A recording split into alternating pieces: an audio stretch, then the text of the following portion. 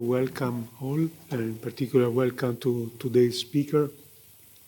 Today's workshop is devoted to the impact on AI on society. Of course, it's a theme which does not need to be explained and we should not be underestimated. I have to say also that as a scientist, as a mathematician, I'm very interested not only to the development of AI as a scientific discipline, but also to the impact that it has also on research and teaching in my field.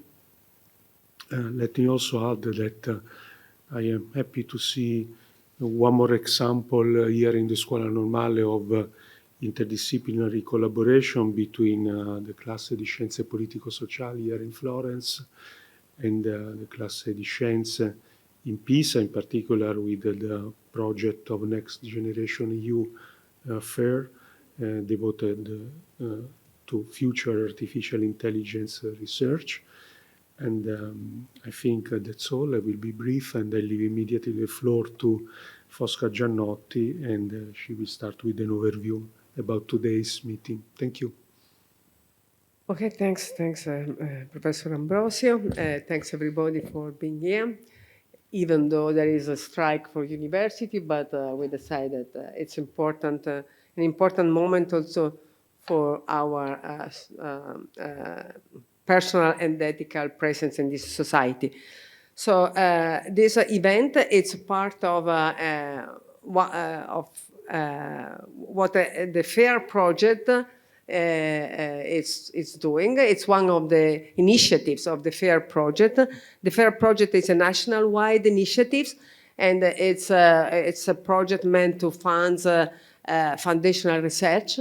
And it is organized in hub and spokes, and there is one important spoke in Pisa, which connect all the researcher in artificial intelligence in Pisa, which is focused on human-centered AI. Here there is Professor Dino Pedreschi, which is the scientific responsible of this spoke.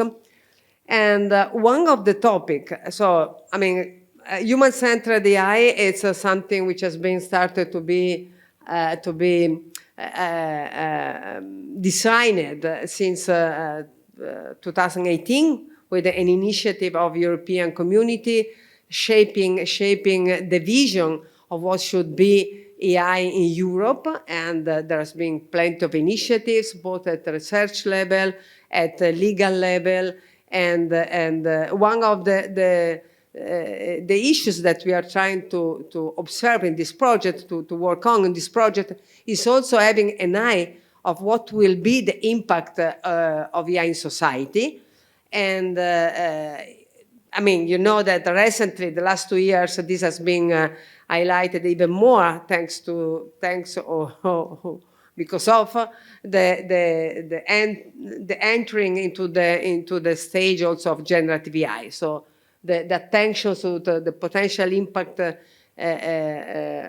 has been grown a lot recently. So that's why this is one of the initiatives of many that we are planning to involve different experts of different dimensions, from social science, computational social science, education, expert in economists, macroeconomists, to have a different point of view on this. And the workshop today is designed exactly with this spirit. So having is a set of panels that put at work different experts. There will be very few technical stuff here, but it's more the focus is on the societal aspects. And so one will be the impact of AI on labor. And I'm going to present, you're going to present. Okay, so Professor Pianta will go in the details. So one will be on AI in labor, the second one on AI and education and research, which is another important aspect. The impact of AI on human online behavior, that's another important aspect. So we are, so the idea is to see the pro and cons of these things. We are not negative about the AI, the pervasiveness of AI, but we want to be aware of the potential impact, and if something has to be corrected, it's better to consider by design and not waiting the impact later on. So we'll close the workshop with a panel discussion on what is the impact of AI, politics, communication, participation, is going to impact this, to change something. I mean, we are building upon the digitalization. It's not only, everything is a responsibility of AI. There is a digital transformation of our lives. So, but AI will have a role, will have a role. And we want to disectangle a bit it. Professor Mario, do you want to go a bit in details? Thank you very much. I am Mario Pianta, and I chair the Istituto Ciampi, the Advanced Institute for Studies of the Scuola, which has the mission of opening up the international dimension of the activities and the interdisciplinary dialogue with between the different faculties of the Scuola. And I'm very glad to have the director of the Scuola, Luigi Ambrosio, and Fosca Giannotti opening this event. Within the activities of the Istituto Ciampi, we have paid a lot of attention to technological change, digital transformations, the implication of economic, social, and other aspects. We already had 6 months ago a workshop on digital transformation and the role of artificial intelligence in the economy and society with Kathleen Talen, one of our visiting scholars from the MIT.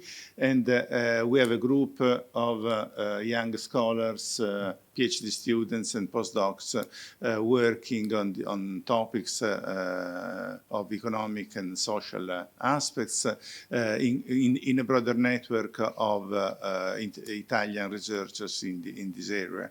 And the first session on the impact of artificial intelligence of labor will basically start from the specific experience of Amazon as a main player in the development and introduction of artificial intelligence in the organization of work, with an analysis followed by an analysis of the broader impact on labor in terms of quality and quantity of employment, and the broader impact on economic structures, economic players, business strategies, and so on. This is the part of the research which is carried out mainly in Florence, while in Pisa, at the Faculty of Science, there is the more hard part of investigation on the big data and the technicalities of artificial intelligence and their impact on education and behavior and so on.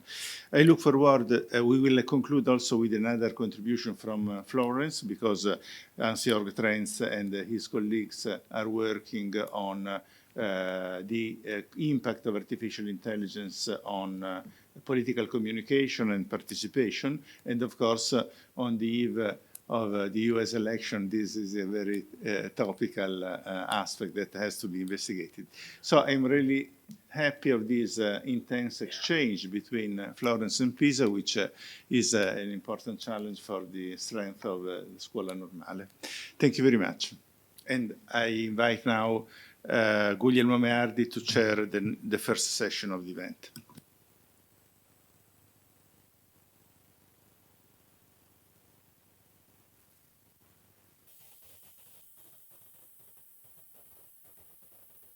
Chain where we move the people instead of moving the products, like in the Fordist model, we move the people to the machine and then back. Welcome to this first session. I'm Gugliemo Meardi. I'm the Dean of the Faculty of Political and Social Sciences here at Scuola Normale. And this first session is mostly on the sociological, social political knowledge side and economic side. And a very important dialogue between the two around artificial intelligence and labor. Labor, of course, an important topic. Today, there is also a general strike about education, so there is also our labor put in, very much into question with regard to current socio-political changes. We don't have a huge amount of time, so I will immediately introduce the first speaker, who is Sarrah Kassem, who is a lecturer and research associate at the University of Tübingen in Germany.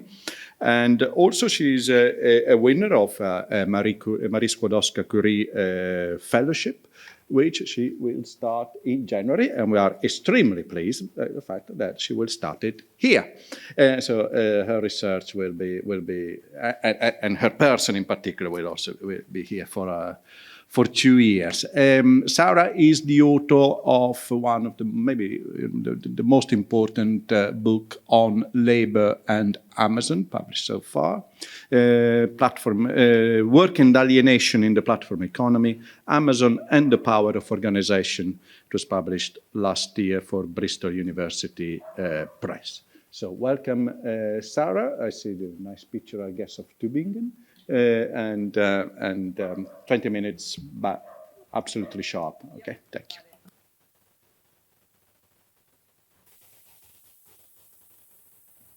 Quiet? Got it. And thank you for coming here today. Indeed, I've been working at the University of Tübingen up until this month, and now it's the transitional period before coming here. And yeah, I came from the town of Tübingen. I don't know if you've heard of it before. A lot of people have not heard of it before. It's in the south, south to Stuttgart, and this is what Tübingen looks like. If you Google it, that's the image. So the question is, what does Tübingen have to do with AI? And I would say it has a lot to do with AI because Germany has taken it upon itself to create what it calls the Silicon Valley of Europe, which it has named the Cyber Valley because between Stuttgart and Tübingen, there's a valley, and it is a hub of different universities and research institutes that have been focusing on machine learning, computer vision, and AI. Within this valley and in Tübingen, Amazon has now become a key player. So they opened up their own spot there, and they're focusing on machine learning, specifically computer vision, which brings me today to the player I will be focusing on to discuss Amazon, AI and labor, which is Amazon. I'd like to start off by putting out the question, why should we discuss Amazon though if we're talking about AI? And to discuss it further, I will focus on 2 cases, Amazon warehouses as well as Amazon Mechanical Turk. So when people say Amazon, usually this is the image that comes to mind, the warehouses, the stories that we hear in the news, the pictures of these massive places that are the size of a dozen football fields. And it is true, Amazon was established 30 years ago as an e-commerce platform, initially as, for the sale of books. And then Jeff Bezos' vision came to life by actually becoming, in fact, an everything store. And Amazon today, in the markets that it is able to tap into, has become a monopoly in most cases. However, as Amazon has been growing, it's created new platforms. I would say this is an essential part of its ecosystem. Today, it's through its own platforms as well as the acquisitions that it's made. One of these platforms is Amazon Mechanical Turk. So that's my second case study. Amazon Mechanical Turk was initially created for its own internal use. They realized we're growing, there's duplicates on our website, we need something to check this. Initially, the idea was AI. They realized human labor is cheaper. They started offshoring it, or outsourcing it rather, and then they created this digital labor platform where they can access a labor force 24/7.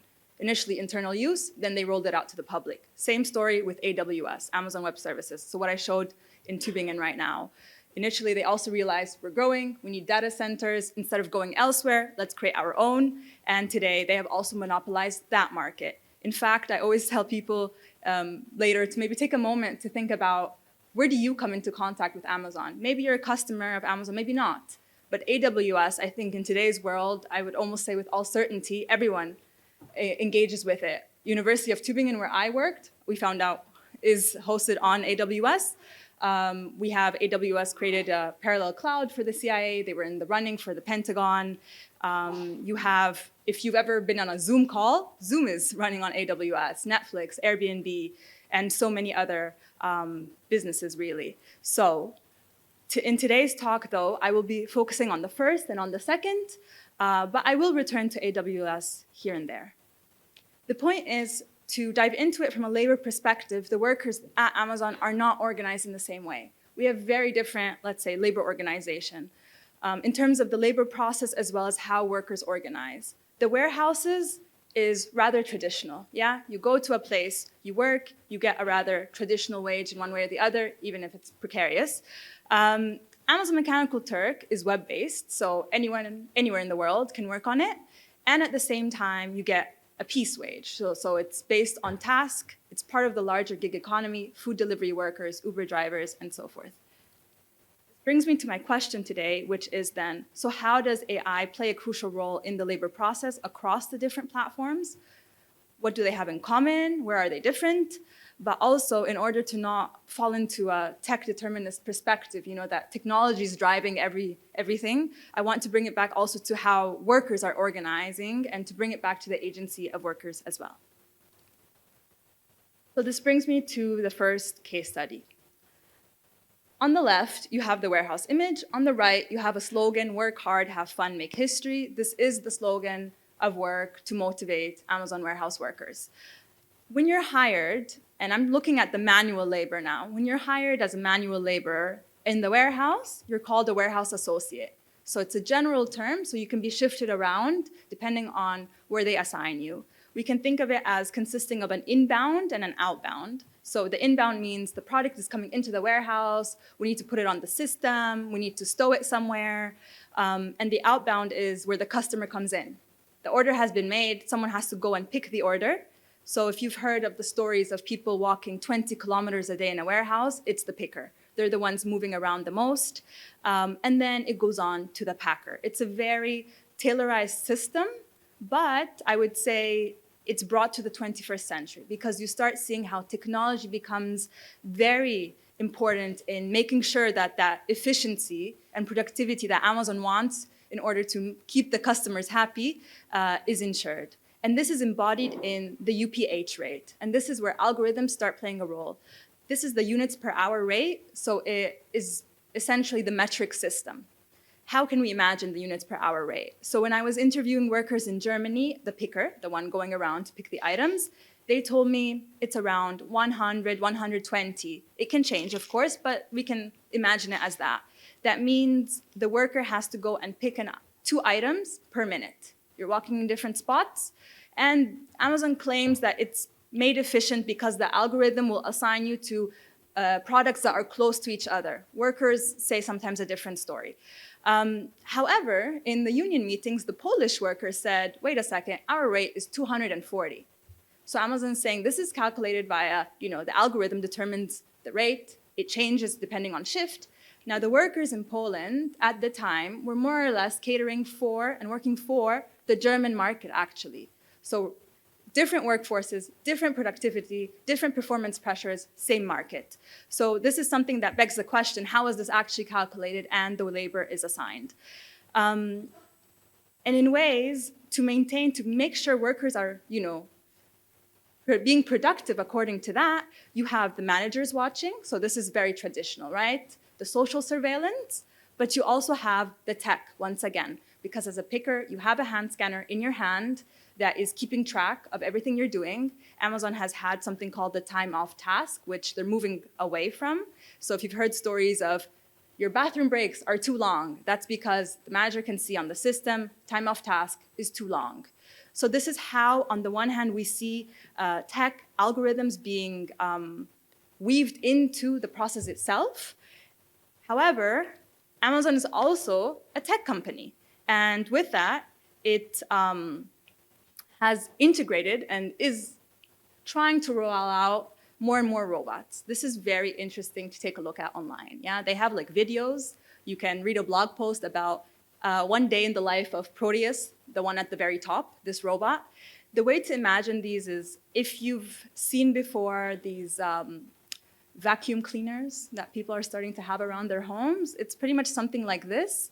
And instead of the picker going around the warehouse to pick the items come to them because this robot like slips underneath, brings the whole shelf to the worker, they stay at their station and they're just, putting that together. This is the bottom one. However, it's not fully autonomous. And now they've created Proteus at the top, which is fully autonomous. The way to think of this is, the question is, okay, is this going to replace labor now? It's always the first question to ask. I would say human labor is still cheaper. And at least with Hercules, what was the case was that the warehouses had to be equipped with the tech, with the infrastructure to support this. At least in Germany, this is very specific warehouses where we know there's a lot of this going on. But I would say that in the majority, for now, there's a heavy dependence on human labor. This brings us then to the question, how then does the question of AI and how the labor process is also in part mediated through algorithms, what role does this play in how workers organize? The warehouse workers, they have a variety of power resources they turn to. So since they're organized in a traditional way in a warehouse, they can go on strike. This depends, of course, on the country we're talking about. In Germany, they do go on strike with the aim of achieving a collective bargaining agreement, which 10 years now, they have not achieved, although they are the country with the first ever strike at an Amazon warehouse. They have works councils. They're trying to grow the labor movement. But I would say fighting for wages, fighting for collective bargaining agreement, at the core of the struggle is actually, in different ways, again, the tech, actually. Because workers, one of their main issue is health and safety, because there's also reports about how Amazon has an extremely high rate of accidents. And this is because of that productivity regime that pushes workers to continue to perform at that level. They talk about their performance pressures. So some workers say, I leave the warehouse, but I don't leave the stress behind me. It's following me. And this is what you see on the image, we are not robots, or I am not a robot. I think this is the quote that I've come across the most from Amazon warehouse workers. They say, we're not cogs in the machine. We are human beings. And at the same time, they also say, Amazon would like robots, though, like the ones that we've seen right now. Why? Because robots don't get sick, and they also don't unionize or go on strike. And in that context, we need to remember that Amazon is on top of the list of union busters around the world. So this is a way to think of it. So if we think of Amazon then as more this what we imagine of how tech and how AI is being integrated in the labor process as well as labor organizing, and in fact is a trendsetter for a lot of other companies that are trying to imitate Amazon there, the reality of Amazon Mechanical Turk is somewhat different. Mechanical Turk gets its name from the actual Mechanical Turk, which I have to say, whoever made the connection is a pretty smart idea, because this refers to the 18th century automaton created by Wolfgang von Kempelen, which was, imagine the bottom part just being a wooden box, actually, and there's a chessboard on top. And the idea was, this is pretty much a robot that is playing chess. We see a very Orientalist depiction here, because why Turk? Think Ottoman Empire, think 18th century, think Austria, and so forth. And the idea is this was traveling around the Americas and Europe to play chess, beat supposedly Napoleon, Benjamin Franklin, but it wasn't actually a robot. There was a human being sitting inside. And now they made the connection. This is what we're calling our platform. Essentially, it's artificial intelligence. So this is now an opportunity to really humanize also what was said at the beginning of this workshop, the workers behind it. This is a screenshot of the MTurk website where they directly make a link to AI, and they say it is easy to collect and annotate the massive amounts of data required for training machine learning models with MTurk. So they're really emphasizing and marketing themselves as essential within this development of machine learning. How do we imagine a task on MTurk? I've taken a screenshot for you from last year on the left. The tasks are called human intelligence tasks. So you are doing this task exclusively because you're a human being, yeah? Over here, you're just supposed to label it. What do you see on this picture? You could say clothing, red, maybe we can see the size, maybe we can see material, maybe we can know what kind of clothing it is, what's the brand, and so forth. And essentially, these are micro tasks, but this is just one of thousands. There's the very classic click on all the dogs in the selection. You watch a video. How did the video make you feel? Were you excited? Were you sad? Were you bored? Were you angry? So it's very clear it's for collecting data here that will be later used for machine learning algorithms.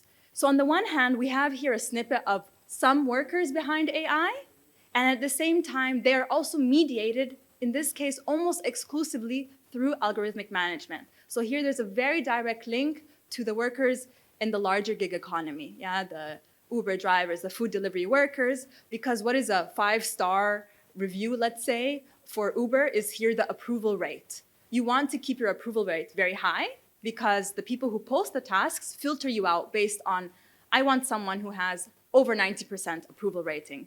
This is a screenshot of someone who posted it on Reddit saying, my first milestone in a while, 10,000 approvals. You can see within those, of all tasks that this person did, 99% was approved. The trick is that it doesn't have to be approved for the person who posted this task to use your labor. They can reject the task, they cannot pay you, but they have a right to use your data. At the same time, who is the requester?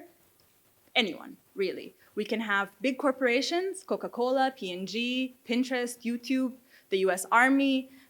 They can also anonymize themselves. We have startups, and we have academics. Academics are huge users of MTurk, and in fact, I would say the research started on MTurk because academics were criticizing themselves. Tasks can be as low as 1 cent per task. The average hourly wage is somewhere around a few dollars, but still.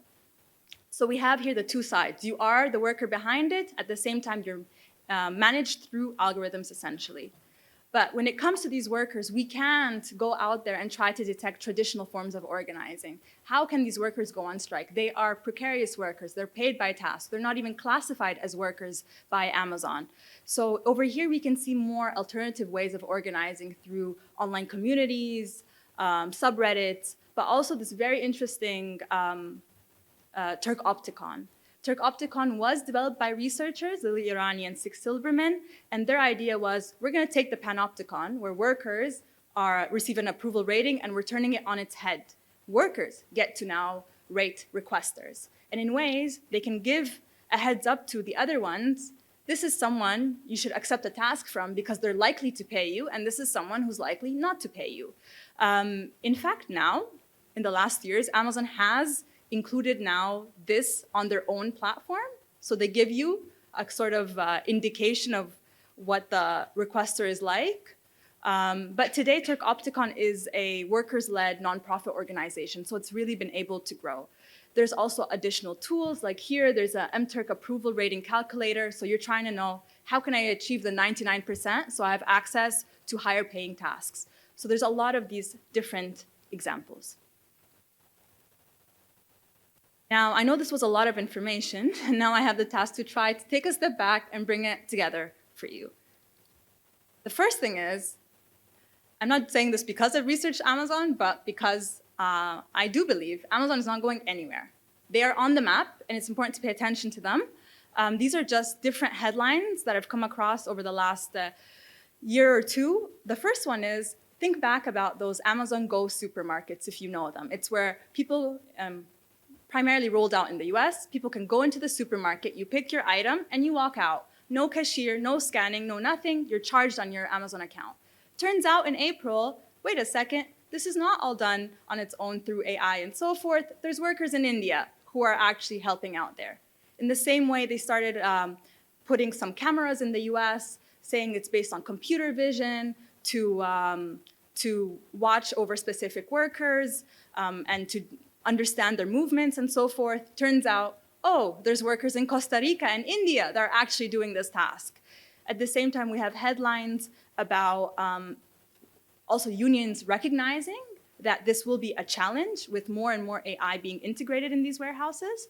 But at the same time, also speaking of generative AI and so forth, we do see some discussion related to the workers behind it. Think also about the article, can't remember what year it was published now, by Time, that talked about the Kenyan workers that were paid a very low wage to do a lot of the data training necessary for ChatGPT, for instance. So there are more and more stories. I definitely agree with what you were saying, that we have to also bring it back to the human beings at the end of the day, because, you know, to avoid falling again in this trap of tech determinism. This is absolutely essential moving forward. These systems do not fall from the sky. Humans are behind it, labor is behind it, and this can also be opening up opportunities for organizing and perhaps changing the pace and direction where things are developing. Thank you very much.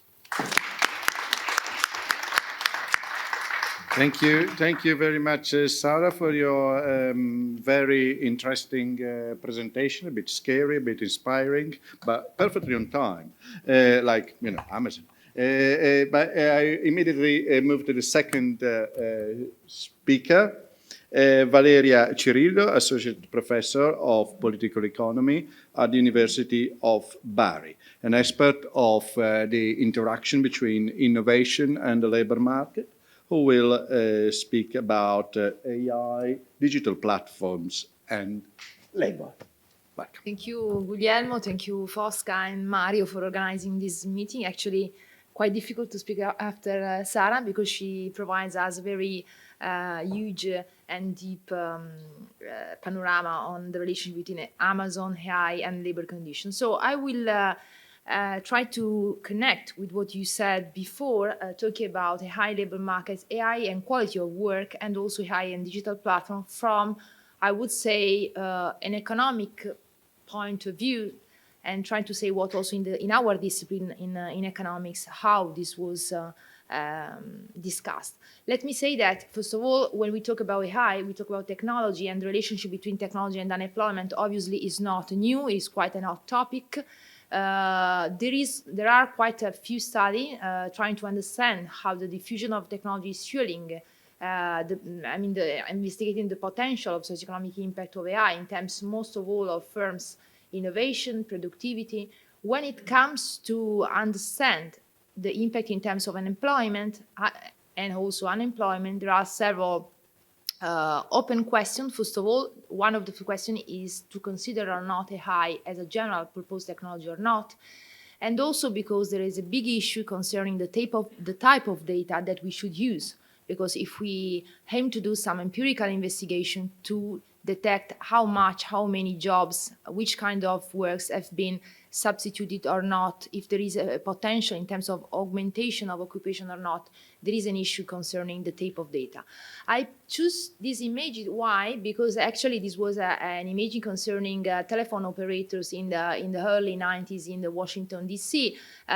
You see all women operators working at the switchboard. One of the first tasks that actually was mechanized at that time and was fueling an intense debate concerning the future of these workers in terms of employment. Exactly what is happening also now, because you see that, that call center is one of the main activity that potentially can be affected by the diffusion of chatbot. So there is a lot of discussion in terms of what will be the future of operator in the call center.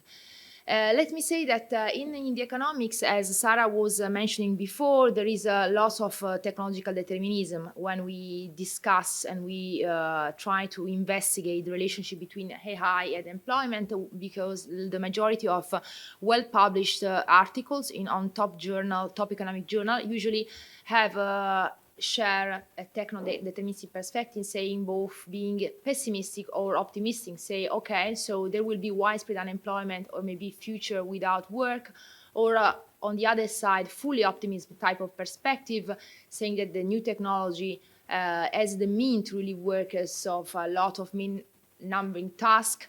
But as Sarah was showing, this is not seem to be the case. So this meeting is actually going to put a lot of more elements on the debate and trying to avoid this type of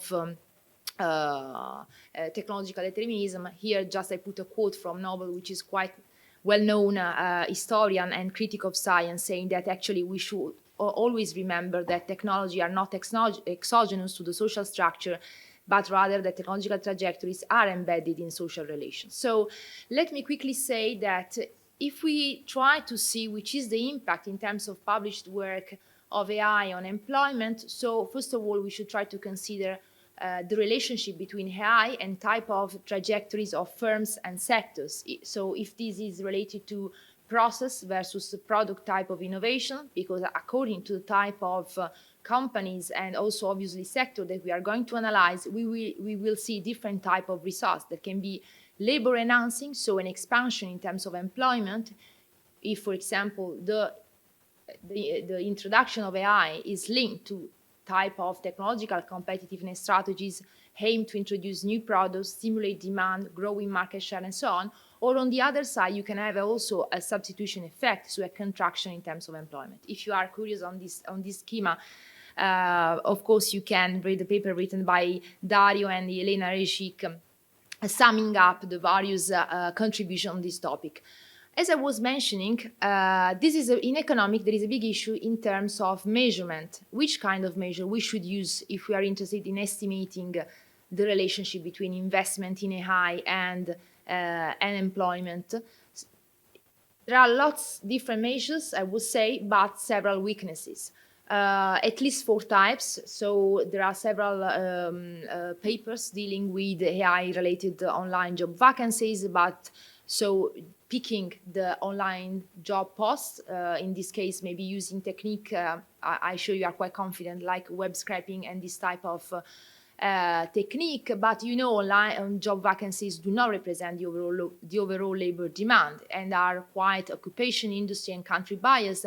And also there is a critical issue for the Global South, because lots of people employed in the Global South, maybe they work informally and they are not actually, there is no job post on internet. There are other type of study dealing with patents, but if we focus on patents as a proxy for introduction of AI, at the workplace, at the firm level, or even at the industry level, there is an underestimation, because of course not all innovation are patent, and so patents are all an indication of adoption, but just innovation. The proportion of company doing patents is a very tiny proportion compared to the whole composition of companies. Then there are also lots of measures based on, for instance, tasks, and occupation-based indicators. So I will rely on one of the more recent that has been developed by the ILO. Basically, they use the call to GPT-4 model for the purpose of estimating the task and occupational level of exposure. So this is not a real adoption, but just an exposition of type of profession. If AI jumps in, so which kind of task within specific occupation can be potentially automated. And you see there is a big exposition for clerical support workers. They reveal quite an intense proportion of high exposure with respect to the other type of profession. In the ILO exercise, they also see, and this is quite interesting, the impact at the global level. So acknowledging the very different potential impact across the world, because you see you have low income, lower middle income, upper middle income, and high income countries, and also in terms of gender. What this number says, these numbers obviously are based on the actual occupational structure in these countries, and say, okay, according to this measure of task exposure, we can estimate that about 13% of employment will be created through the application of AI, if we see the augmentation potential. But on the other side, we have also another type of scenario, which is the scenario of automation potential. So which kind of task can be substituted if this technique is in full regime. In that case, they estimate a 2.3% of employment that will be lost, with a higher proportion for women compared to men. It's interesting to see that lots of these tasks, since based on the occupation, see before, clerical support worker, which is one of, in the middle, I would say, of the distribution of jobs, is merely concentrated in high-income country compared to the south, to the southern countries. It seems, according to this estimate, to have quite strong impact on women compared to men, given to the distribution, the actual distribution in the labor market of women. So remember the picture that I choose to open this talk. So women working in the call center today. So this sector where there is a lot of occupational segregation for women can be the more exposed to the introduction of AI. But these are measured based on occupation. This is only part of the story because as economics of innovation, we should also consider the relevance of industry and of course firms and workplaces, as Sarrah was saying, showing us the picture of Amazon shop floor warehouses. So we should also consider what actually happens within the workplaces. In this case, usually in the literature we see different type of results. Some authors saying that there is, first of all, a positive impact, labor-friendly outcome for the technological leaders, whereas other companies, particularly in the manufacturing, may reveal to be unable to couple product innovation with job creation. So in these companies, not leader in the patenting, for instance, of AI or in the adoption of AI, you can end up with a negative employment outcome. In general, literature says that we should focus on the technical organizational capabilities of companies and their ability when we would like to discuss the type of impact on employment, because of course companies are not equal. You were talking about Amazon, but Amazon is just one particular case. If we see the number from the ICT survey in Italy, we see that actually the rate of adoption of AI among Italian companies ranges between 5% to 20%. So there is a wide, huge difference. Let me say that behind the discussion on quantity of job, one of the main emphasis that we should put on is the emphasis on job quality more than quantity, because there is an issue on the quality of the job created. So clerical job more exposed, but which kind of job can be created if AI substitutes some type of tasks? Remember that we talked about tasks within jobs. A job is done by several tasks. So some tasks can be substituted, other can change a little bit, but then which kind of task can be created? Which is the quality of this new task? And there is an issue, as Sarrah was mentioning, of work intensity and autonomy at the workplace level. In fact, very much interesting is the inspection of AI and quality of work. So in this case, we will focus on obviously increasing control and labor fragmentation. Amazon, the picture that we saw also before, platform mechanical Turk, and also Deliveroo, other type of platform, and the Fosca, one of the main company in the generation of IT components. So, well, I will be very brief on this part because Sarrah provide a very detailed picture. Let me say that from a quantitative point of view, if we focus on patents, so if we see the cumulative distribution of patents, the number of patents done by Amazon in terms of algorithmic type of management, so this is a code, a specific code for a specific patent saying ICT specially adopted for administrative, commercial, financial, managerial, or supervisory purposes, we see that there is a skyrocketing, a very increasing number over time.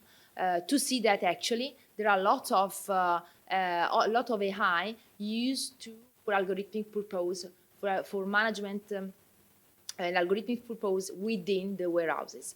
This is something that also we saw at the shop floor level in a previous research that we done on Amazon, actually sharing lots of your impressions, saying that so far, even if we focus in logistics, one of the main exposed workplaces to the penetration of AI, we do not see fully substitution of work, because remember that a full substitution is very costly and it's very difficult with the technology that we have so far. But what we saw, there is a limited autonomy and highly standardized task at Amazon. So there is an increasing pressure in terms of standardization, limitation in terms of autonomy, except for new figures such as the amnesty responder, which is a specific feature that is a professional figure created to intervene in case of error.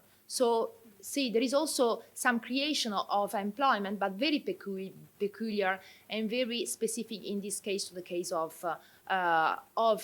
Amazon. But in general, what we see is that operators are at the service of these new AI-powered robots, these Kiva is one of the examples that also Sarrah was mentioning, and a general tendency, I would say, to de-skilling, a word that you don't use, but I will use because what we see is actually a de-skilling tendency within this type of magazine, warehouses. So let me conclude saying also the type of research that we are doing in terms of digital platform, because as Sarrah said, digital platform work is used to train AI. And so in previous exercise, we have tried to understand which kind of employment is developed by digital platforms. There are also in this case very few quantitative data. One of the few surveys that we have is the one run by the National Institute for Public Policy Analysis, on which we are now working also with Clara Punzi, where actually we have some people around, in terms of population, we have 1.3% of active population in 2022 declaring to perform some type of work through digital platforms. And so we are trying to dissect the kind of labor condition that these workers have on the platforms. Recall that in the 1/4 of them, about 25% does not manage its own account, and 30% does not have a minimum wage per hour. So it's very a precarious type of labor. For half of them, 50%, they have paid for each assignment. So this is very low quality type of work. And for half of them, they are women, they do not have any type of contract. So there is no kind of legal contract for these people working through the platform.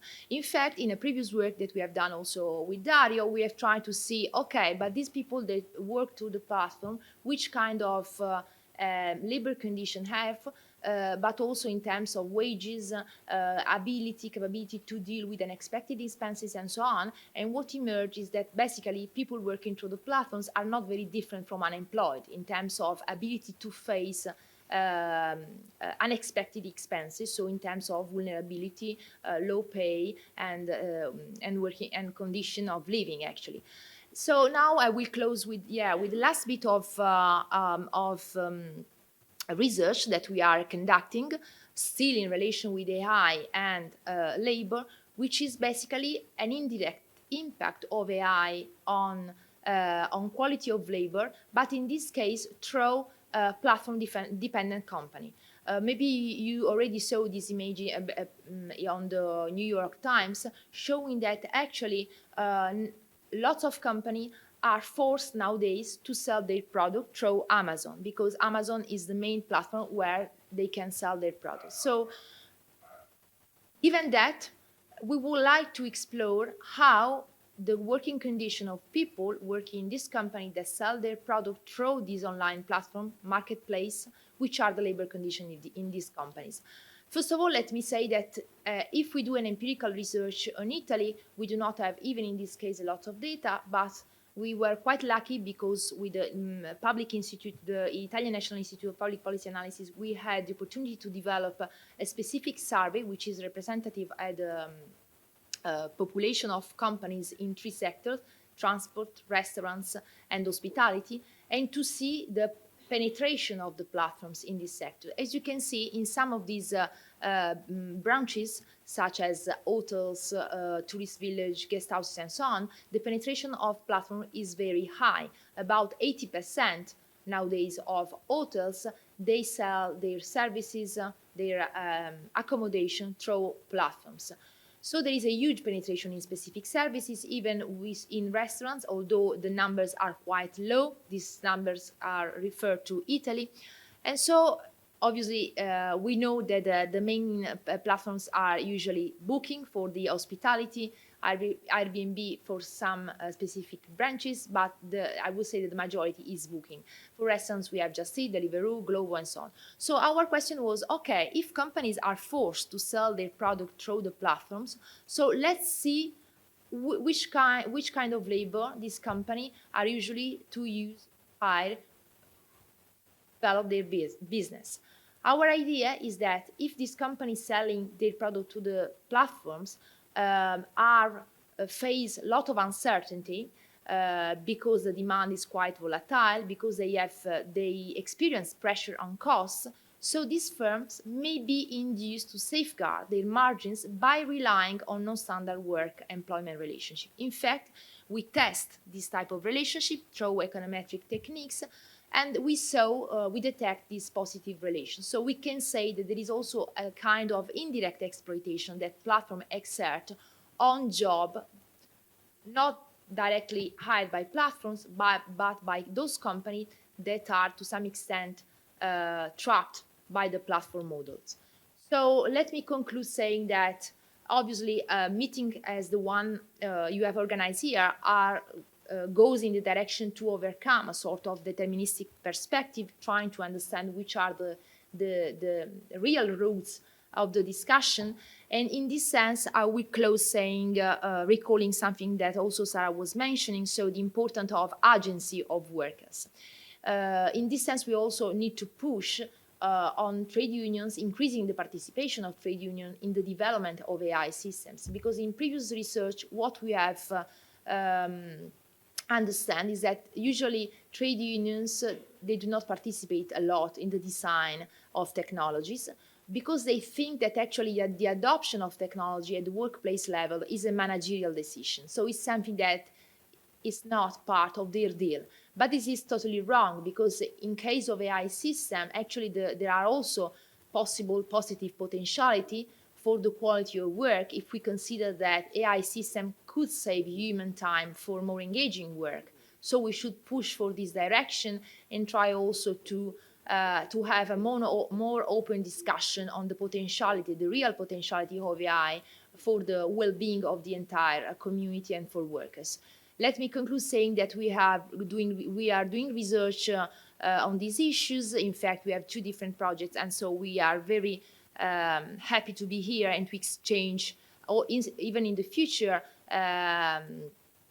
results and comments that you will also develop in your stay here in Scuola Normale Superiore. And so I'm sure we will have the opportunity to keep this exchange also for the future. Thank you so much. Thank you very much, Valeria. And I introduce the third speaker, Dario Guarascio, Associate Professor of Economic Policy at the Università, Sapienza. He is an expert and is published widely on technology and skills. And we'll talk about power, technology, and AI. Power is a concept that was already in the first presentation, so we get power again, probably more from the other side rather than the power resources from the bottom. Yeah, thank you very much. Thanks, Fosca, who's not here, Mario, Gugliemo, and everyone, for this important second step of our discussion. As said, I will switch a little bit the focus on macro and power-related issues that, by the way, are strongly intertwined with what we have listened to so far. But if you like, I will move a little bit on the capital side. Let's see what happens there. So, the outline very briefly, I will start just by recalling where are we? So what is this explosion of AI? What happened? And if there is an hype, as we all know, and anecdotally, we are here for the second time within 6 months. So, I mean, there is a hype around this technology. But what's behind this? Because I think this is the important thing. And I will try to convince you that huge power asymmetries is the key element we should focus on, and is really behind and not so hidden behind this hype. And then I will conclude, show you something about what we are working on with various colleagues, including Mario Pianta, concerning the military digital industrial complex and the role of AI within it. So something that relates to what Sarrah said at the end of her presentation, and how this lends then to the discussion that we are going to have on the governance of AI.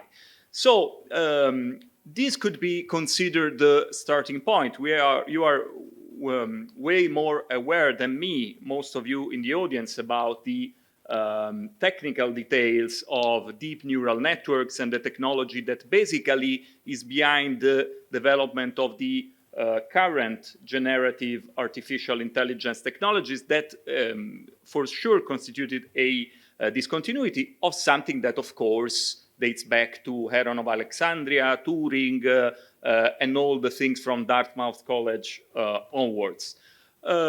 Yet there is another discontinuity that, as innovation economists, we should acknowledge, which is, for example, the fact that ChatGPT, if you look at this picture taken from Statista, is a platform, so to say, that has taken barely 1 day to reach 1 million users. And if you look at the comparison with widely popular platforms, this is something that we should at least acknowledge. And then here we are with what became AI, a fundamental element of propaganda, of financial excitement, of discussions about the future of humanity, whatever this means. Well, but if we then would like to put on the scientist lens, we may want to briefly refer to a discussion concerning to what extent with AI we are witnessing a new general purpose technology, meaning something like steam power, electricity, plastics, semiconductors, something that brings about transformative change throughout countries, sectors, occupations, changes institutions. Well, not sure, open question. Most evidence is not telling this in a rather complete way right now.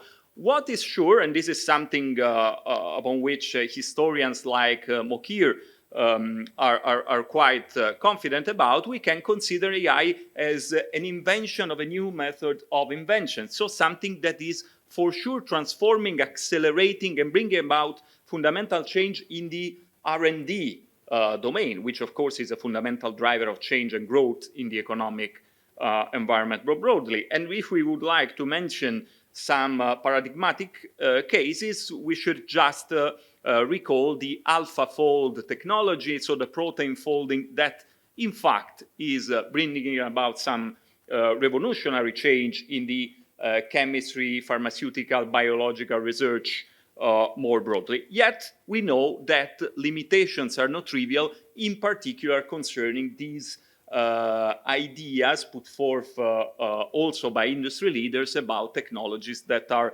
ready to substitute humans basically for all their activities.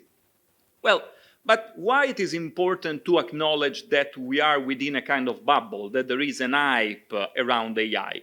It is important because AI is crucial, and we heard this in particular concerning its socioeconomic consequences. And hype, in terms of general discourse, is not something happening by chance, and it's not something having no consequences. Why? Because having a hype that is mostly driven by billionaires is something that helps depoliticizing the discussion about technology. So we have Sam Altman, Bill Gates, Musk, that are hegemonizing basically the discussion and also trying to say, well, we are going to write down the regulations safeguarding humans about the use of this so dangerous technology, but we need it. And so, as usual, also in the economist environment, AI, as all the other technologies, in particular in the mainstream domain, are framed as neutral shocks, as something that is deterministically described, as Valeria was mentioning, and so policies are a way to adapt, to adjust, to regulate appropriately something that it is in any case happening. And then there are the financial bubbles that I will show you. And financial bubble means something, someone gaining and someone losing, meaning redistribution of wealth. And this is something that we need to remember. But what's going on that is relevant for us behind this hype? Well, I will show you that this is mostly about strengthening the power of the already super powerful big tech, so further concentration of techno-economic power, reinforcing the microeconomic mechanisms behind this power, so the network effects, winner-take-all mechanism, in particular in domains like the cloud market and infrastructure, but also restructuring of value chains. Think at NVIDIA and think at how much the relationship between infrastructure and microchip producers and software and algorithm developers is changing with relevant movements within the industry and also at the global level. This is very important also to explain why there are wars, because wars are not happening by chance or because there are bad guys around, but because there are interests that at some point make war a rational solution to be followed. And technologies, and these kind of technologies, are completely inside this discussion. Okay, so now let me give you some empirical evidence, some empirical substance around the arguments that I try to put forth.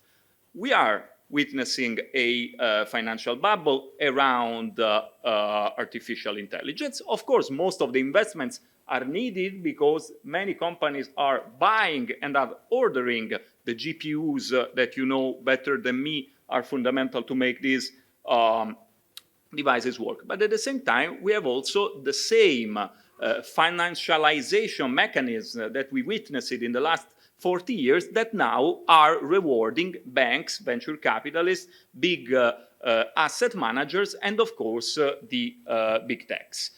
Here, this is a more real evidence concerning the new AI ventures, and this is stemming from the Stanford AI report that is freely downloadable and available online. And this is to show you with some numbers what a bubble means, in this case looking at NVIDIA stocks, but also to remember us that the infrastructural material part matters, and there are also critical raw materials behind the chips that are produced by this company. Of course, the immaterial part is important as well, but in general, when we discuss about digital technologies, we should not forget that this is a matter of both traditional production and raw materials and all the fights that are related to this, and then, of course, the crucial characteristics of the immaterial digital part. But now, let me try to convince you about how much this is a story of further concentration of power, both at the global and nation-related level, because here we are looking at the distribution of foundational models, and as you can see, foundational models are those behind the ChatGPT-like generative AIs, just to be clear. And as you can see here, you have for sure no global south whatsoever as a first evidence, and also the fact that we are witnessing a US versus China story, mostly. And if we are interested to the even more relevant statistical unit, which is the firm, the corporation, well, just look at the list and you will find the usual suspects if we are interested on who owns the foundational models, okay? But of course, this is also a matter of concentration of power in the knowledge domain, what is very important for us, I guess. And here, this is a graph stemming from a paper with, again, Jelena Relic, but also Francesco Quattraro and other colleagues, working on AI publications and patents, but this picture is on top-cited AI publications. And again, this is even not so concentrated as it is if you circumscribe even more the let's say, type of publications that you're looking at, but in general, as you can see, the concentration among countries and the importance of China and the US emerges with some interesting participants like India and Germany in this case, and Sarrah shown us something on Germany. And a very similar concentration, and even more intense, if you like, can be witnessed if we look, and this is a recent report by the WIPO on the geography of AI patenting worldwide, and just look at the top patent owners that are reported here. And again, you will find all the US usual suspects, but interestingly enough, we are also seeing that this is also a domain, an area, an industry where China is not a, let's say, a marginal actor. It is a crucial and perhaps one of the dominant actors.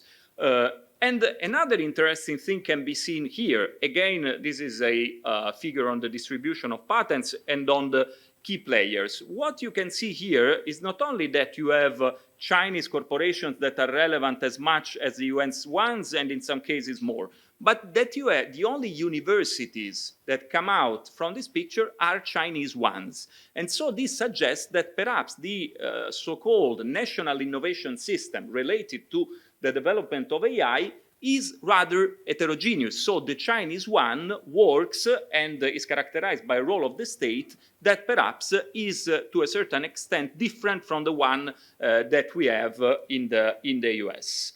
Well, one may say, well, but that's okay. It has always been the case, at least since Schumpeter. We know that innovation will bring about at the initial stage a concentration of power, but then it will be innovation itself allowing for competition, giving opportunity to startups, and this should be even more the case for a technology like AI, which is mostly based on immaterial, intangibles, and so wonderful startups should be in a very good position to challenge incumbents. Not really the case, we know. Why? Because incumbents control the fundamental infrastructural elements within digital ecosystems, and by leveraging these elements, they are able to nurture until the appropriate moment the newcomers and then eat them when needed, like Microsoft did with OpenAI and many other occasions we have already witnessed it. And this is just a quote from the Wall Street Journal in this regard. But I said that infrastructure are similarly important, and we tend to forget that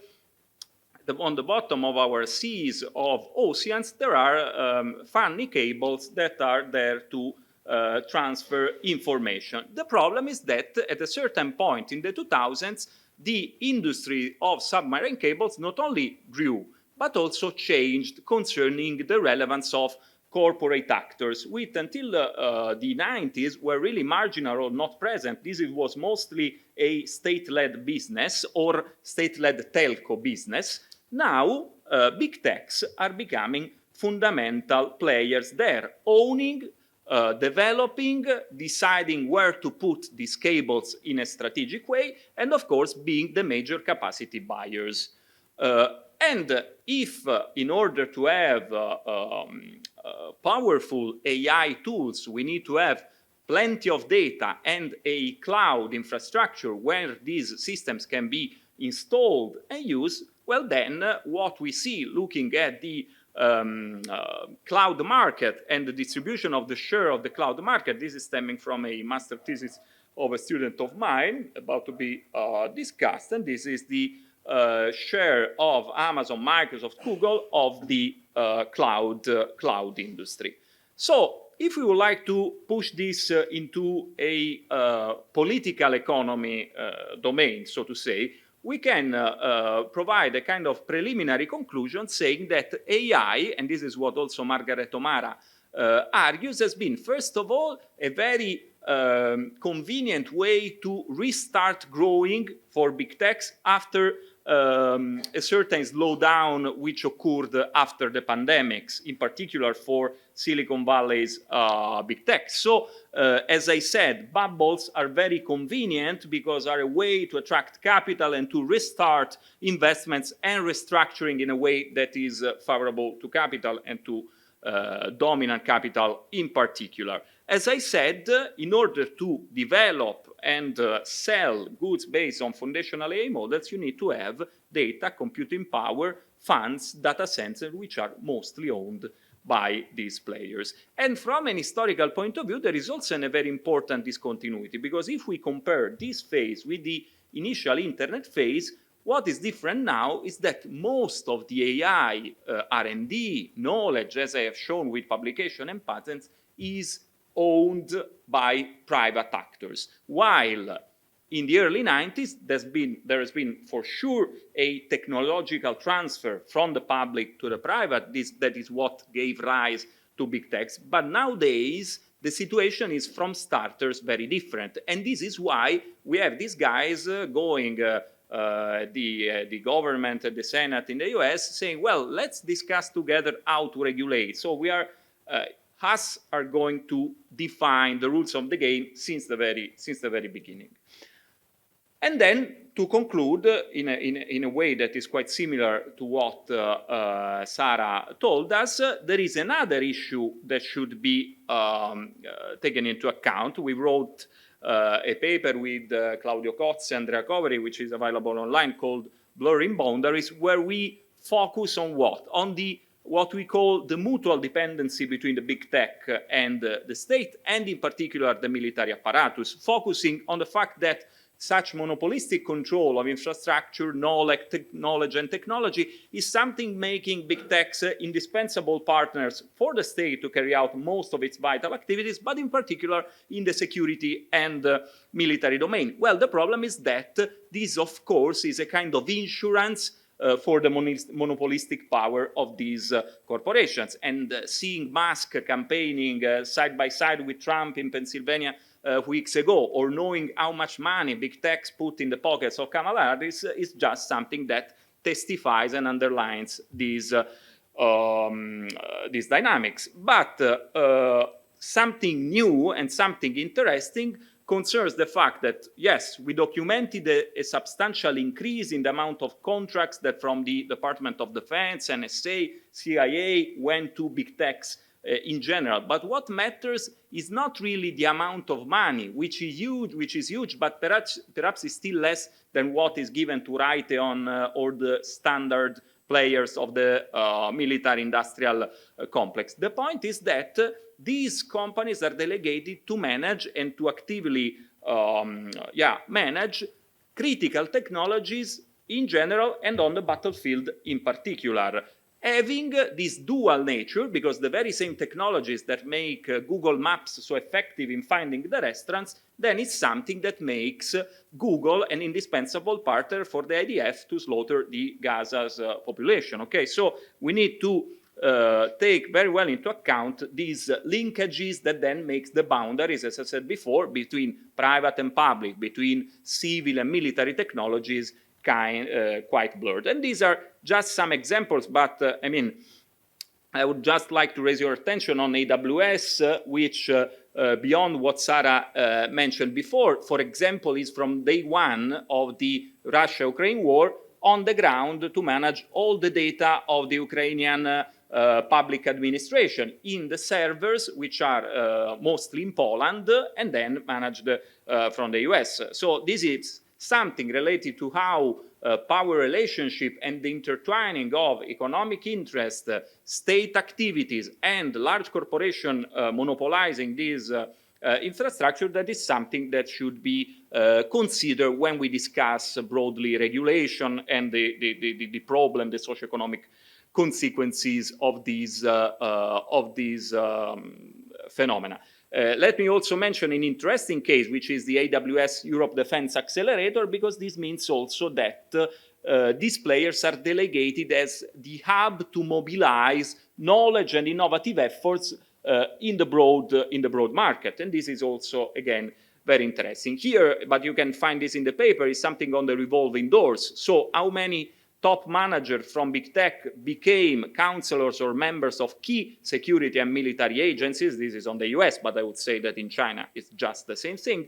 And of course, former generals becoming members of the board of managers of this corporation. This has been already said, and this is just to conclude by saying that I share completely the view of Valeria and Sarrah about the need to go against a deterministic view or a neutral technological change approach. Of course, technological change is not neutral at all. Political decisions are key to say if we would like to use certain technologies, how, when, where. And so, to what extent there are in the democratic domain margins of maneuver to take this decision, to understand what we are talking about, to understand what are the most critical issues, I think is something vital, in particular in this moment where we know that the combination of concentration of economic power, war on the control of conflicts on the control of critical technologies like AI is something that may make the context even more risky. And let me also say that AI within military systems and within war scenarios in general is something that increases in a fundamental way the risks of escalation, because it removes, let's say, human intervention, at least to a certain extent, so removes responsibility and accountability and creates situations where at a certain point, let's say, I'm forced to send nuclear missiles on the other side of the curtain, because the system has a signal that it's something similar is going to happen in the next 5 minutes. And I would say that this is something we should take into account. Thank you. Thank you to all speakers. It has been an intensive session in which we heard about this issue from the shop floor, the economic sector level, and now also at the macroeconomic level. So a lot of questions that intersect, but also a lot of common themes. We have 10 minutes for questions and discussion. So I see already one here, and second, a third. Okay, that wasn't okay. So at least 4. Yeah. Okay. It was good. Please introduce yourself when you ask. Good morning, everybody. I'm Dario Di Conza. I'm PhD candidate here at Scuola Normale Superiore. A question for last presenter, Dario Guarascio. You highlight the discontinuities with the internet phase in 90s. And you also stress the current bubble. You show Nvidia stocks prices in the last 5 years. So there is also a continuity with the previous phase, the financial bubble, the dot-com crisis. But the question for you is another, because if we observe the Chinese company that you show that are protagonists now of this phase of development, in China there is no financial bubble crisis of these companies. So I think this is an interesting comparing case, because it's an easy job to predict financial crisis in the United States, but this is not my point. It is that now we have two different models confronting each other, and also I think the financial implication in terms of skyrocketing prices on one side and not a financial bubble. Instead, in China, financial market is shrinking in the last 5 years, also for Tencent, for Alibaba, etc., etc. I think this is can be an interesting note.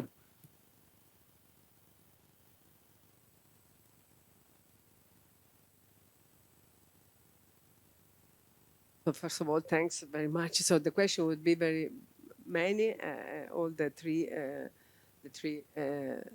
presentations have been, I mean, not very much surprising for those which are working in this area, but I think very, very useful in the sense that it's what we expect. A question that I have for you from the last presentation is about this, how it has been possible that big concentration of, it's also related to the history of Amazon that you presented, that Amazon's managed to have this huge impact in various aspects, in the cloud, in the mechanical turk. No antitrust regulation has been applied in the US, so there is a responsibility for that much growing. There is something missing for that.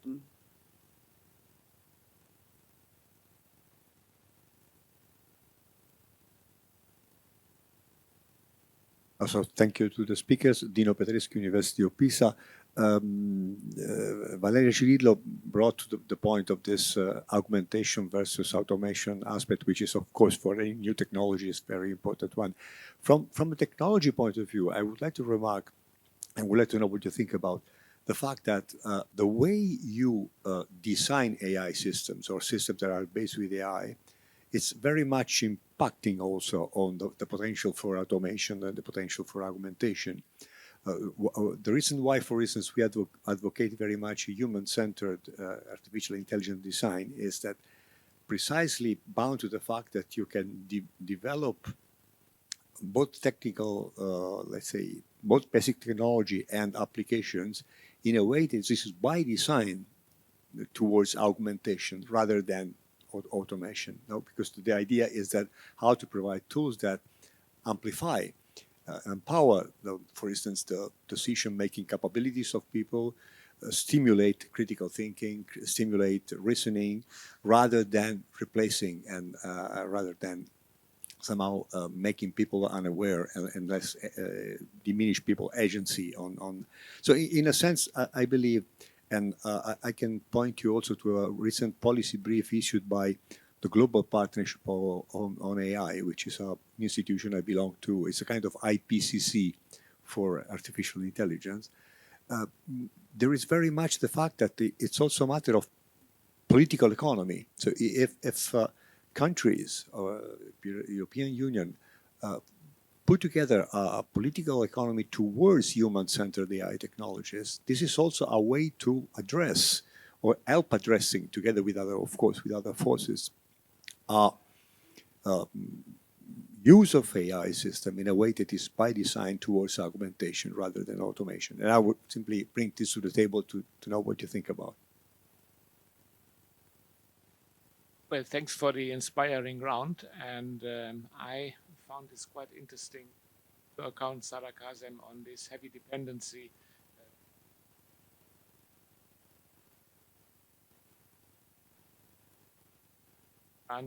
for manual labor. And I just wonder, is this a kind of structural relationship, or is this something that you could see as temporary? So structural in the sense that there is simply a kind of intrinsic relationship between automation and new demands for human labor, or is it temporary? And what speaks for the more temporary aspects is certainly, if I follow you, is that Amazon very much dislikes this dependency and does everything replace humans by robots. Do this also by introducing these types of measurements per hour account there, which gives them a perfect measurement actually how their dependency of labor is factually decreasing, because the same tasks can be fulfilled in less and less time. So that would indicate that this dependency of human labor is not related to the efficiency of the work, but it is related to simply the fact that there are more and more tasks. So also the tasks are increasing, and therefore the human dependency is increasing. And then lastly, I also wonder the measurement of labor here, because this measurement they are using, this UPH, is still relating to manual work. But if you measure the dependency of human labor for the development of artificial intelligence, it is not so much manual work, but all these contributions by users, by consumers who contribute to the development of algorithm, and we don't really have a measurement for this. Thank you. I think we can stop at these 4 questions. We are a little bit late, so we may manage to have another little round of discussion afterwards. But a question to all speakers, maybe we go in reverse order, so please, Dario, first. Very briefly. So thank you, Dario. Yours is more, let's say, an intuition or a comment than a question that I would say is very interesting to see to what extent the two systems are different, also concerning the financial dimension. So you're not winning an answer, but again, an invitation to carry out some research, some comparative research between China and US. And so now you're forced to do this. No, I'm joking, but I think it would be super interesting to have some data to see to what extent the two systems are different in this regard. Well, I think that to provide an answer to Fosca's point about how it has been possible, so to say, to have such a concentration of power. Well, one piece of the answer concerns what phase was the early 90s. So a phase where the neoliberal change was in full force. The idea of resizing the state and leaving to, let's say, big corporations all the leeway needed to grow was really the fundamental game in town. And so the political decision by Al Gore, Clinton, and the administrations of the mid-90s have been really in the direction of leaving these corporations to do what they want, basically. And this includes also the regulations on the property rights on articles and this kind of stuff that then create all the problems with the industry of information, for example. Another point concerns the US hubris in this phase. So the idea that they were becoming the new unique hegemonic power also through the control and the dominance of the digital frontier and the nascent internet industry. So this is a very political kind of explanation, but I would say that this could really be part of the story. And then also the fact that the let's say, economies of scale and economies of network that are behind the fast growth and the fast accumulation of, let's say, assets that then are cumulative items upon which further knowledge, further innovation, and so further competitive advantage can be built is something that occurred at an unprecedented pace, at least compared to previous technological waves. So at least these three elements, and also the peculiar way of financialization that took place in this phase. In fact, if you look at some of the billionaires, the most important billionaires in the US are venture capitalists that bet on the right IT startups in the 90s. And I mean, again, why antitrust didn't work? Because this was, on the one hand, part of this neoliberal phase where, in the end, the all-important thing was the final price for consumers. So in this regard, all the processes of power concentration were de facto disregarded. And until the arrival of Lina Khan at the National Trade Commission, this was really the case. Now we have the discussion about the brokening up of Google, which has been proposed by the prosecutor, but we'll see if this will really take place or not. But I mean, this would be my answer. Thank you for your question. Yeah, I mean, augmentation versus automation. From my experience in previous research, what we saw is that it's very difficult to perform a fully automation of labor. Behind the fact that AI, as you said, can be done by design to augment labor instead of substituting labor. By the way, this depends on who is behind the projection of AI, because maybe if this is from the public, I understand the EU with the idea of a human-centered AI, but in the private world, what happens is that usually AI is built to increase the control for management algorithmic type of functions. Then if you do not have so far fully automation of labor, this is because fully automation is very costly and is very difficult to implement, mainly in the service. Maybe in logistics you can have fully substitution if we think forklift drivers in the logistics. These figures is not there anymore because now you have this operator doing different tasks, but fully automation is very difficult mostly in services. And this does not happen because of the technology. This does not happen because there is also a specific work organization that you have to rethink, and also rethink in building places, so a full reconfiguration even of the places of work. So this is my impression in terms of a qualitative type of study. This is also because as economists we do not see this effect in the numbers, because in the numbers we do not see fully replacement. We do not see a decrease in terms of, in aggregate, in terms of employment when AI comes in. Now, in terms of decision, I fully agree with you. This is a political economy decision, but in that sense, the public should be more there and push for thinking in augmentation and improvement of quality, and also how to redistribute type of task between, for instance, workforce and population. So a different way to think in AI. But in the hands of privates, I will not exclude that we can go in another type of direction. Then you have maybe the role to also shape a little bit these issues. Thank you for the questions also from me. I think I would agree with both speakers in many points. I think for some time there's also been discussion, how can Amazon have all this power? It's not possible that you monopolize all these different markets, but I think your presentation was very eye-opening in that, showing that, well, yeah, these people become, members of government, and they're very much embedded in the political system. Although there's been calls already years ago from Bernie Sanders and Elizabeth Warren to break up Amazon and so forth, but if anything, we'll only see the further integration of that. I would also agree with Valeria, and something I didn't mention, but perhaps also important to mention in discussion on labor and AI and tech is the question of how much is it really replacing versus displacing labor, also historically speaking with the adoption of technology along at the workplace. The question that you've asked, I think it's a lot to try to think through, because in certain points I agree with you, and in certain points I think that it comes back to who is the worker for Amazon and how does Amazon continue to tap into these labor markets. Because we see in different countries really a transition from initially tapping into the local workforce, you know, tapping into places with higher unemployment rates so they get the unemployed.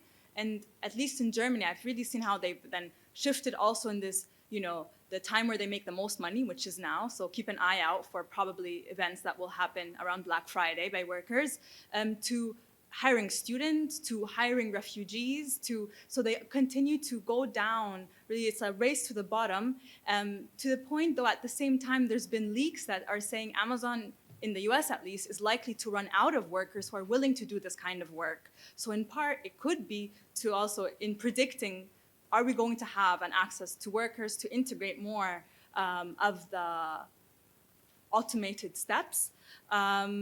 But I think at the same time, as long as they can find workers, they will still go to the workers, because it's about cutting the cost as much as possible.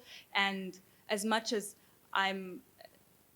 workers of Amazon around the world have been organizing, and now transnationally, Amazon has been always a few steps ahead, and it has been able to crush the labor movement at different moments in time. Again, the US, where by law, they're supposed to recognize the Amazon Labor Union in New York, and still, effectively, they do not sit at the table with them because they are just anti-union by definition.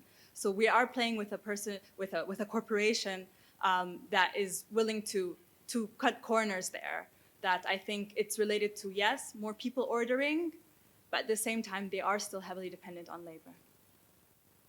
So thank you, everybody, for questions and discussion.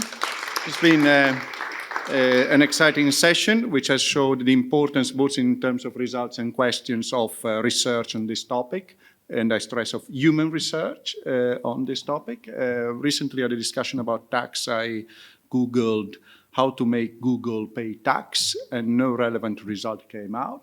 I don't know if it is relevant for the Turing test, but it makes me think that technology can't automatically solve the problems it creates. Thank you, everybody, and 15 minutes break, and we'll have the next session soon.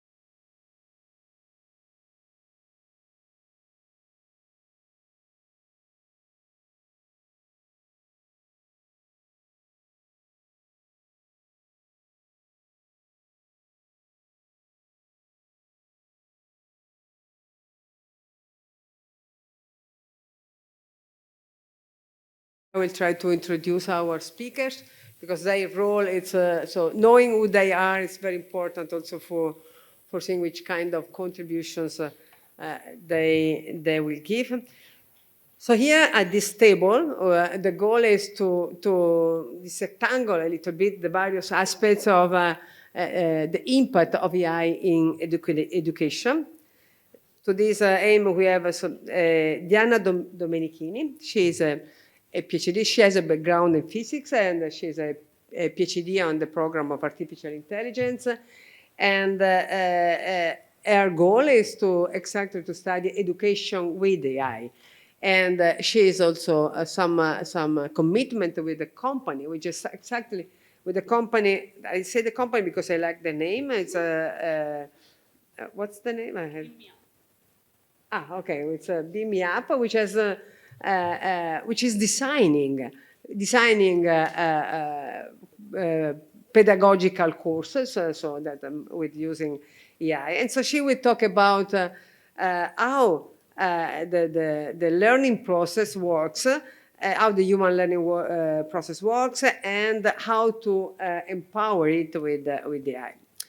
So this, given this argument, so we will bring on this labor desk, this table, the professor Giuseppe Riva, which is a professor in psychology at the Università Cattolica di Milano, and is also director of the Human Technology Lab, which is aimed at studying the impact of technology in the human experience. So he will try to give the perspective of, but having AI in this learning process, it's really an empowerment or it's simply system zero? And he will explain what is system zero. So, and finally, and as putting another elements in this working table, it's the presence of Piero Poccianti, which has been, I mean, for those working in artificial intelligence, know him as because has been one of the most prominent figure scientists in AI. He has been for many years the president of the Italian Association on Artificial Intelligence, and he has been involvement in various companies, and particularly observing training courses with the light of can AI bring contributions. So, and then his point of view will be, but are we ready? Are we ready for adopt AI in the education? So what should be done? So the format that we have chosen, there will be speak for 15 minutes, and then we'll open the debate with the public, and then there will be a second round of their debate. So now, Diana, the stage is yours with your presentation. I will stay tight with the time. Yeah. Okay. Thank you. 15 minutes. Yeah. Okay. Thank you for introducing. Thank you everyone for being here, and thank you for the organizer. So what I want to argue today, or more humbly in giving this point of view, is that the real power of AI in education is not in automating instruction and then personalize it, but it's about using AI to better understand students and then personalize education. So yeah, I have a background in physics, and I like to understand phenomena, understand process, and we have seen that was also useful for AI. In fact, this Nobel Prize of Physics of this year was awarded to the father of AI, and yeah, there was like a huge debate in the physics community. Some of them were seeing the association between the data science concept and the physics concept. This is a branding guide that did this senior research fellow in NVIDIA, and where you see that the data science concept are the other side of physics concept. However, many physics people disagree with this Nobel Prize because it was the first Nobel Prize that wasn't given to a real physics theoretical discovery. So they expressed their disagreement with Meme, because physics people are also nerd. And yeah, they say that, okay, now data scientists pretend to be physicists. But I was actually consider this Nobel Prize as the opposite, because actually now the physicist can pretend to be AI expert. So today I'm here, even though I have a physics background. Okay, we were talking about education, so I want to start with education process. So we want to reach a learning goal. We have a starting point, and we go to this learning goal. But it's not so easy because people have different backgrounds, so different starting point. And first of all, we have to ask ourselves, what did the students learn in the past? But still, it's not that easy because we know that learning is non-linear, so we don't know how we get from one point to another. So we have to ask ourselves, how do the students learn? But then we know also that learning is a personal experience, so we have multiple and unique learning trajectory. And yeah, of course, so the one-size-fits-all approach for education is not the best one, we know. And we know also that AI has tried to personalize education, but I think that first of all, to personalize learning, we need to correctly measure the student learning trajectory and the student's past knowledge. And in this sense, AI can be really helpful to track and map this knowledge. And yeah, I think about AI as a tool to see things differently, to have a new lens to the world and see things better and more detailed. As tell us, if we look at the moon with our eyes, we just see a point, white point in the sky. But then, if we use technology, we can better see it. Okay. So in this presentation, I want to show a method to monitor the learning progression of the students and to identify the learning trajectory in this learning space. Okay, the knowledge space is made by this knowledge state of the students, which is a latent variable. We can't directly measure the level of knowledge of the students. We can infer it by measuring how they answer to assessment tests. So if we know how they answer, we can try to infer their knowledge state, which is a discrete variable. But learning trajectory is a continuous variable, so it's actually a sequence of this learning state. And if we want to reconstruct a continuous variable from a discrete point, we know for physics that we need to take into consideration the frequency of sampling. Because if we take data at low frequency, we could actually reconstruct the wrong learning trajectory. So yeah, the frequency of assessment test is very important. That is because the data set, the case of study and the data set I've been working on is this learning module of 6 weeks where students were tested 13 times. So it was a very frequent assessment. And this module was about learning energy, was in middle school in Germany. The data set were from this project. And the total number of students were more than 200 students. The core idea of this module were manifestation of different type of energy, different energy variable, and the transformation process of energy.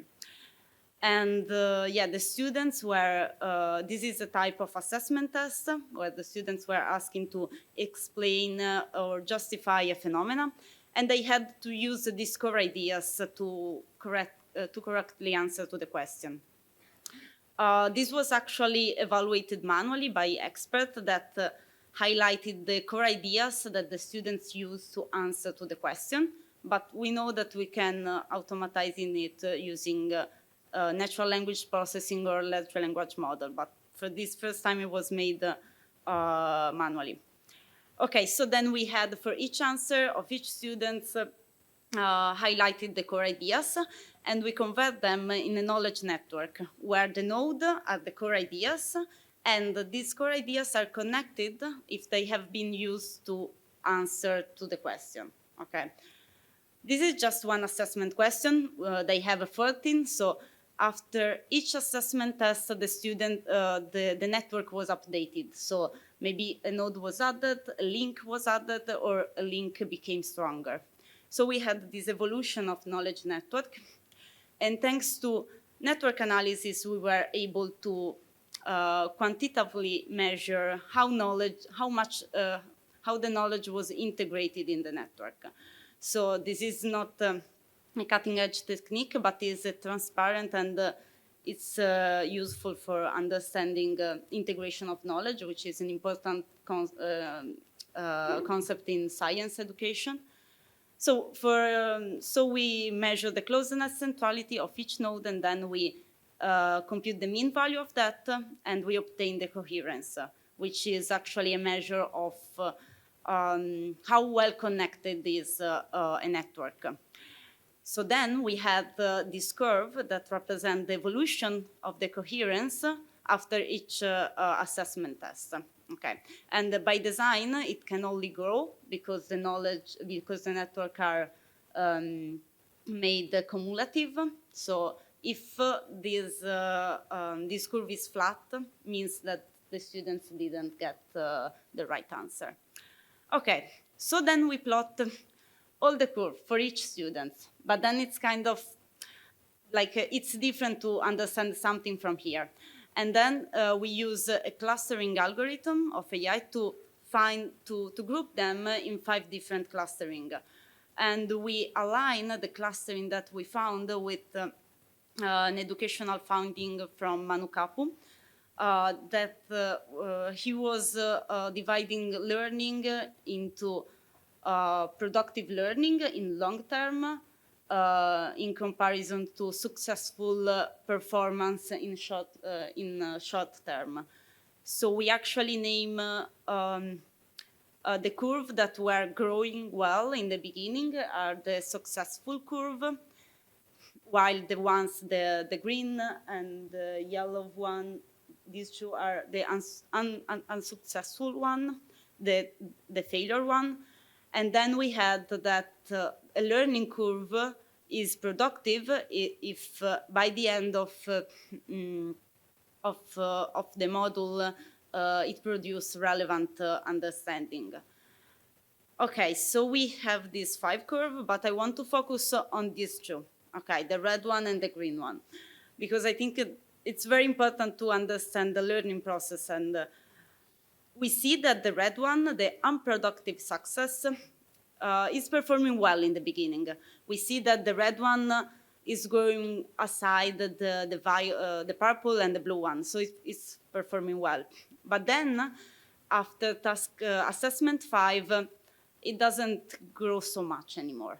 On the other hand, the green one, from assessment 5 on, it starts growing, and by the end of the module, it reached the same level of knowledge integration as the other one. Okay, and this is even more interesting because the task 5, this critical task, actually was a critical task because it was the first time that was introduced a new core idea. It was introduced the measure of electric energy, was introduced the voltage.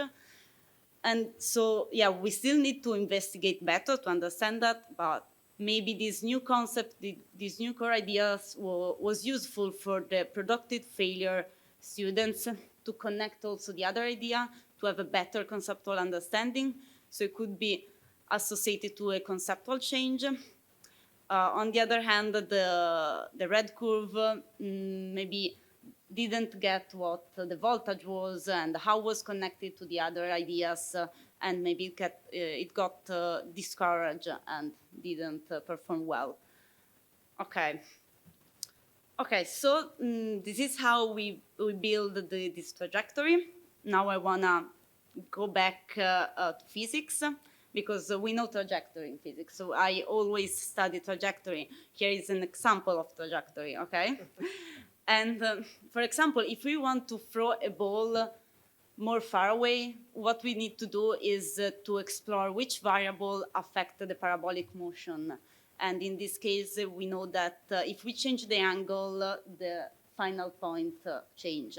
So we need to find the right angle to get the better range of the parabolic motion. And also, if we consider another example, if we have friction, and we know that friction is worse if the surface of the object is bigger because it affects more the motion. Okay, so we need to understand how to minimize friction. So we reduce the diameter of this pumpkin. So yeah, like my answer is how would we minimize friction to understand better which are the variables that we need to work on. And yeah, so I did my little bit of rebranding from physics to this knowledge space, but yeah, I was trying to do the other one. But yeah, so I conclude by saying that artificial intelligence is a tool to measure and to understand instead of a substituting work machine. So thank you. So thanks. So I like this rebranding as a design principle of teaching and designing educational products. But now from the point of view of psychologists, so you can move here. Can you move? Okay. Okay, so now, so we have seen AI for measuring the performance. Now we see the AI within the learning process. Yeah. Thank you, Fosca, for the introduction. Just a few words on myself. I am a cognitive psychologist, and most of my work now is trying to compare the functioning of artificial intelligence with the one of the human brain. So when I started to focus on the problem of how to introduce AI in education, my starting point was, well, we can try to understand some more how is education without artificial intelligence and try to work in order to improve its efficacy. Well, even Diana before tried to describe the possible role of artificial intelligence as a tool. The idea is that you have some devices that in some way can assist or augment human capability. This is a typical definition of tool. Any tool, we know that in education we use many tools to improve education, from books through computers. We try to use tools in order to improve the efficacy of education. The problem is really AI a tool or is something different?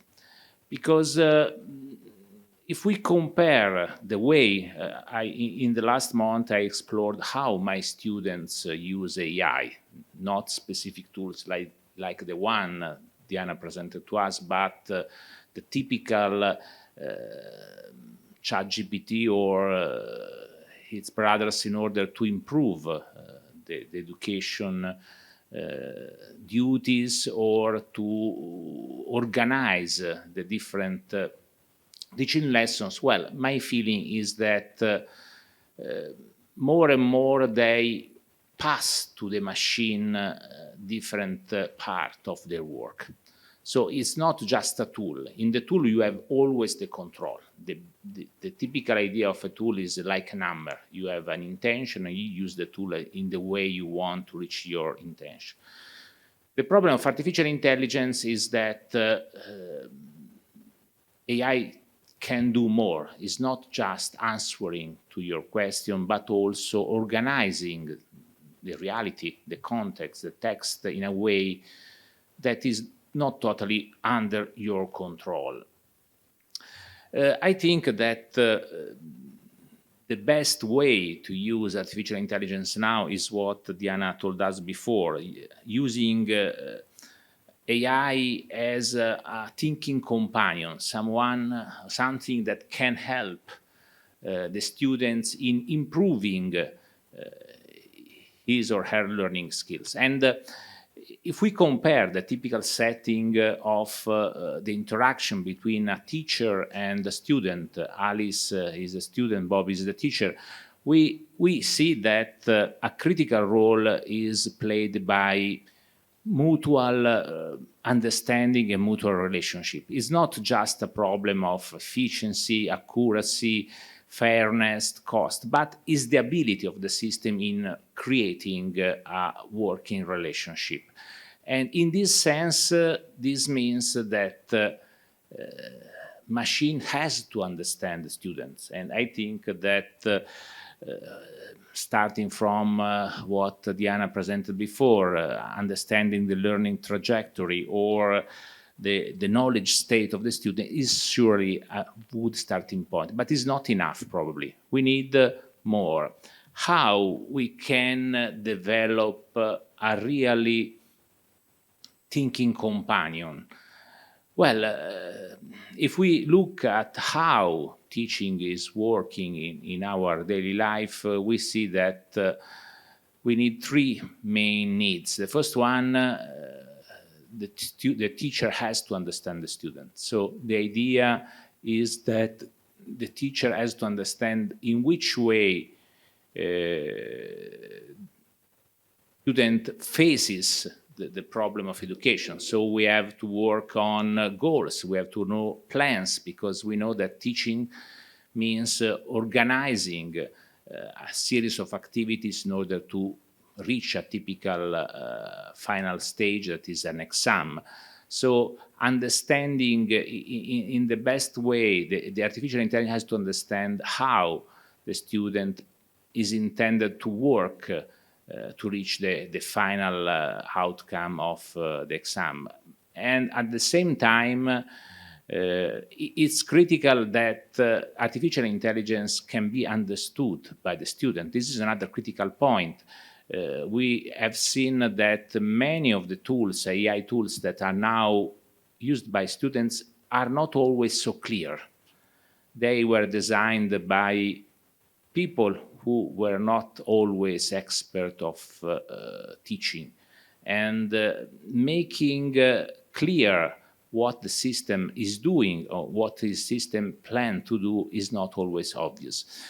Another critical point is that in order to use AI as a real thinking machine, we need a shared, a grounding. We have to share a vision of the world, and this vision of the world has to be used to increase the knowledge and the learning process. And this probably is the most critical part. The process for grounding is now the holy grail of artificial intelligence. We have to develop systems that are able to make clear what is common in order to avoid misunderstanding.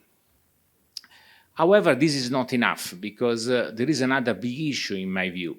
The more AI is able to achieve this task, so is able to create a grounding by understanding me, understanding my world, the more we will use artificial intelligence in a way that will modify the process of decisions, the human process of decision. We wrote recently this paper that was published on natural human behavior, in which we suggest that the more artificial intelligence is able to understand us and to create a common ground with the human, the more is possible for the human to delegate to the system different activities with a significant impact on the decision-making process. I know that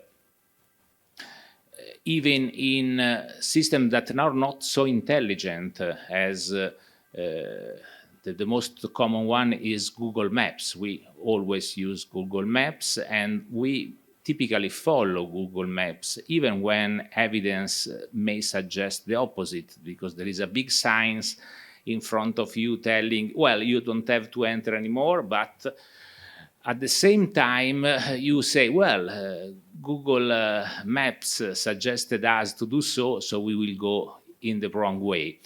And this idea is that the more artificial intelligence is autonomous and provide information to us for making decisions, the more artificial intelligence becomes a system zero, a different layer of artificial intelligence that is integrated in the way we make decisions. How we decide? Well, probably many of you know the vision of Professor Kahneman. Professor Kahneman won the Nobel Prize for Economics in 2002, suggesting that when we decide, we use two different approaches. The first one is intuition, the most common one, system one, as he defined him. Intuition is fast, is able to provide immediate responses, and so on. When we have significant decision to make, we will move to system 2. System 2 is different, is rational, is slow, takes effort, but is again a critical part of our knowledge. What is happening now is that if we move to system 0, artificial intelligence provides to system 1, to system 2, information that is it's modified. We don't have any more access to the full reality. We have more and more an access to a curated version of the world that is done and created in a way that we do not understand. So we know that Google Maps is suggesting us to take this way. Why? We don't know. We expect that is right, but we have no evidence of so. And this is a big change in the way we make decisions that is also critical for education. On one side, we have big advantages like using Google Maps. When I was young, I used maps, physical maps, in order to orient me in the world. It was a nightmare. With Google Maps, I just put the name of the street and I can find my destination. But in this way, I delegate to artificial intelligence the choice. My choice is limited in the sense that is constrained by the choices made by artificial intelligence. At the same time, this form of curation,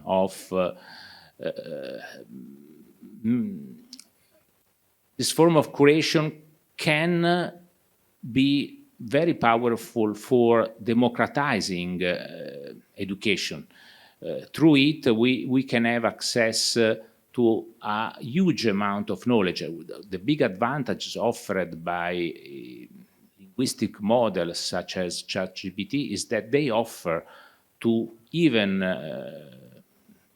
the worst student access to an incredible source of knowledge that, yes, can be fabricated even that, but is something that was not possible before. It's like having access to the Alexandria library. You know that in the past, libraries were the knowledge, the source of knowledge for many people interested in education. Well, now I think that linguistic model will probably do the same. On the other side, I see also many risks, and in this sense, the delegation of our training processes to autonomous systems needs a lot of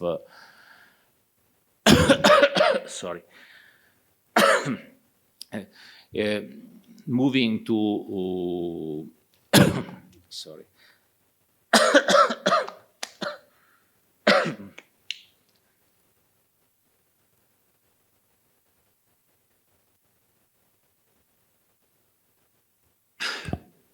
Water was great. In a lot of caution in moving to artificial intelligence. Why? Because there is not real understanding behind artificial intelligence. In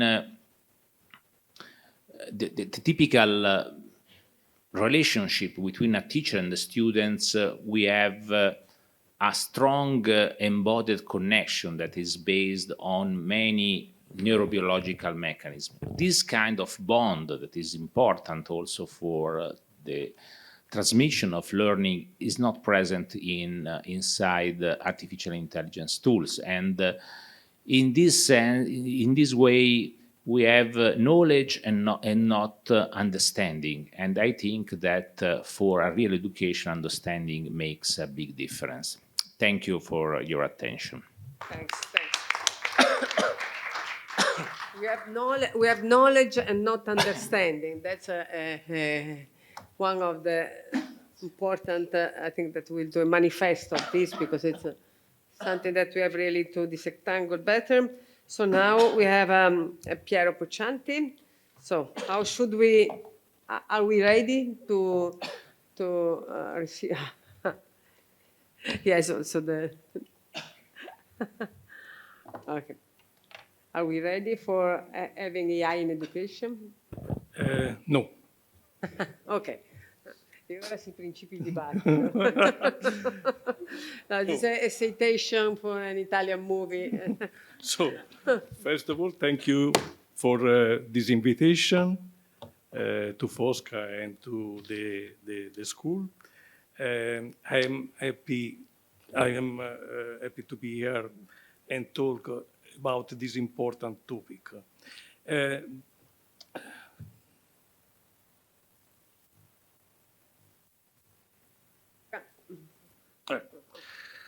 This is an image from a 1956 science fiction movie, The Forbidden Planet.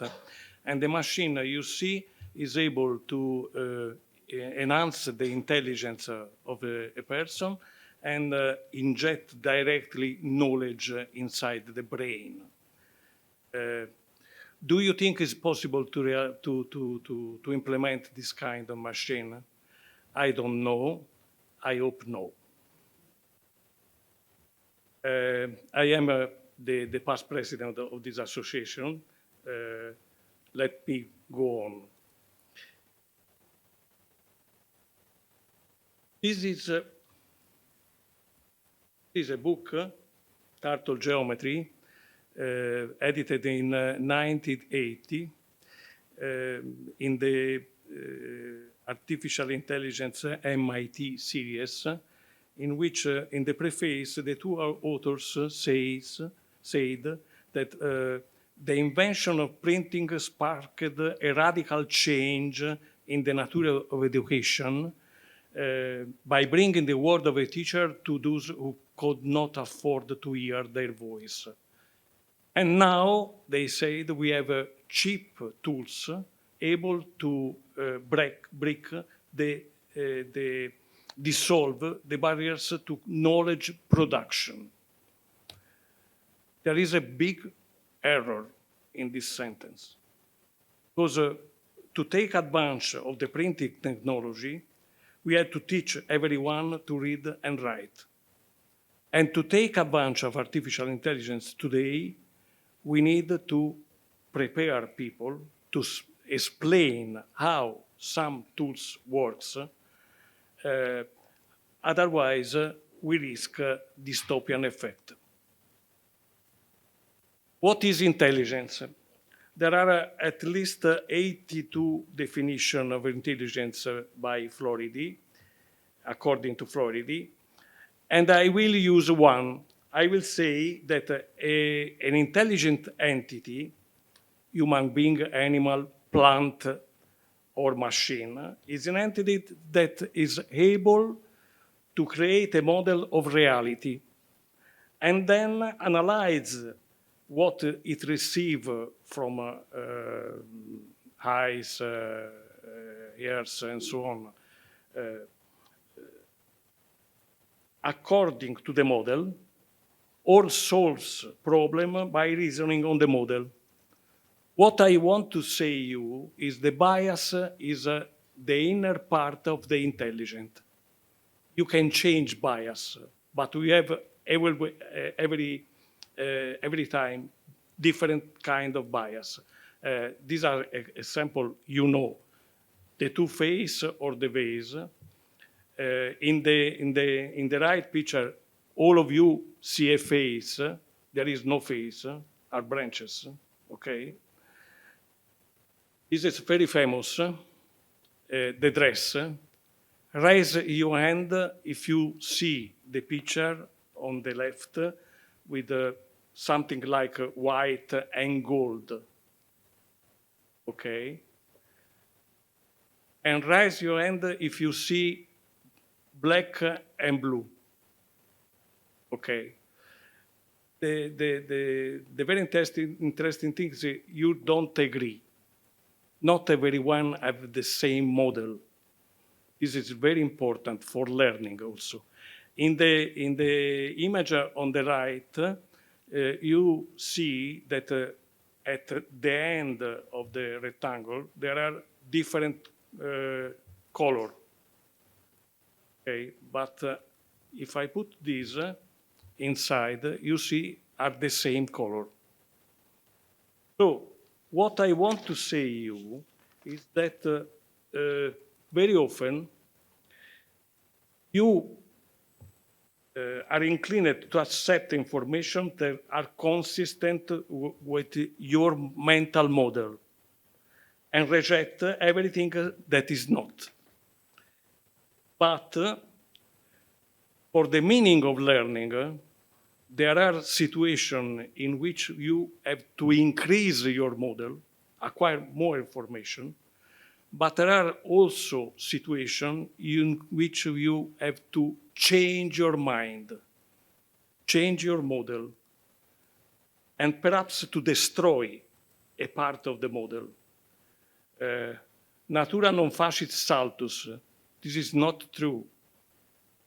As Thomas Kuhn said in the structure of the scientific revolution, very often we have to change mind. Okay?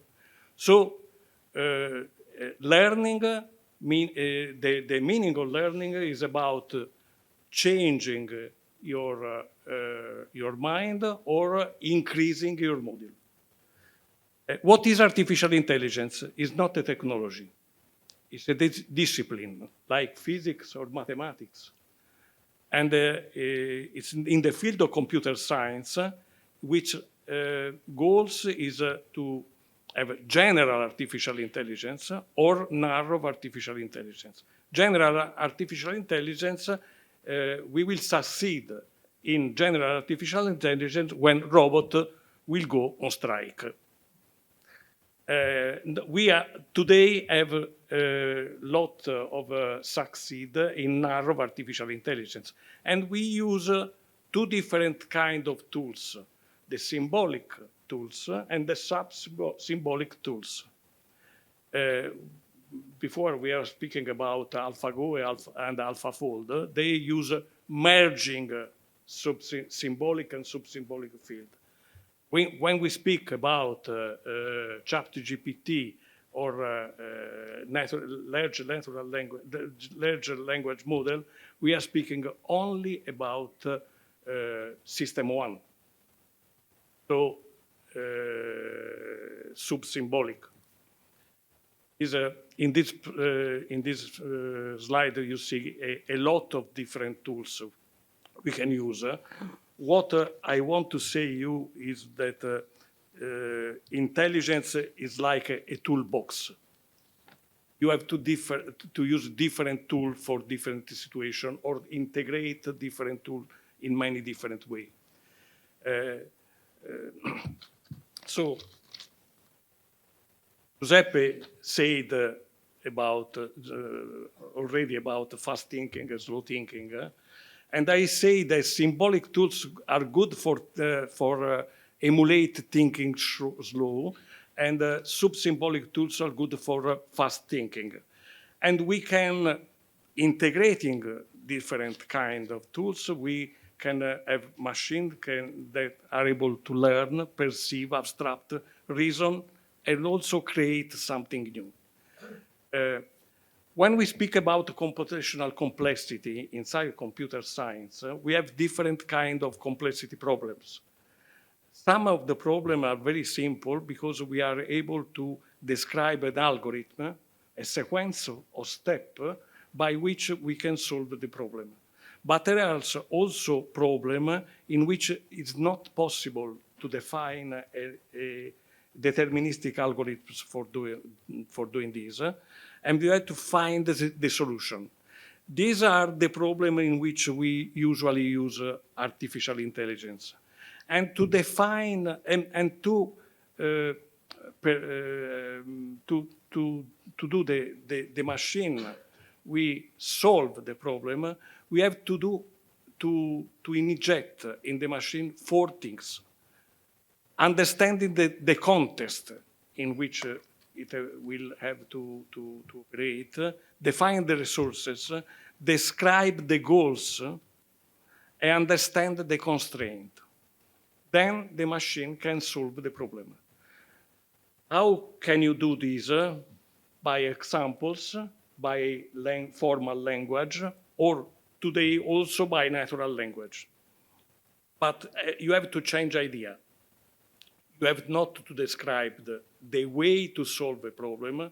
You have to describe the problem. So, how artificial intelligence can be used in teaching and learning?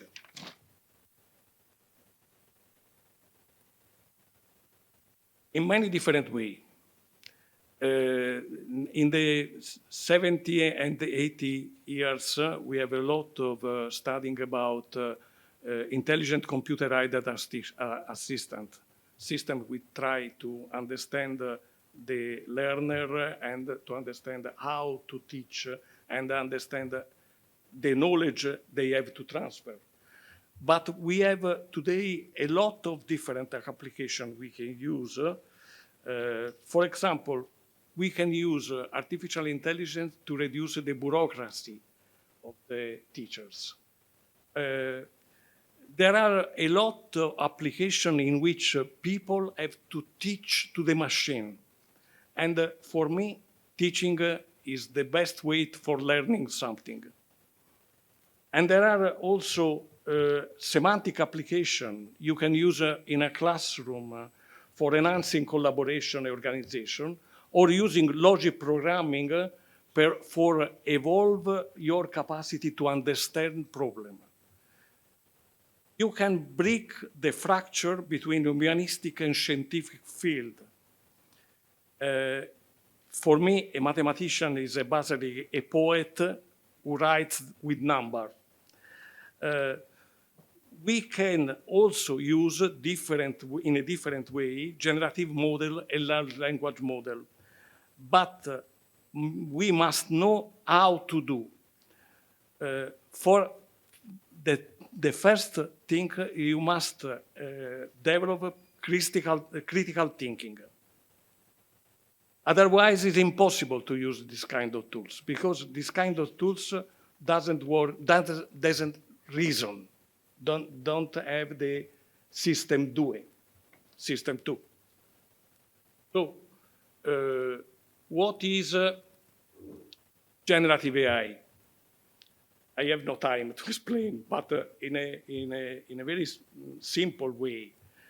Think about encoder and decoder. You put an image, and then the system in output have the same image. What is happening? The system learn an internal representation. So a vector in a multidimensional vector, and you are able to start from a point of this vector in multidimension and reproduce the image. So it's possible also to take an image of a face of a person with glasses and ask the machine to have the image of the face without glasses, okay? And when we speak about natural language processing, all of what we are doing today is about something explained very well by Wittgenstein. We say for a large class of cases in which we employ the word meaning, it can be defined as the meaning of a word is the use in the language. How the word is used near other word or far from other word. And we are able to do machine which learn vector in which the number explain the similarity of this word with other word. And we can do a lot of things. For example, we can do operation with vector. You take the vector of the word king, subtract man, add woman, and you obtain queen. The other things is, for example, to take a sentence without a word and to guess the word is not there. This is how ChatGPT works, because it generates a word a time. In a recursive word, in a recursive process, it generates the sentence, okay? It's a probabilistic way. Generative models emulate fast thinking, are not good teachers. This is a connection with the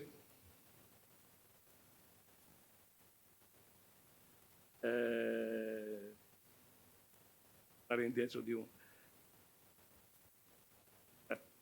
after.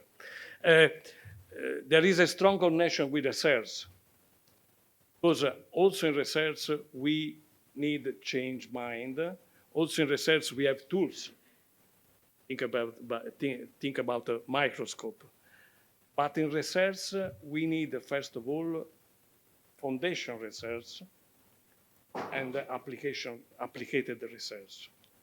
Now there is a big problem because we are losing the foundation research. Okay. Thank you very much.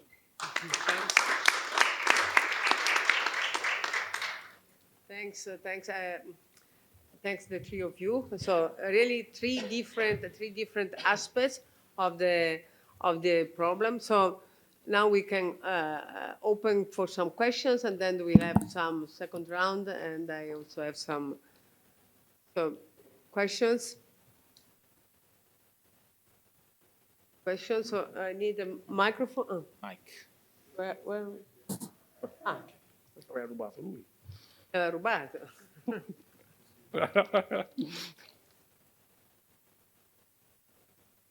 Interesting and practical in a sense panel, because it's an application on education and research. My question is for Diana. I mean, for what I understood, actually using AI as a tool for personalized, in a sense, educational path of students considering their starting point. So I was thinking, but do you think can be also a possible criticality in the sense that standardization, this educational pattern of people can be quite critical? And also the second point is, what about the role of bias, as also was putting in the last, highlighting in the last presentation, because if we use AI to standardize this educational path, this can be quite critical in terms of incorporating biases. And also, well, I mean, we have data to do that, because, for instance, the PIAC survey, I don't know if you are confident, is a big data set covering several points in time where you have computational scores for students run by the OECD. So actually, you also have the material to put in, to fit the model. But is this what we really want? I mean, I was like, putting some questions because, by the way, for the exercise, just to let you know that there are big databases that can be used for that. Thank you. Then there is, another question then. Yes, thank you really for this very interesting panel. And thank you also Professor Cirillo, because you posed the first question that I had in mind. So I will go straight to the second, and that's for Professor Poccianti and Riva. So you repeat very frequently, we must develop critical thinking, we must be aware. So do you think that AI literacy is something that should be separate or not from digital literacy? Thank you.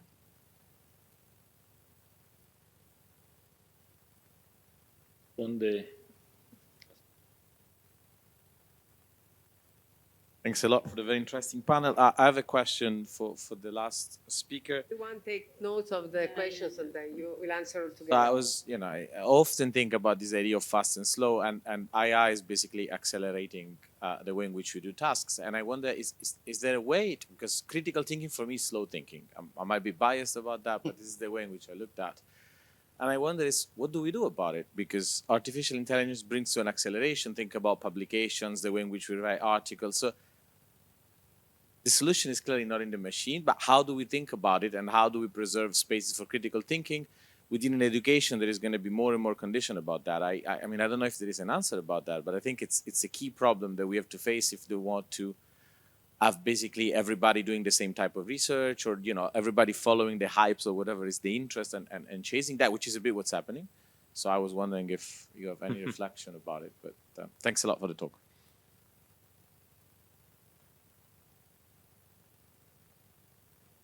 Hi, thanks for the presentation too. So I'm not researching on this topic, but while listening to you, I just had some doubts, like concerns, kind of. The first one is about the connection with profiling of students.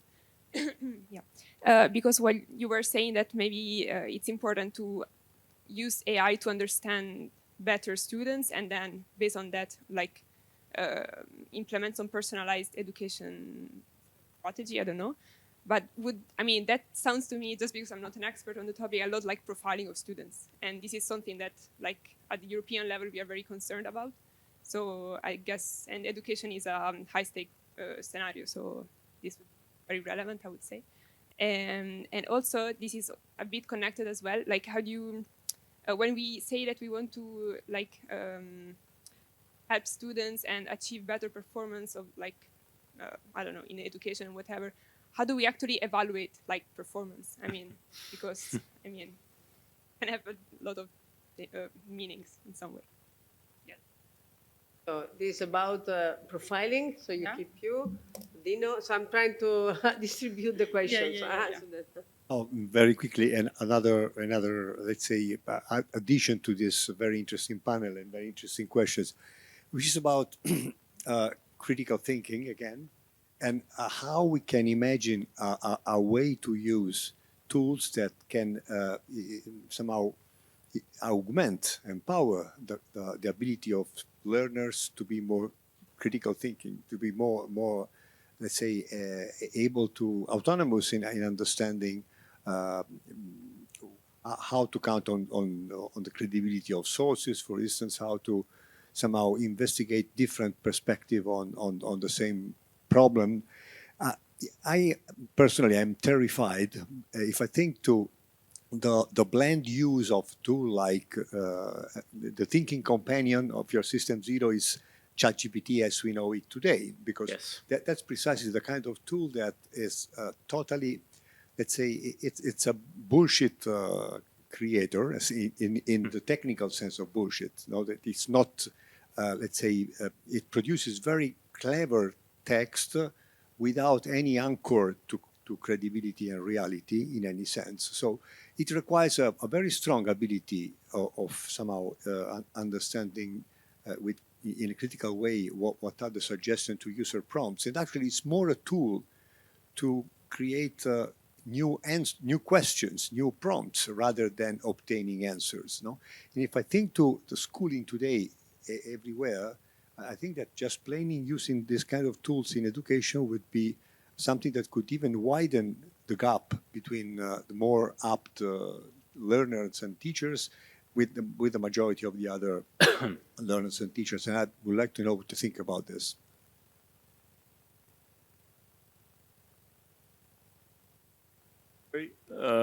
Very briefly, 10 sec.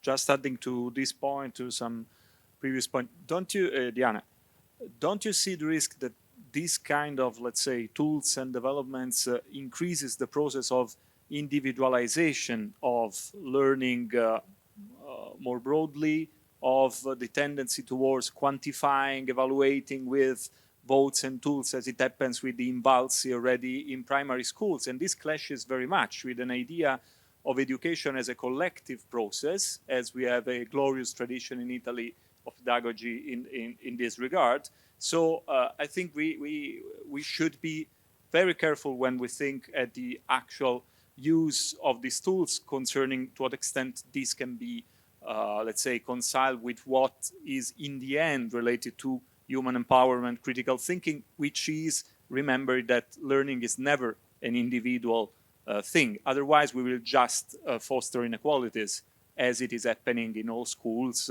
and the Pisa kind of databases are just let's say, are just telling how unequal our societies are, and this, of course, is on the most vulnerable, which are the kids in this.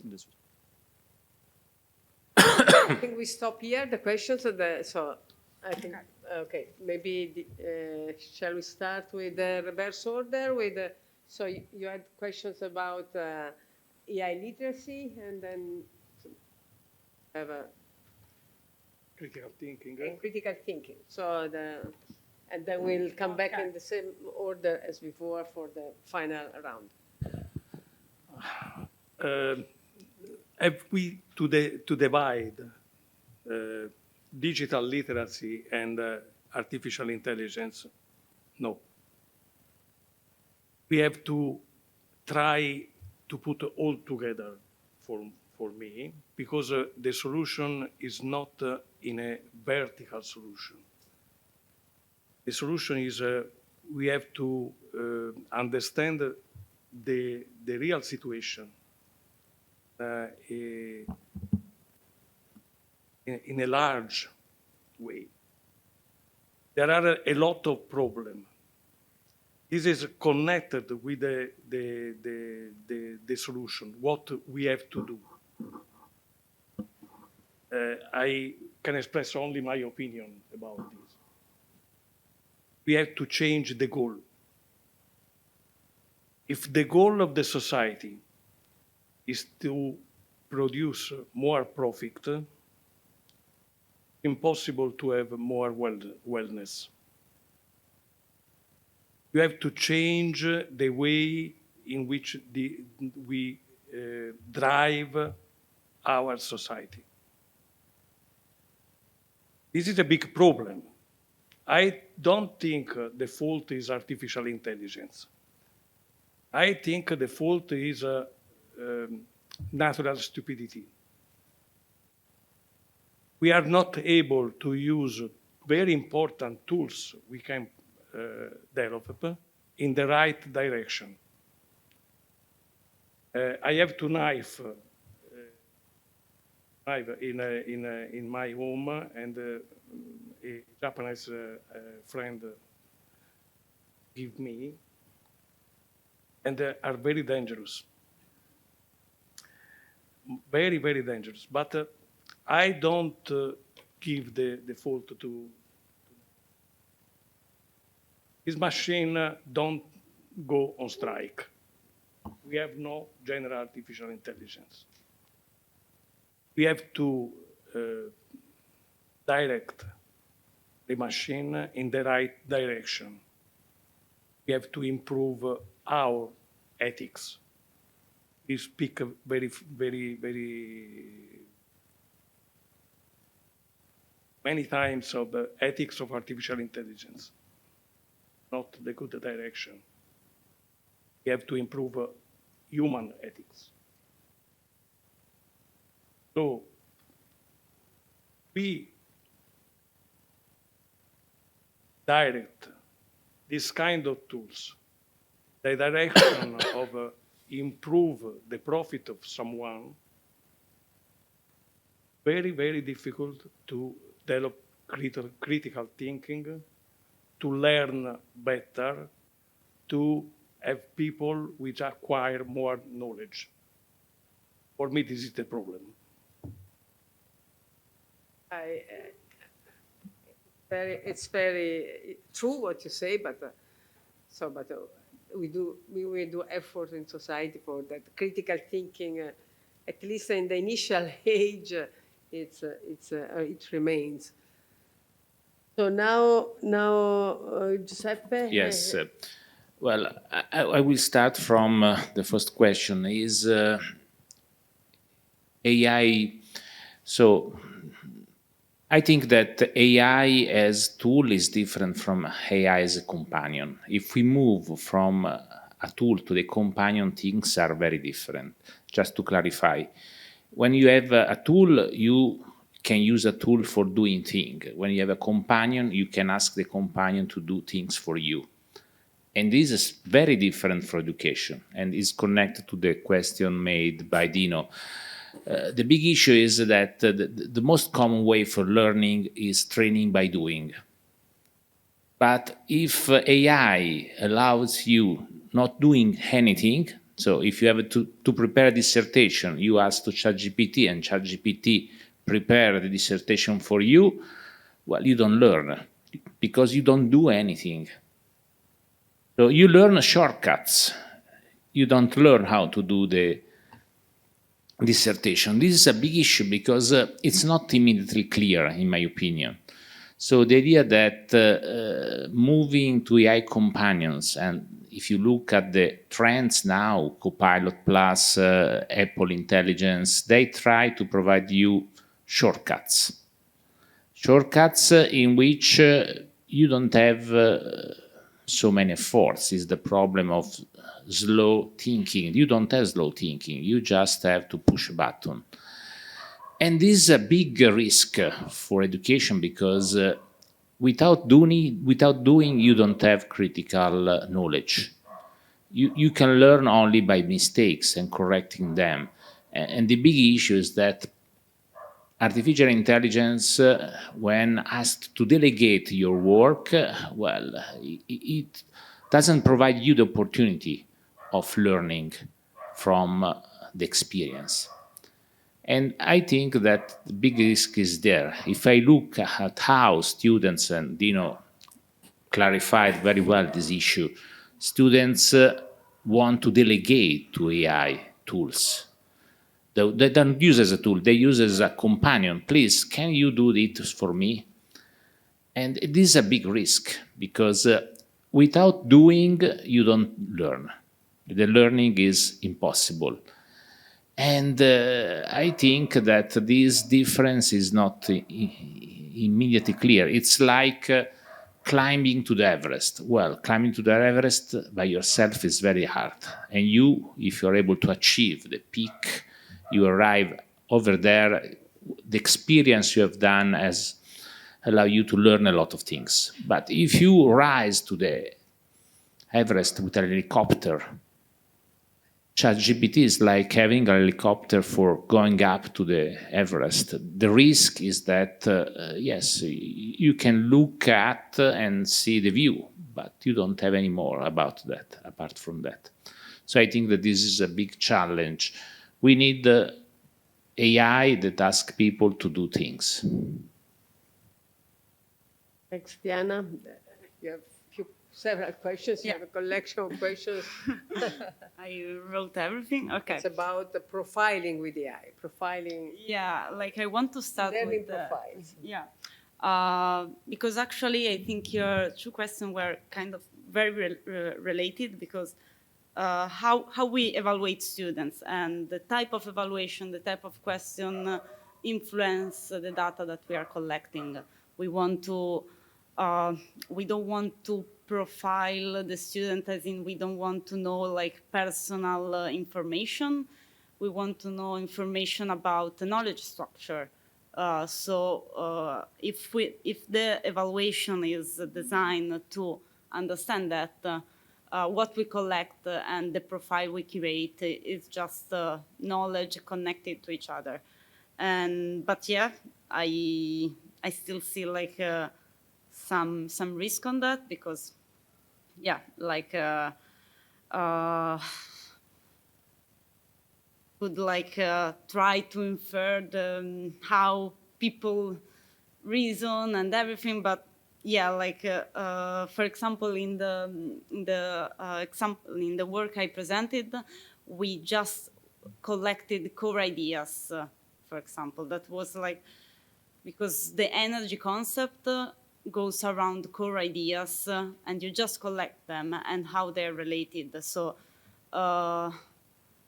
you go deep to see how people relate to this idea, but it's not like specific and personal ideas. I don't know if I explained. I think that Clara also pointed out the fact that this type of applications, so with respect to the EI Act, are considered at high risk. So in Europe, so to stay inside, am I correct? So to stay in that market, there has to be also a trustworthy AI pipeline that has to be, in terms of technical requirements, that have to be satisfied. You want?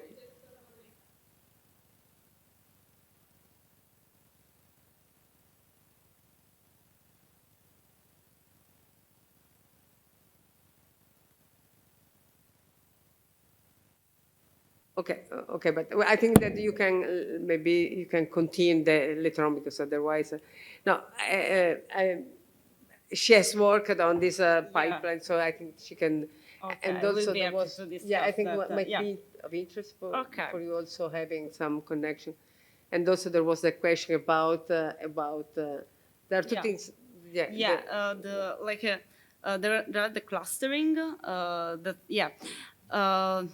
the clustering and how you personalize learning on that. Actually, I think that the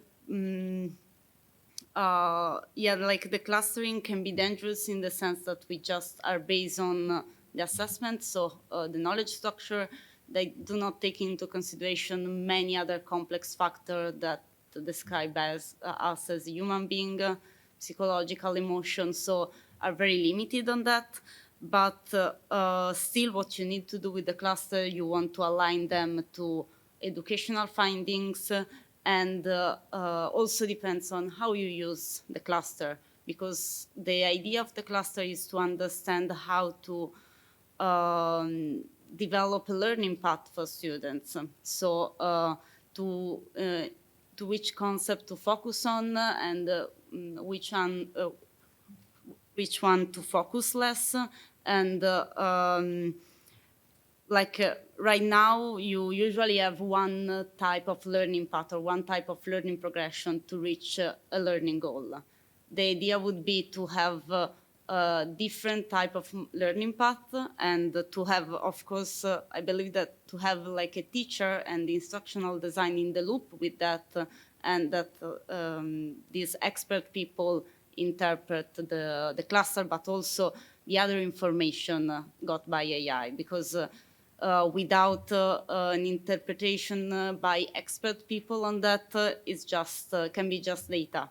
So, and and the idea also to create more type of learning progression, I think, can make education more inclusive and not individual, as you were saying, because the idea of individual personalization is not just to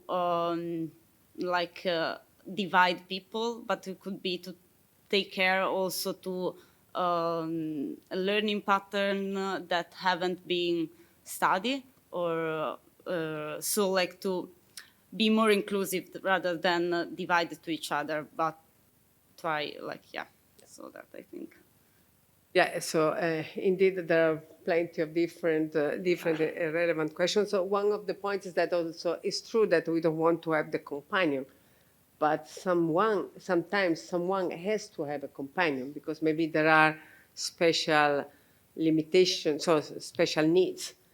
So I know that those are the things where Dr. Punzo is working on. So sometimes, so of course there are a lot of nuances that so far we are not capable of treating here, and actually we should. So this is just a starting point. I think the one that of education is really one. You want to add something? No, I want to do a very final rush. I know that there are, because we have in 15 minutes, actually in 2 minutes, being closing the session, but very fast, just with one question. So, I mean, learning profiles. It's very challenging. I mean, and actually, and with the ChatGPT, as has been mentioned, with large language models, this can be even more accurate, facilitated, easy to use. So, learning profile, which is empowered by the capacity of learning. I know that, for example, all the telematic universities, they are investing dramatically in the large language models, and they have changed the process, even the role of the professor. The professor will be the one that prepare the notes, and then a ChatGPT will do plus some profiling of the students. ChatGPT with the profiles and the notes will provide the appropriate synthesis for that specific person. So this is a kind of investment that so the question is that you think we have to go in that directions or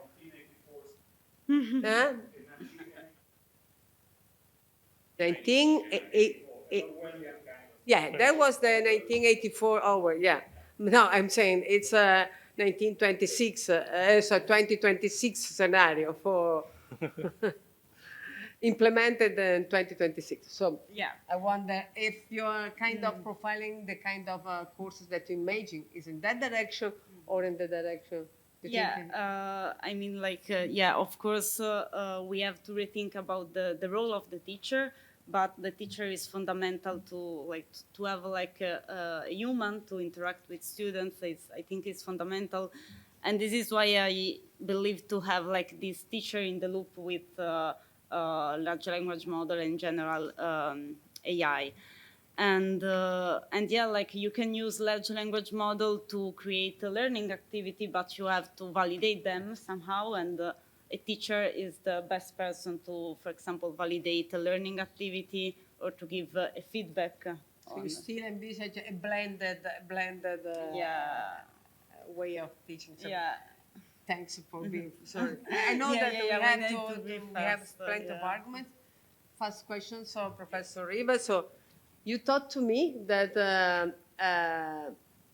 we have the famous GPS neurons. Then you explained to me that actually those GPS neurons that were from the Moser Nobel Prize, they are capable of, when they are active, they augment our knowledge cognitive process. And you taught me that they are not active when we are in front of a screen. Yeah. So what will happen with this? So what you? Yes, we know that the main difference between knowledge and understanding is the ability of entering in the mind of the other person. This is done through different neurobiological mechanisms. The first one is GPS neurons, because when we are in the same place with other people, we share a common autobiographical memory that creates a bond between us. And then there are two other key mechanisms. The first one is mirror neurons. Mirror neurons allow us to understand intuitively the behavior of others, because we can map the intentions of the user on our own intention.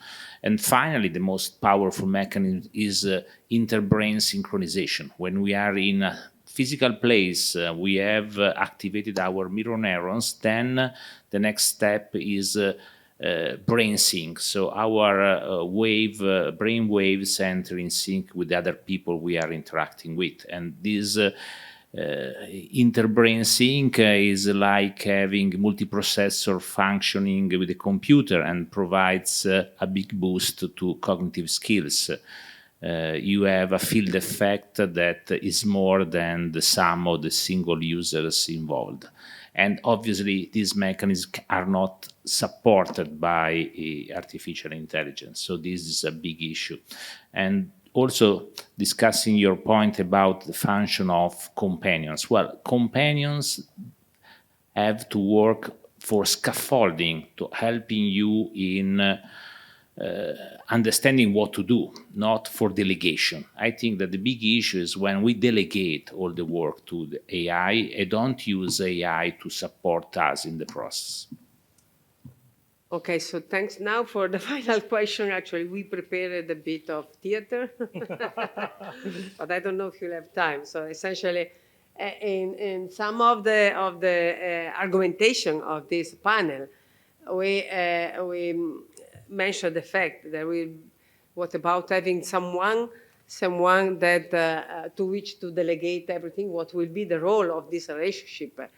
So this reminds me a small story, actually one of the longest story of Asimov, and I love to read it in Italian. So the story, it's about a big U.S. company, U.S. robots, that finally has invented a correttore di bozze. I don't know in English. It's a software. What? The copy reader. It's by corrector. So that's the correction. So and one university. Let's talk, for example, University of Pisa decide to adopt this because it's also almost for free, trying to enter the market, to adopt this correttore di bozze, slave. It is then in these robots is such that so there is a professor, a sociologist that he doesn't appreciate this, and he make in the story do something for making this project fail. But the big company have an investigator. She's an investigator. The name of the investigator, Susan Calvin. It's a robot psychologist. She's a robot psychologist. At the end, she discovered what was what the professor has done to make the project failing. And then he's asking, but why you made this? And he said, okay, but you know that your robot at the end will, writing, because the robot replace in writing, but writing a book is something which is, it's a creative job, it's very personal, it's something that you write and rewrite, and then in the end you're satisfied of this work. And you are removing this satisfaction to humans, you are delegated.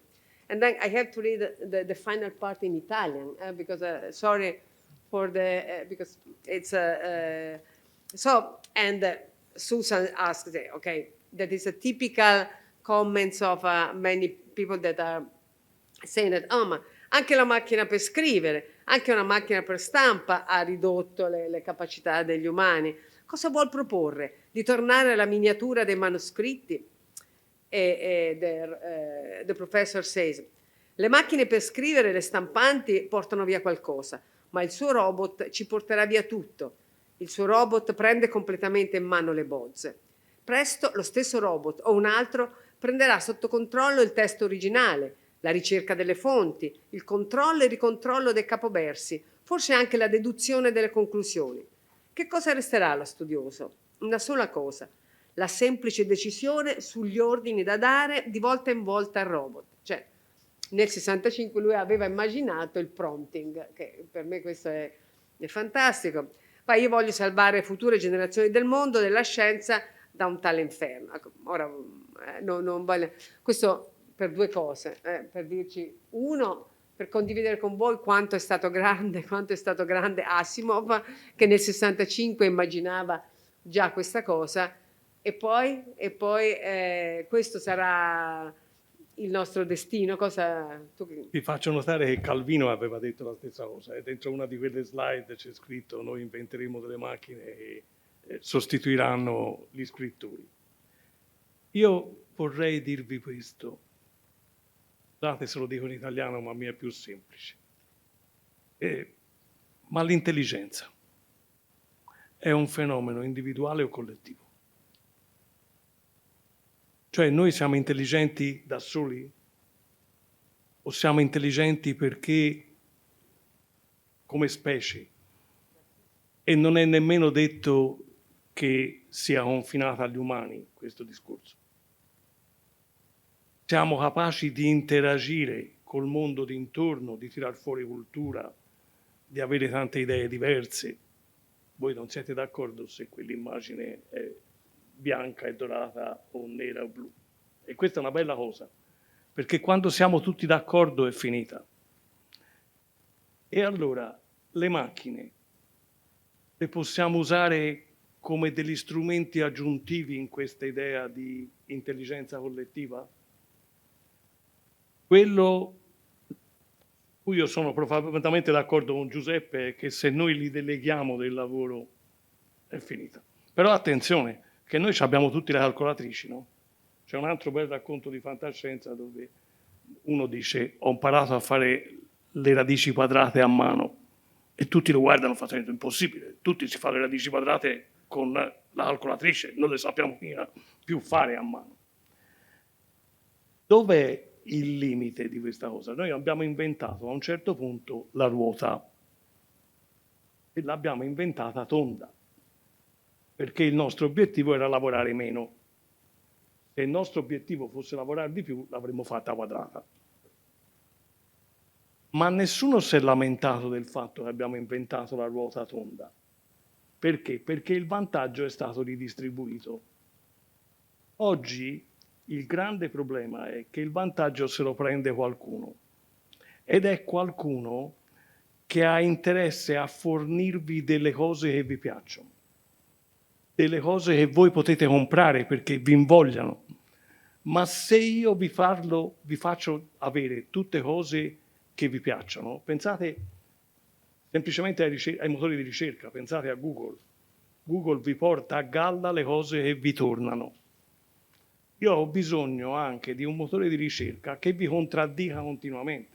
Allora, se voi usate ChatGPT, proprio quello, per dirgli io ti faccio fare il compito, è un problema grosso, perché voi non imparate mai a scrivere. Però se in alcune situazioni voi fate fare il compito a casa a ChatGPT, secondo me questo non è proibito, anche perché succederà. Quello che è proibito è andare dall'insegnante e dire l'ho fatto io, anche perché l'insegnante non ci crede, perché te fino al giorno prima parlavi e ci mettevi 4 errori in 5 parole e d'improvviso fai un componimento fantastico. Quello che però puoi fare è di far fare il compito a ChatGPT, portarlo dall'insegnante dicendo questo l'ho fatto fare a ChatGPT con i tuoi segni rossi e segni blu, andando a cercare le fonti, cercando di capire dove sono allucinazioni o dove sono cose che hanno senso. Perché quando prima parlavo del fatto che insegnare è il miglior modo per imparare, è chiaro, se ci limitiamo a questo poi non funziona, ma se questa è una delle esperienze che facciamo durante il processo di insegnamento, diventa un'esperienza efficace. Scusate l'italiano.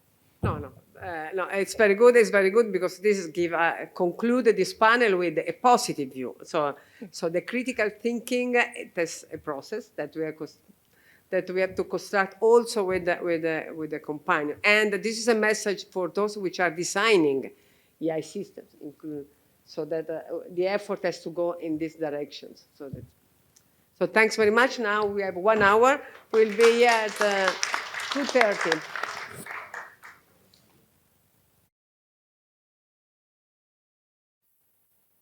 Okay, welcome back, everybody. Now the third session on the impact of AI on human online behavior. In agreement with the two speakers here, the topic of this session is about a very timely topic, that is the coevolution between humans and AI algorithms. They are going to explain what we mean by that. In particular, the following presentation is based on two main sets of questions. The first one is, what is the impact of AI systems and recommendation systems in particular on our complex social systems? Are these recommendation systems we use every day on Amazon, Google Maps, Netflix, or whatever, creating unintended and possibly undesired effects? And if so, how can we understand, model, and govern these effects? The second question is, what are the main open challenges to study what they define human AI coevolution and its impact on human behavior, in particular online human behavior? Can we study this phenomenon from a technical point of view only, or are there challenges of different nature that we need to solve? We will try to address these questions with two speakers with different backgrounds. Valentina Panzanella is a researcher at CNR, Consiglio Nazionale delle Ricerche in Pisa, and she works in the KDD lab, which is a big laboratory on data science, AI, and its application. Valentina is an expert of social network analysis, agent-based models of human interactions, with a focus on opinion dynamics in the online social media. The second speaker is Emanuele Ferragina, full professor of sociology at Sciences Po in Paris, France, and a research associate at the Department of Social Policy and Social Intervention at the University of Oxford. He works on the sociology of inequality and in particular the political economy of the welfare state with a focus on labor market and family policy, and recently moved to the dark side of AI. Valentina and Emanuele worked together recently on a survey paper where they collected the most relevant papers on the impact of AI on human online behavior and also provided an innovative perspective on the results they found and some open challenges. What this perspective and open challenges are summarized in the presentation Valentina and Emanuele prepared for us. I think Emanuele is going to start. Please. So, first of all, thanks a lot for the invitation to the Istituto Ciampi, and also I'm very, very happy to be here to present something that is a very collective work. This is where I want to start. There are a few premises because I will go, before going into the slides. The first one is, for me, has been the most interdisciplinary experience in my life. We talk a lot about interdisciplinarity, but for me, working with an entire lab of computer scientists has been something in which I've learned more probably that we have produced so far. And I would like to share with you some of these ideas and experiences that we had all together with Dino, Fosca, Luca, and many other people that are in the room. The second is about the fact of continuing on a trajectory about learning on social change, and perhaps some of the aspects on which we could reflect after this presentation is where possible regulation and changes will come from. As a sociologist, I would argue that this has a lot to do with society and sometimes less than policy making, but we will see that. And the third point will be that this presentation, hopefully, if well delivered for what we're trying to do, will raise more questions than give answers, as we are very unclear about that, and I think it's a good thing. So first of all, let me start with a citation from Isaac Asimov about change, and this has a lot to do with changes in society, and of course changes that is brought and not only by artificial intelligence and the advent of algorithms in society. So change, constant change, inevitable change is the dominant factor in society today. You can no longer make any reasonable decision without taking into account the world as it will be. And this means that you must have a precise intuition of the world will be like. And this is a lot to do with the idea of understanding social change, forecasting things, which is something that social scientists and in general scientists tend to do quite poorly, and but it's a task that we are all called to do in order to understand what happens in society.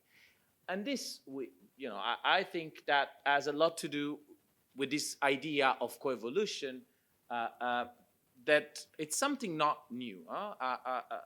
The basic idea is to explain to you that there is a coevolution, and there has been many coevolution mechanisms in society, and humans have been interacting with different things, and they constantly do.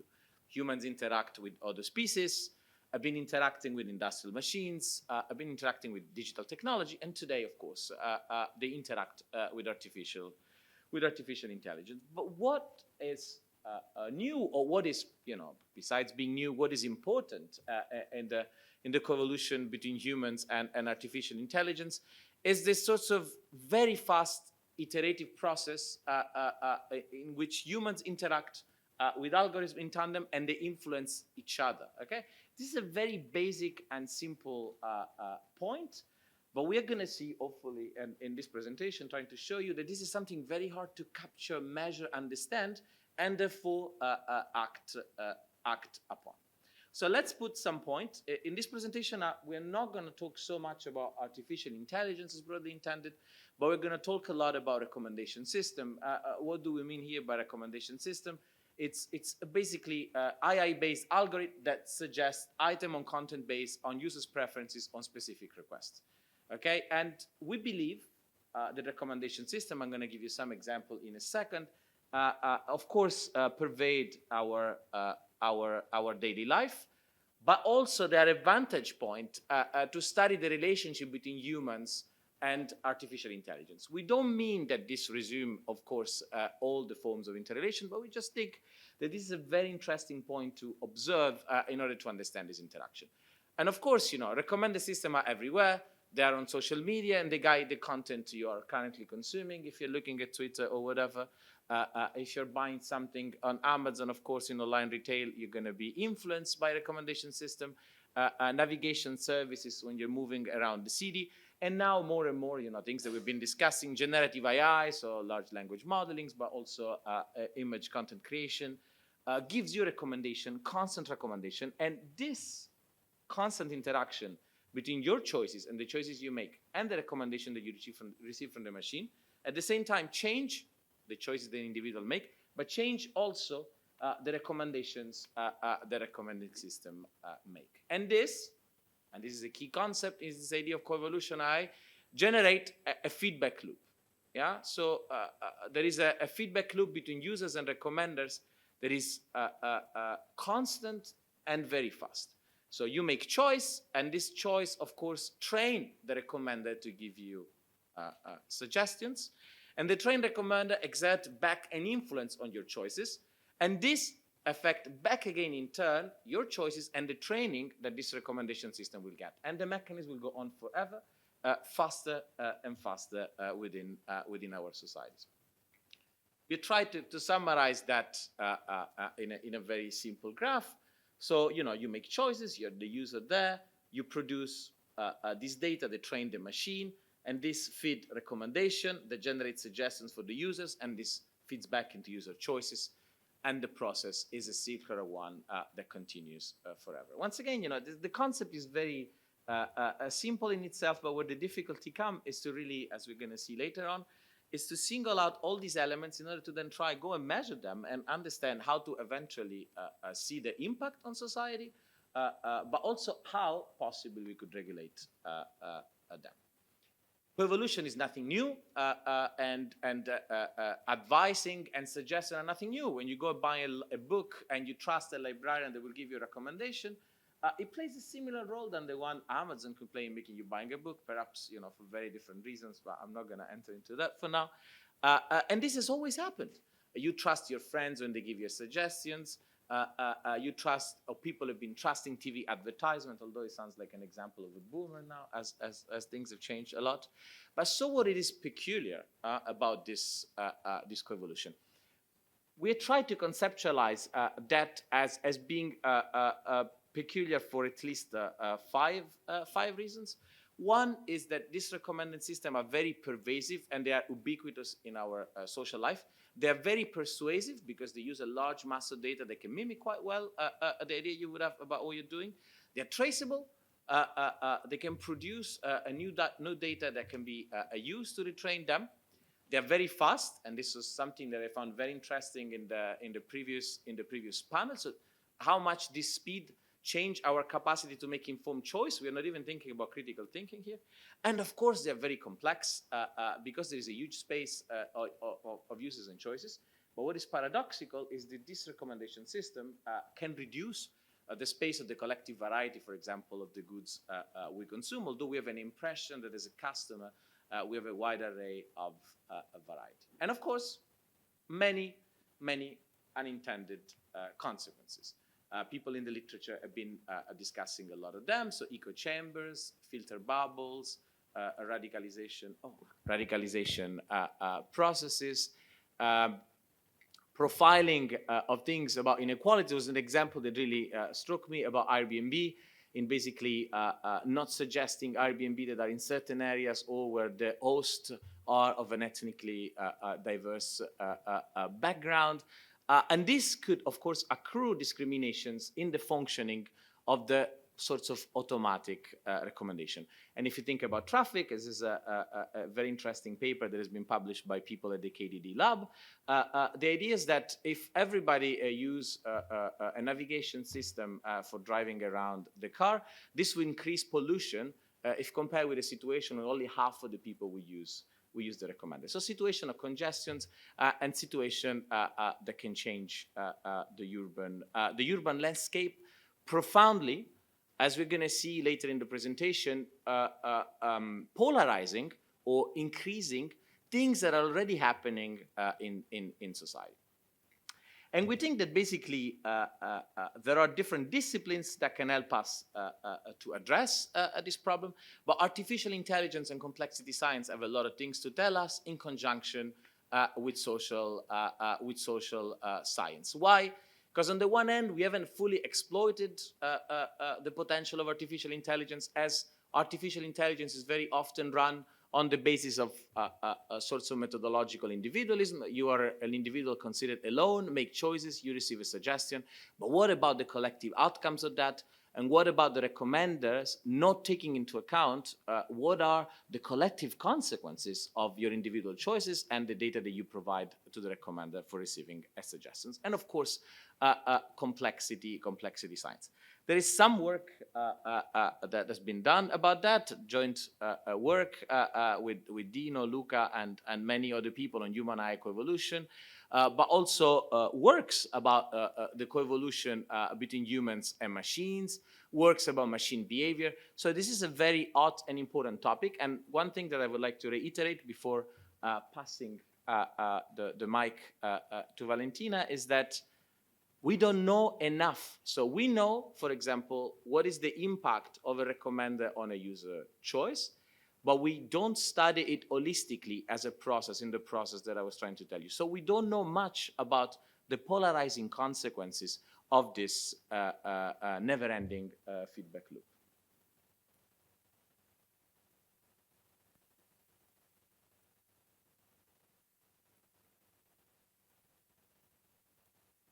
Okay, hi everyone, I'm Valentina Panzanella.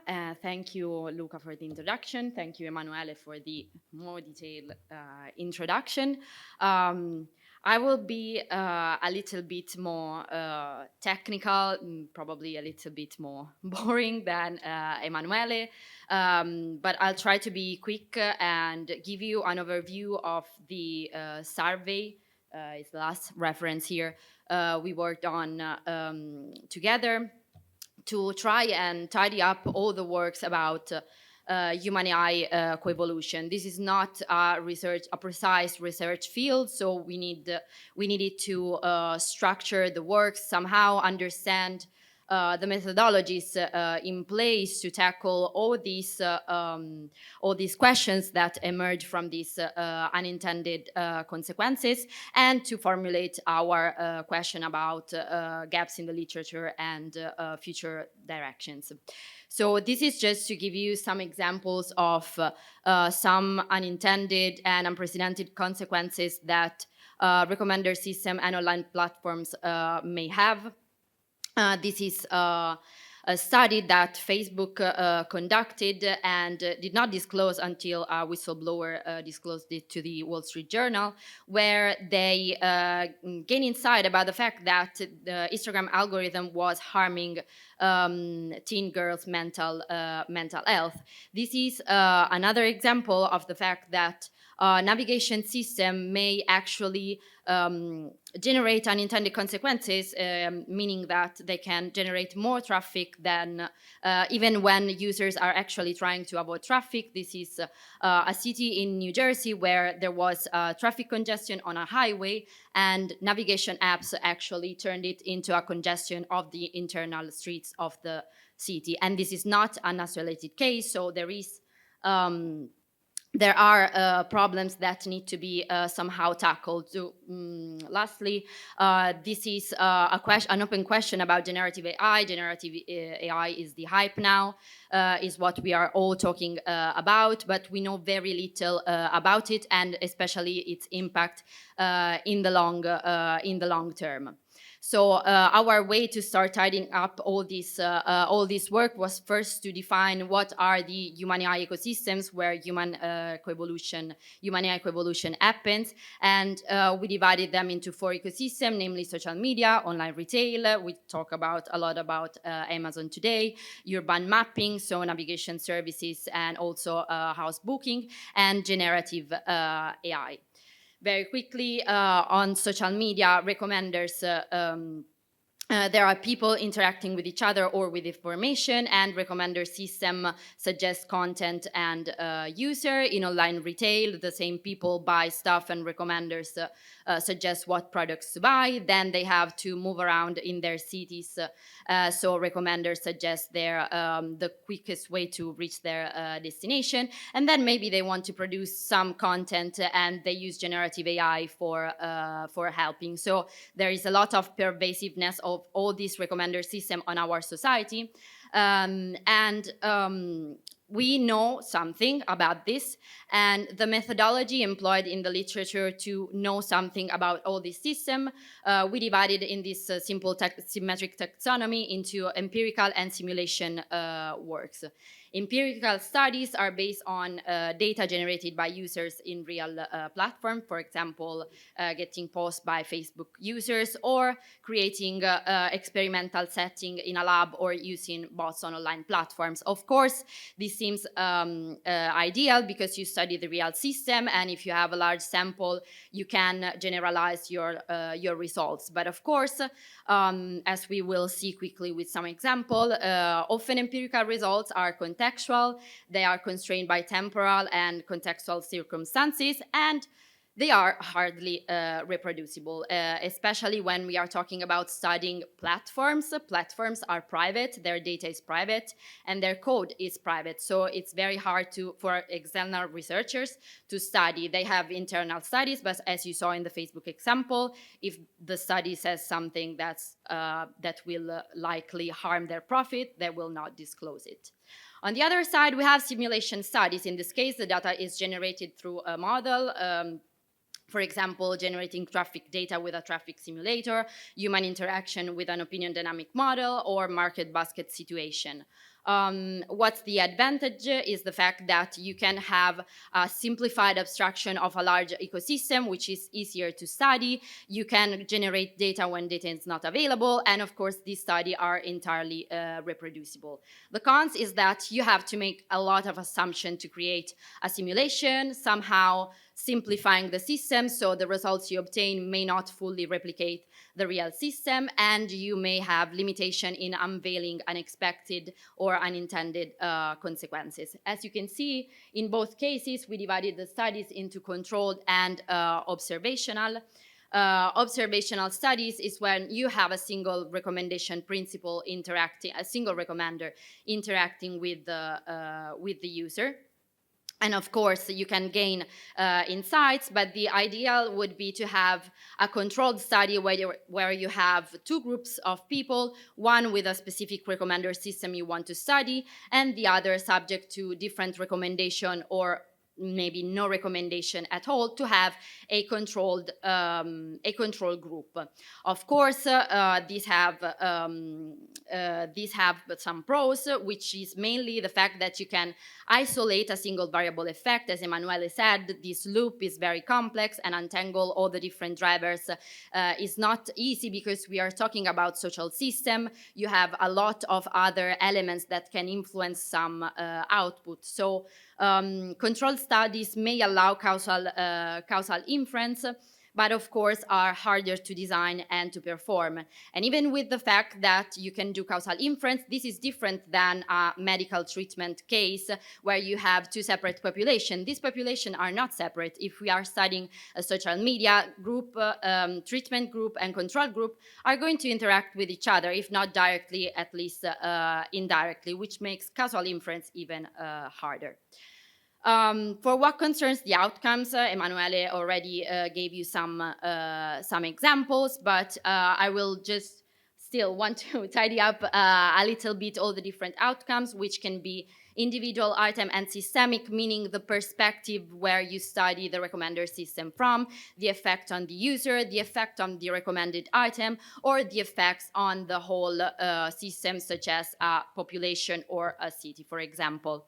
What we learned from reading all this literature about human AI coevolution is that In some environments, there are a lot of empirical studies, such as social media and online retail, while simulation are more used in other, because these are all studies that came from different research fields and have their own peculiarities. And of course, there is a prevalence of observational studies rather than controlled, because they are easier to perform. You can still gain some information about the recommender system, but it's very hard to control the recommender system and study different version of the single one.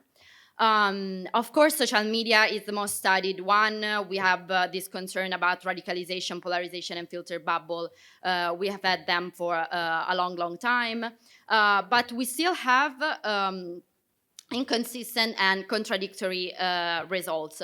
In online retail, we have more consistent results, but they are only related to revenue aspects, so studying concentration, diversity, or volume of sale, purchase, or views. In urban mapping, there is a lot of focus on concentration, for example, traffic congestions, but also in this case, results are often contradictory because they depend on a lot of other elements, and generative AI is very new, only model collapse and somehow diversity are studied.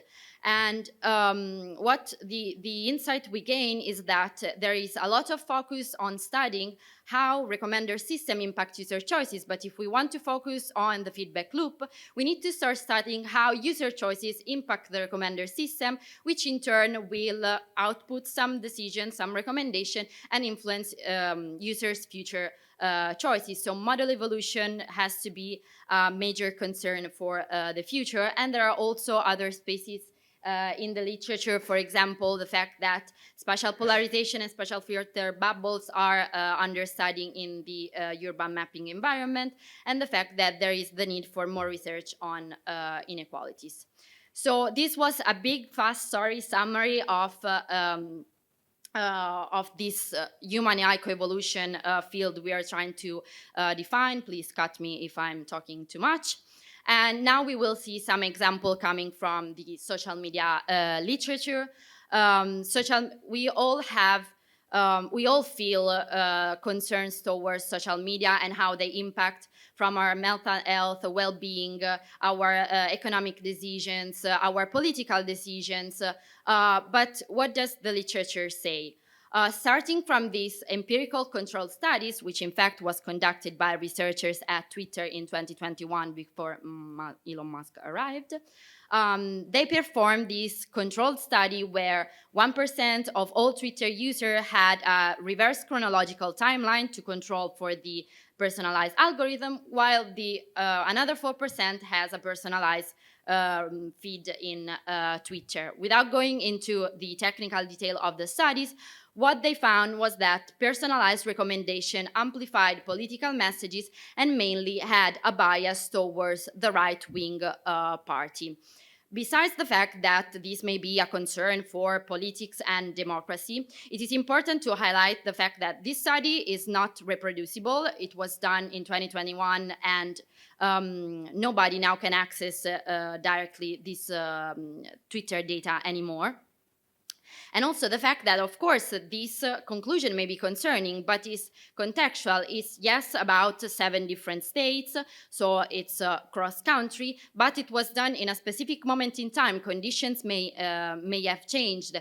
Studying this on another social network may change something, so we need to improve our methodologies to obtain more general results. This was another example where external researchers to study the recommender system created bots to perform like user and be able to obtain their data to study the bias in the algorithm. Obtaining the fact that, yes, there is a slant, very left and very right bots received more extreme recommendation, and there is also a radicalization pathway within the chain of recommendation. However, also this study is contextual, bounded in time, a specific case study. If we want to gain a general conclusion, one way is to perform simulation. For example, okay, we saw that there is an algorithmic bias in online recommender system. Let's see if we put on a simulation with this idea, what happens? Will it foster filter bubbles and echo chambers or not? So in this study, they used an opinion dynamic model where basically a population of people interact with each other. Getting closer in the opinion space at every interaction, but the interaction are biased towards like-minded individual. And the results are, of course, that this semantic algorithmic bias exacerbates polarization and fragmentation in the long term by creating more opinion cluster, further apart opinion cluster, and longer time necessary to reach consensus when it's possible. And this is not the whole story, because of course, as we said, there are many other elements interacting with the presence of a recommender system, external media, sparsity of networks, the fact that social networks evolve over time, the fact that there may be other social and cognitive bias in place. But still, what is the problem? That these are simulation and are not, and these results cannot be fully validated on real data. This was just to give you an example. I don't know if I can show some other example. Moving to the online retail domain, here researchers were asking if, as I was saying, there are a lot of concerns about volume and diversity of something, like for example in this case sales. In this case they analyzed Apple iTunes add-on feature, and so basically suggesting what songs to buy for their user, and they saw that the recommender system increased the sale but create also a concentration on purchases on fewer products. In this case, still there is a movie recommender instead of a song recommender.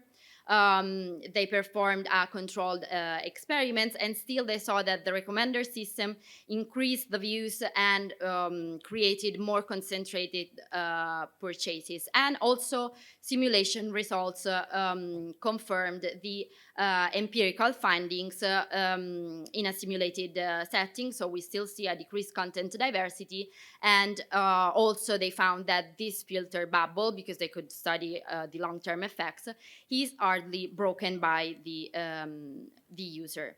Just very quickly, there are a lot of other studies, for example, in the urban environment to see the impact of different navigation service mix on CO2 level, and also of housing recommenders on rents and prices over time. And finally, to come to generative AI, as I said in the beginning, the main concern now is this self-consuming loop where the model in the end will collapse by losing diversity over generation, because it is trained on more and more synthetic data it produced before. And here, in fact, they studied how it is how the performance decreases varying the mix of input data, and there is actually no way to not lose performance if not fueling these models with more fresh new data. So this was a very fast summary of this survey, and I will leave the floor again to Emanuele to draw some conclusions. Thank you, Valentina. So basically, these are some of the many outcomes that, people studied about the impact of AI on human behavior, which is only one piece of the feedback loop. The feedback loop is what people do, how this information are transformed to big data, how big data are used to training, how the training make new recommenders, and how the recommenders improve. So it's a very big life cycle. See, this study is focused on a tiny part, which is the influence of AI on human behavior. And apparently, it seems that actually these results are complex and a bit contradicting, because on the one hand, they increase volume, but they may decrease diversity, and so on. So now, in the final part, I would like to ask Emanuele if you can provide us an overview of what are the technical problem, the scientific problem, the legal, what are the challenges we need to solve in order to study this coevolution, but looking at the entire life cycle of the feedback loop. Yes. So of course, this is all very complicated. But let me reiterate the point that these are not. I mean, and the technicalities can prevent a lot of people from entering into these problems. And I think I'm a well entitled person to talk about that, because it took me at least 6 good months to understand a lot of the things that we're discussing here in a very fast way. But the problems then that we face are fundamental for society, and they're classical problems that we've been discussing in the public debate, in the political debate, in the social debate, but also within the social sciences. So the most important one, it's, as I was saying before, and Valentina has reiterated with a lot of examples, is this issue of amplification of trends that already exist in society. So the first classical example, it is individual versus common goods. For those of you who like old social science and the study of the formation of markets, the way in which the market has been created is the formation of enclosures. So at some point, if you go to London, you observe there are a lot of people, there are a lot of parks, they're called commons, Clapham Common, Westgate Common. Why they were called common? Because this was common land where people could go with their animals and use this land at a communal level, okay? The construction of the markets put people into sorts of enclosing these spaces and make them for private use with violence, okay? Here, the violence of the act of the individual consequences and the individual management of things might be disguised by the automatic pace of the process. And so we face a classical problem of individual versus common goods. So as I was saying before, you have a recommendation that creates recommendation for you that are based at the individual level. You believe that you're diversifying your consumption. Imagine that you use Spotify and you feel that you're discovering new music. But in reality, it can happen, as we have seen in some studies, that the global diversity of the music that is suggested for people to listen decline, okay? So the individual, so you might well be very happy that your individual consumption is getting diversified, so you're getting what you want, as somebody was highlighting this morning, but then at the collective level, you progressively lose diversity. This is not only true for music, this is, for example, true for language, where we look at large language models. So we have a classical problems of individual utility and common utility that is disguised in this automatic process. The second thing that we define in this perspective paper as the ownership of the means of recommendation rejoins some of the discussion that was done this morning about the importance of capital. If these recommendations and this recommendation system are so important in shaping the preferences and increasingly so in the fast pace in which they get retrained, who owns this means of recommendation? If we want to paraphrase Marx, it's very important.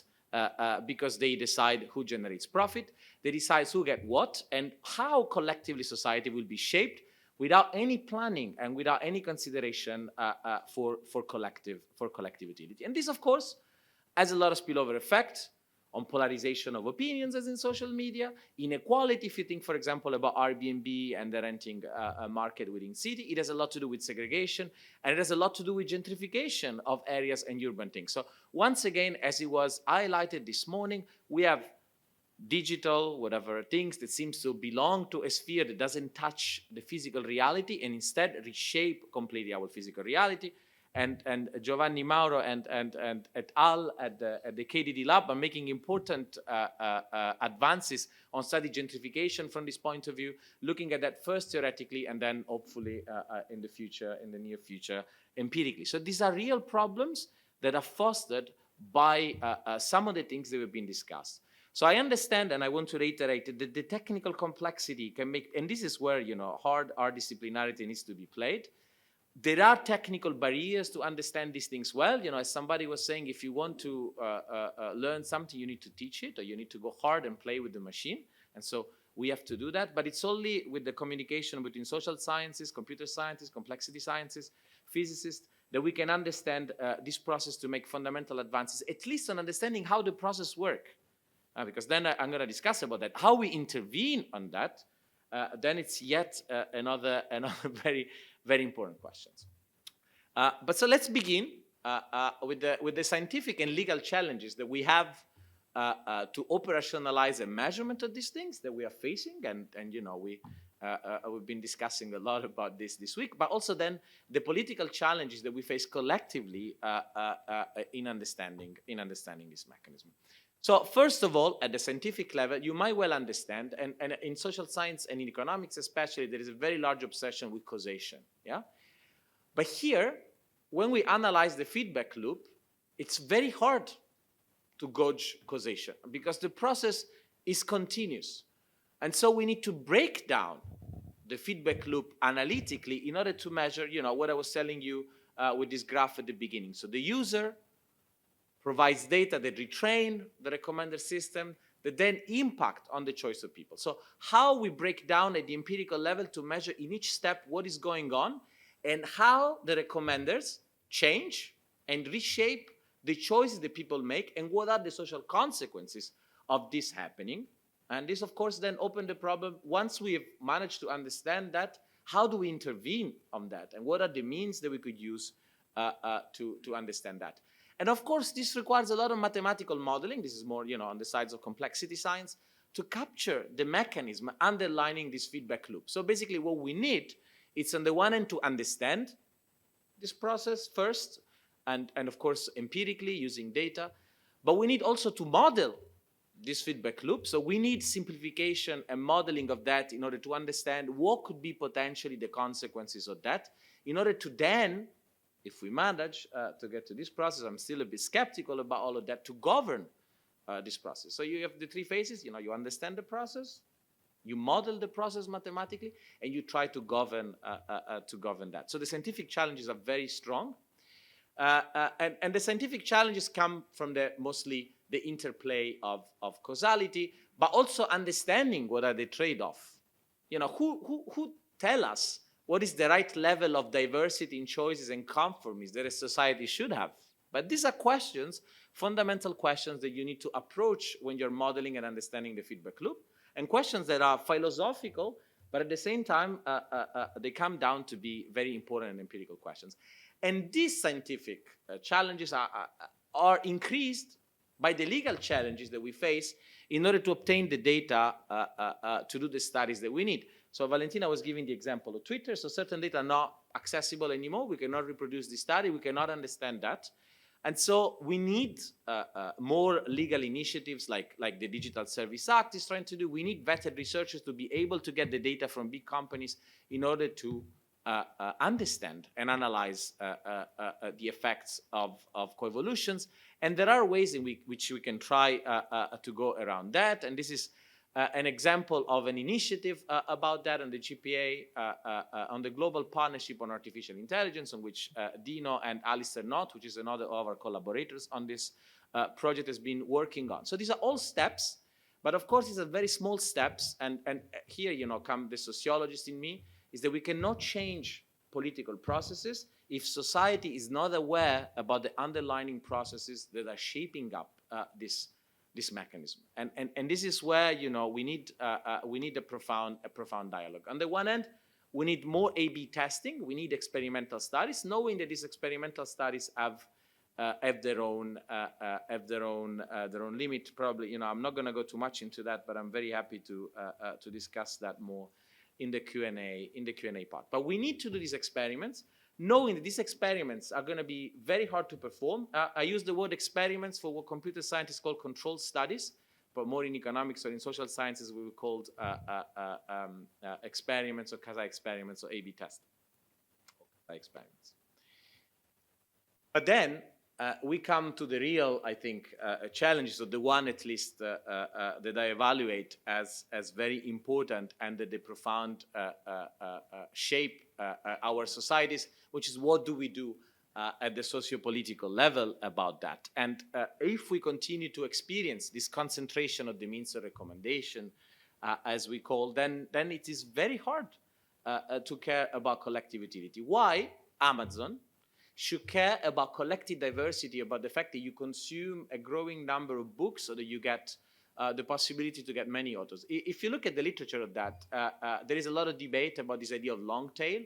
Should have internet expanded your capacity to consume different goods? This was the utopia, yeah? Internet should have allowed you to get the possibility to get in touch with things that you would not normally get in touch with. But then, in the reality of the facts, in many of the studies that we have seen and in the studies that we're trying to perform, we observe that there's a declining diversity.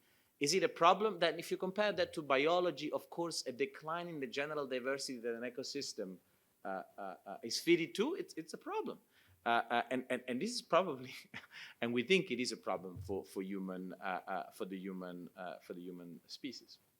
So here we need, of course, political intervention to redistribute this means of recommendation across market and many players, because this doesn't seem to happen automatically. Okay, and so here we are at square one.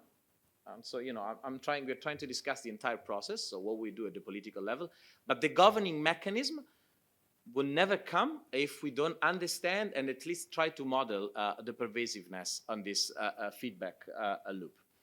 And the last thing on which I want to conclude this talk before opening the floor for your questions is about how should we conceive a society. There's been a lot of discussion about human-centered AI and things related to that, but we believe we need to go beyond that, and we need a society-centered AI. In a sense, we cannot anymore think about the individual well-being, because the feedback loop reshape society as a whole, and these issues cannot simply be approached from a methodological individualist point of view. And these are the limits of the science that we face at this moment, and we have to try to go beyond that, to at least try to feed back into the public debate the things we are observed. And that's all. Thanks a lot for listening to that.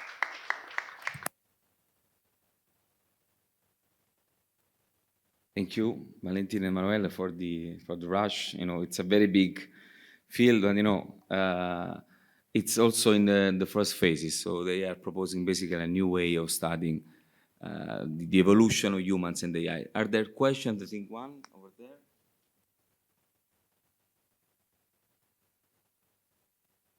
Thank you so much for this fascinating, challenging, and wide-ranging work.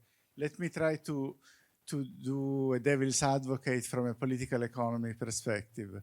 Well, first of all, I would start, what a recommendation for? The main aim of recommendation almost everywhere is to expand the number of users in order to be able to collect data on users, including their choices, but also more general data on preferences, attitudes, and so on. So if we start from this, the key driving force within the offer of recommendation has to do with the importance of expanding the number of users that are involved and the data that is collected. Of course, this includes advertising, so Google Maps put the advertisement of the pizzeria and I think the shops and so on. So but we have to understand, in my view, the nature of the economic processes, which is specific to each of the area. For instance, even if Airbnb did not use recommendation, even if there was no recommendation about that on the internet, the logic of Airbnb would be exactly the same. So the effect that you are measuring with polarization, segregation, and so on is not directly an effect of the recommendation tool, is a deeper process of rent-seeking, urban division of activities, and so on. And so it is interesting that you sometimes find opposing results in book sales and in road recommendation. But book sales is a market activity. The book is a commodity that is sold. So the recommendation has to do with the buying of a commodity, okay? And so there is a direct interest. And clearly the strategy of selling a book has to do with the typical economic activities of selling commodities, which means concentration of sellers, oligopolistic drive towards a more oligopolistic structure, and a more homogeneous and common behavior. Okay, so the maximization of profit is done through economies of scale and everyone reading the same book, more than having 1,000 different books being sold. But this has to do with the logic of market mechanism in the case of books or other commodities or music. So it's not really much something which comes from the behavior of humans, because the behavior of consumers is driven by advertising, imitation, and so on. If you talk about roads, clearly you don't make a profit in telling me how do you get to the station, okay? So there is no, this is a piece of information which is not a commodity. But the commodity is the advertising of the gelateria, which is where I stop on my way to the station. And in this case, clearly there is a herd behavior. So in the case that you point out, when everyone follows the same road, and of course you have a non-market behavior, which leads to social cost in terms of congestion and so on.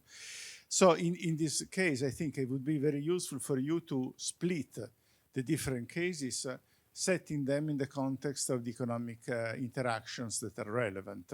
And therefore, in the case of Airbnb, again, link that to the logic of urban rent and segregation and so on. You often try to generalize issues. Is our recommendation leading to more homogeneous uniformity, or to more diversity, or to radicalization? Okay, the political story, again, is a story, the political story of Twitter algorithm leading to right-wing and more general polarizing outcomes. Again, this is something which has to do with maximizing the number of users more than, so it's not there is no commodity there, no? There is no profit to be made by this message, but there is a profit to be made by the fact that you hook up more people. And how do you hook more people into the system? Is through pushing through more crazy arguments that attract more the attention, rather than more boring common sense arguments. So in this sense, the mechanism is a mechanism of the underlying nature of the relationship that and the activity that. So I would not say that a recommendation lead in general to greater diversity or radicalization or greater uniformity, but it depends on the specific nature of the way in which they make money, directly or indirectly, and this extension of the pool of people using this recommendation clearly is a major source. So probably also, if you can identify in some ways the benefits from that the provider gets in terms of advertising or in terms of data gathering, this would be also a very important additional dimension. But these are suggestions on how this quantitative general online interaction can be set into a more political and economic context, which may be interesting.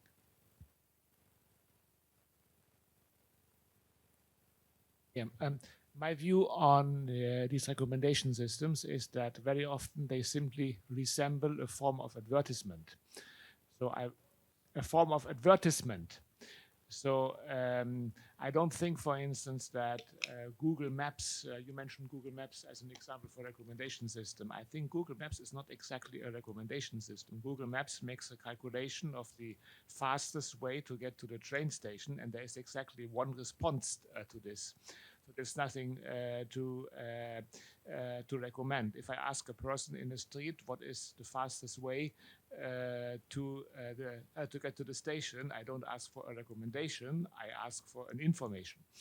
And in terms of these recommendation systems, it might be useful actually then to distinguish more systematically between recommendations and advertisements. And you were mentioning at the beginning of your talk that recommendations, as a matter of fact, is a very old social mechanism. They exist in interpersonal relationships, but in interpersonal relationships, recommendations have a specific purpose. They are interpersonal in the sense that they create a form of trust, of interpersonal trust. And in addition, a recommendation creates a sort of obligation. So in the sense that if I ask a friend, or if a friend recommends me music, there is a kind of obligation implied that I should listen to the music. There's a high likelihood that I follow this advice because it was a friend who gave me this recommendation. So we could say that there is a binding force behind recommendations, which is an important social mechanism. If you look now at advertisement, I think it's completely different. Advertisement is a mass-mediated relationship. It is not necessarily relying on trust. It might build trust, but it can also work in a situation of distrust. As a matter of fact, we often distrust somebody who promotes advertisement. And in addition, there is no obligation because I'm not obliged to buy the product, and there is no kind of obligation towards the producer in a similar way as there is an obligation towards friends. Yeah? So I think it is useful to make this distinction precisely then to analyze what do these recommendation systems actually do. And my impression is that they can be almost sufficiently described as a form of advertisement, whereas recommendations in the traditional interpersonal sense also play a role on social media, for instance. You also use social media to promote particular music you like or books you like, or we do it to recommend our latest publications, but this ends up in a different kind of relationship.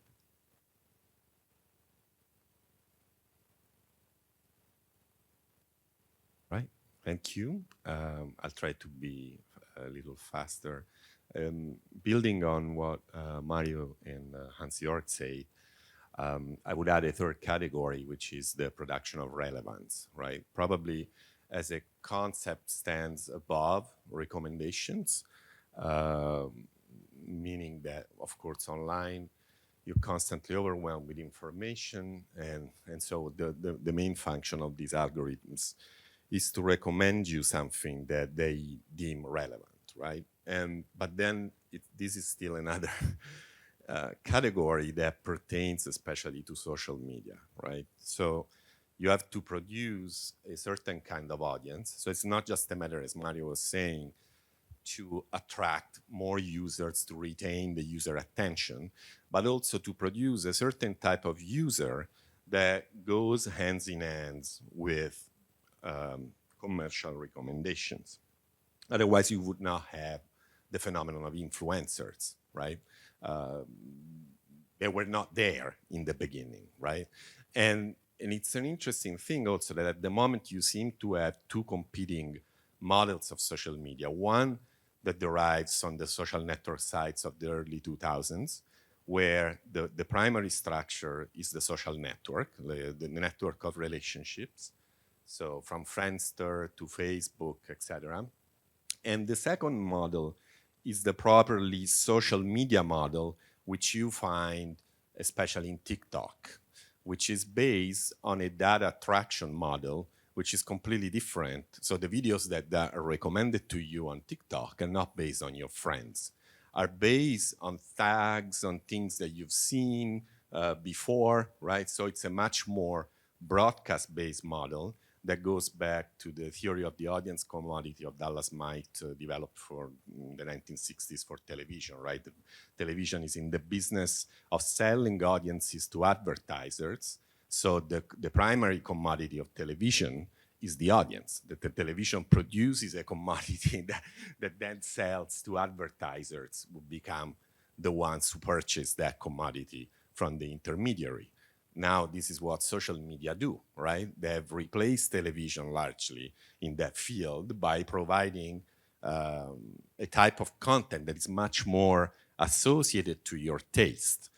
The question is whether that taste is in turn dependent of your social networks or on certain consumption habits, patterns of usage like the ones that are tracked by TikTok, which then begins to develop this idea that memes are a commodity, that what catalyzes attention, specific snippets of information are a commodity, and the question algorithmically is to calculate how these memes travel through the medium, right? So these are other categories, right? But this is to say that recommendations is a term that embraces so many layers now that are in turn mediated by social structure, consumption patterns, et cetera, et cetera.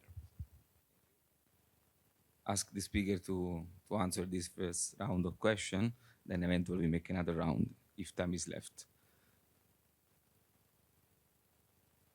Well, I think I feel more confident with Mario's points, as is more my area of expertise. So one precision, we don't think that if you solve the issue of, let's say, the lost diversity creation of recommendation system, you will solve the political economic problem. I think I want to, and this is, we make it very clear in our work. What we're just identifying here is that this increases mechanisms that are already at play, and they're probably slightly different across the different fields. What we're trying to do, and this is, it's always a risk, and but I found it intellectually very interesting, is to try to understand if we can find way of measuring these things is seeing if they go into a similar direction, for example, polarization across different fields, which doesn't deny the profit-making nature or growing profit-making nature of certain activities. So, for example, if you think about the Airbnb process, the single existence of Airbnb, it drives gentrification, it drives the fact that certain customers are driven more to certain areas and to certain people than others, et cetera, et cetera. But the automatic and pervasive nature of how the recommendation system work and how we get retrained on the previous choices makes this process even stronger. I think that this is the sorts of point. And so one can take this forward in many different ways. So if one wants to tell, and this is a political economy story of these things, then things get incredibly more complicated. Let's say that we are starting from the tail end of the story in understanding how this recommendation system operates, how to model them, and eventually reduce their effect. So I'll give you one example on something that we've been recently thinking that we hope is going to work empirically. With this data about a supermarket, about the co-op, basically looking at how fast retraining, so basically if you accelerate the retraining of the algorithm, how much this would impact on diversity.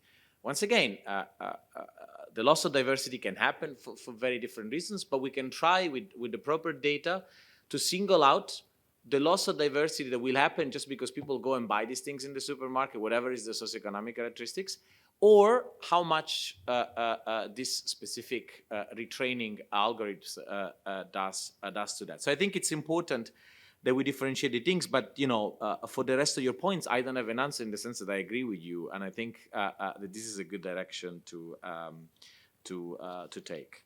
I cannot fully answer your questions, I think, on the Google stuff, and on the others, your advertisement/recommendation, you're more aware than I am, but I have a few things to say about trust, distrust, Polanyi, reciprocity, and whatever. It is true that there is a relationship of reciprocity from when your friend gives you a recommendation. But we trust a lot these things. When you arrive in a new city, the first things you do is to look at Google Map and blindly follow the suggestion they give it to you. And I can assure you that it's written nowhere that this is the most efficient way and the shortest one to get to the place all the time. We can discuss about it. So one thing, it's true, the mechanism of trust that operates are different, and I reciprocity, and I follow you on that theoretically. But then it's incredible how much we trust instantaneously some of this recommendation system. And I think this deserves a discussion and an understanding on its own, which doesn't mean that the problems you pose about the difference between recommendation, advertisement, or trust, friends, or reciprocity are not important. But it's incredible how much we blindly and trustly rely on these things without asking a single question what we do. All of us, even the more critical one, you know, the Marxist batch will be critical of all these things. We blindly follow that in the situation of need because they work in a way, or they make us believing that they work in the most efficient way for us. But then, you know, as in the case, for example, of the navigators with the car, they don't. So I think, you know, your point is well taken, and I think we need to think a lot about this trust mechanism. But I think also that there is something about the automatic trust generated by them that is very, very interesting. And on the rest, I honestly, I don't have the competence to get the other points on social media. It's not my field. Okay, I'll try to add something to what Emanuele said. I think he already said that on the first point, the purpose of recommendation is not only to retain user or add the number of user, is also to maximize. Normally, the purpose of the recommender system is to maximize the engagement of users. So it's not only a matter of incrementing the volume by increasing the number of users, but also retaining them by making them enjoy the products. And this generates, of course, what we discuss a lot about, the semantic algorithmic bias that can influence, in the end, for example, political opinions, which is a great issue. But the same problems are encountered across all the environments to some extent. I think this is why we try to give a homogeneous point of view. But I recognize that each one of them has its own peculiarities. For what concerns the fact that Google Maps is not a recommender system. Yes, a recommender system now, it's a very broad and complex category or concept, and we can argue if Google Maps is or is not a recommender system. I would not be so tranchant in saying that it is not, for the fact that first of all, it does not always give you the fastest or shortest path. One example of this is the fact if I try to go from my house place to my workplace, it makes me do an additional kilometer or so. Don't really know why, but I know there is fastest and shortest path. And on the trust point, I actually agree with Emanuele with the fact that normally trust with friends is built over a relationship. Trust with AI apparently is instantaneous. We all use, I think, more or less ChatGPT, and we tend to trust more what ChatGPT says than what we, think for ourselves, our colleagues said, what we read on a paper, because that needs a little bit of elaboration, I think. While ChatGPT gives us an answer, it's polished, it's nice, it looks very good, it looks very trustable probably, and we tend to do that. Same with Google Maps. Even coming over here, I knew the street, but I knew a path, but we still blindly followed Google Maps because, just in case. And I think we tend to do this. We tend to do this a lot, and I think this is what may contribute to the fact that some of this algorithm exacerbates some existing phenomena, because we give them a lot of trust and a lot of powers on our decisions and on our actions. I think we also spoke before about their impact on our decision making. So I think it can create some distortion in an economic or social system that have its own problems and peculiarities, which I'm not really an expert on. And on the last point, I think I can only agree on the fact that there are different paradigms right now, and we are shifting towards the social media paradigm, I think, because of course the fact that to go back also on the trust point, the fact that the content is tailored and constantly recommended, and there is nothing that I'm not interested into that I see, because I do not see, for example, I don't know, my friend's photo fishing that I don't care about. I don't see that. I just see music that I like, videos that I like, fashion bloggers that I like. And this shift, I think, can only exacerbate some problems, because we always talk about how the fact that social networks may interplay, because there is homophoby on social network, we tend to connect, yes, but social networks are also, were at least until recently, built on relationship that were family relationship, like schoolmates, workmates, and so on. And we are slowly losing that. And I think we are creating even more homophilous, I don't know if we can say networks or bubbles. And to go back, I think, on the first thing, you said, yes, there is the problem of information overload and proliferation. And unfortunately, I think that some kind of recommender system is still necessary, because you cannot possibly choose what to read or what to see if there are billions and trillions of stuff on the internet. I think I finished. Okay, thank you. I think we have to go on in the interest of time. Let me just, summarize some of the points in this very broad discussion. So the meaning of the recommendation definition Valentina and Emanuele gave is very broad. So it's every kind of system, presumably based on AI, that suggests you how to make a choice. So in this sense also, I would say that Google Maps is also a recommendation, because we are not obliged, of course. It's of course an information, but it recommends you what is the best route to go from point A to point B, basically. So the real crucial point of what they are saying, I think, is that we have to understand and to disentangle the specific role of recommenders on our behavior. Of course, some of our behavior is driven by the market, is driven by the platform, not necessarily by the AI nature recommenders. So what they would like to do is to make controlled studies, so to disentangle, to extract the specific role of the recommender in our behavior. This can be done, of course, in many ways. The best way would be to make controlled experiments, A/B tests, taking the medical analog. This is very hard because Google Maps, Amazon, whatever, they are not very interested in giving us access to their data, to their platform, to their algorithms.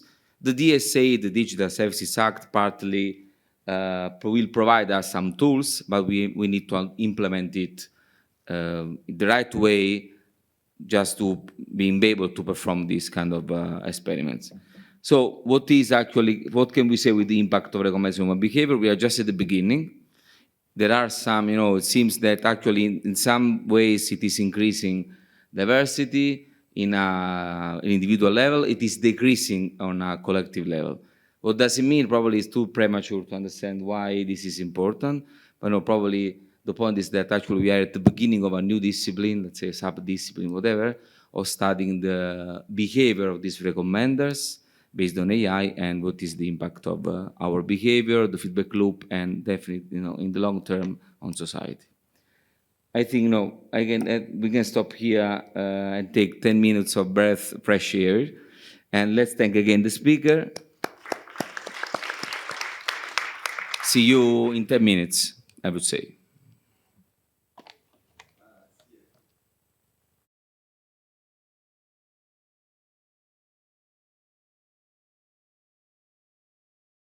As you can see in the program, this last session is announced as a panel discussion, which means that we should probably try to be a little bit more interactive here and open up also for debate. On the other hand, it is relatively late. We are almost 1 hour late, which means that maybe instead of 50 minutes, you only have 2 or 3 minutes for your presentation, or we go over time. And The idea is very much to kind of link also together the discussions we had in the previous panels. And from the previous panels, we discussed a little bit already the impact of artificial intelligence on science, on education, on labor. And on the one hand, we got the impression that this is a very fragmented debate. There are various concerns expressed by various groups, but in a way, this seems to be rather uncoordinated. What we are trying to test out now is the possibility that there can be also a kind of mega debate or a kind of super controversy about artificial intelligence, which has the ability to unite these different agendas, to bring these people with very different interests together, and then also raise the big ethical questions, which are about the future of democratic society, of democratic politics, confronted with the application and the use of artificial intelligence. And I think this is a little bit the topic that we should discuss in this panel here.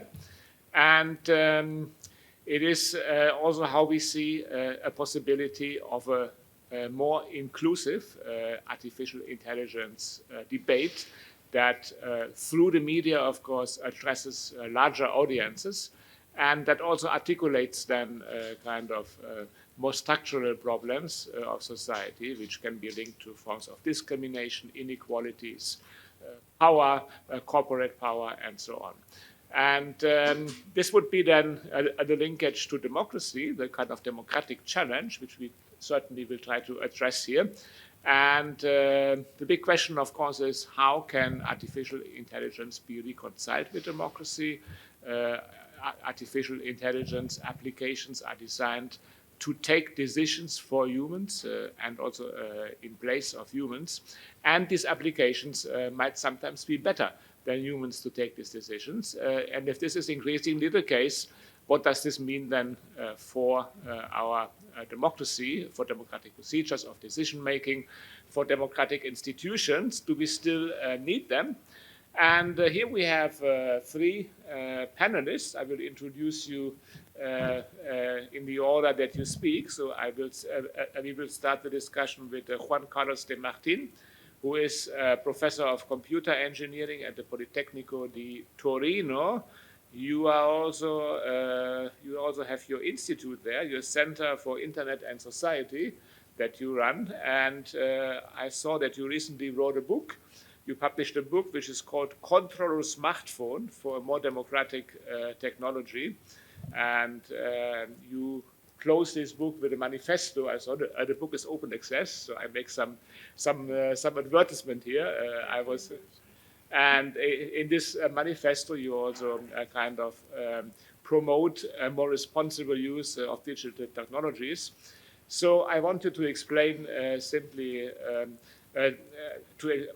to explain to us a bit your vision here of artificial intelligence and democracy, and how can AI technologies be integrated in a democratic culture and in democratic procedures and its peace.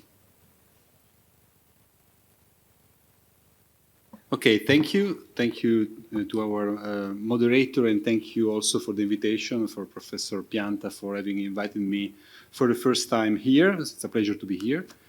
A few words about the Nexus Center for Internet and Society.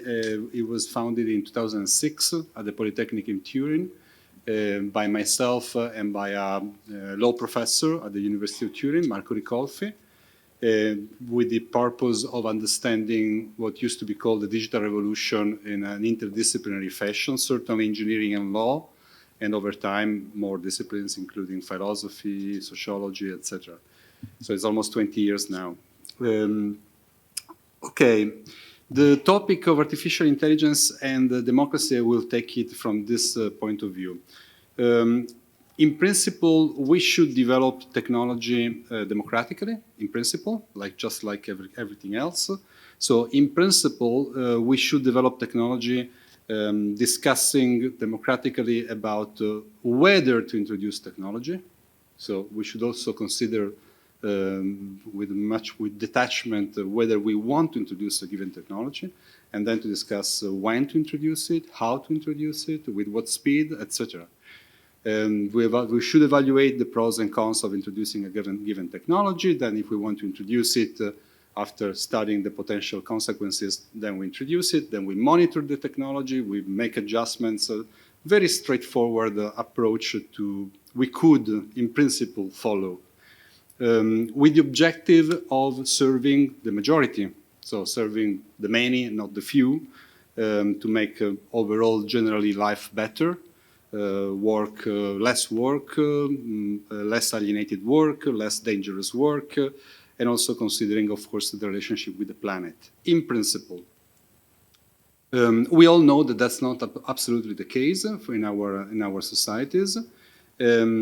Of course, we can still introduce low-tech, simple technologies very easily, but in the case of advanced technology, and certainly artificial intelligence is one advanced technology, it's not introduced by me and you. Artificial intelligence, just like the smartphone, thank you for the reference to the book, or in general advanced technology, not only digital technology, all sorts of technology, nuclear technology, airplanes, etc., are not introduced by me and you, but introduced by, requires a lot of resources, organizations, and so it is introduced only by a handful of organizations that can actually study, develop, engineer, and then deploy advanced technology, which is introduced typically with the objective of having a return on investment, therefore profits. But I also would not underestimate the objective of power, of strengthening power, different kinds of power. Can be economic power, can be political power. Certainly not primarily to improve our lives and work, even though that can happen. Okay, so certainly all these technologies can also have a positive impact on our individual lives and also on society. But it's not the main objective why these technologies are developed and so much resources are invested in the first place. So that's the way I see it now. I will skip the discussion whether we actually live in a democracy, because that would take too much time. So coming to artificial intelligence, why, and many things have already been said, and in 15 minutes we can say many things, but why are we talking again on artificial intelligence? Artificial intelligence is a discipline that is almost 70 years old, and went through several phases. Now, of course, in the last 12, 14 years, we are again in a new phase with a lot of developments, a lot of results, a lot of investments in the order of hundreds of billions of dollars. And why the system that I mentioned before decided to invest so much, why they continue to invest so much money? Well, of course, because they expect money and power, if not now, sometime in the future. There are economic powers that can be very patient. They can invest a lot of money and wait, also for a long time. For a long time, they can sustain a lot of losses. With the objective, in my opinion, to have companies, to borrow a metaphor from Warren Buffett, surrounded by moats. So they want companies that they achieve such a major competitive advantage with anybody else that essentially unreachable. Exactly like the current so-called big tech have created such a big gap with everybody else that they are essentially surrounded by a huge moat. And so whether it's going to be this big tech or whether some other new company, OpenAI can be one of those appears, we don't know yet. But the objective is to have this new or existing with AI companies which are essentially monopolists or oligopolists. That's, in my opinion, why so much money is invested in this direction. With which objective? Of course, again, I want to underline, sure, I'm aware that artificial intelligence can be used for medicine with wonderful potential applications that save human lives and make human lives much better, etc., etc., etc. But allow me to be cynical here also, because it's the end of the day, so I can contribute to wake everybody up. I think there is, the objectives are to replace workers, to blackmail them, to scare them, to lower wages, to worsen working conditions. Automation has a long history of being deployed in this sense. There are many wonderful and horrifying stories of automation used essentially as a bargaining tool, not because it was in itself an advancement and actual innovation. And second, and this is directly connected with the topic of democracy, because I think at least certain forces see in artificial intelligence a wonderful tool to refine and enhance the propaganda system and the social control system, which spans from creating content that can be very quickly produced, targeting certain specific group of people, certain specific topic, thanks to generative AI, to create, as we know, video, audio, photographs, etc., much faster than it was used to be possible. And let's think about face recognition. Let's think about the possibility of using not only in the output, in generating content that helps to manipulate, but also in analyzing automatically the output produced by people in their social media output, in the email they write. Most emails now essentially are Google and Microsoft, okay? Most universities, essentially, everything we write, they go to Microsoft and Google. Chat, the content of various kinds of chats, etc. So now it's becoming even easier than it used to be to say, okay, the hypothetical ChatGPT or equivalent system saying, okay, tell me in the city of Florence, the 200 people that have a certain political orientation or are engaged with a certain kind of activity automatically, okay? And this, of course, is potentially, we live in a wonderful democracy, but this is potentially something we should think about, being a little bit historically aware and also seeing what's going on in the last at least couple of years, which is a source of concern.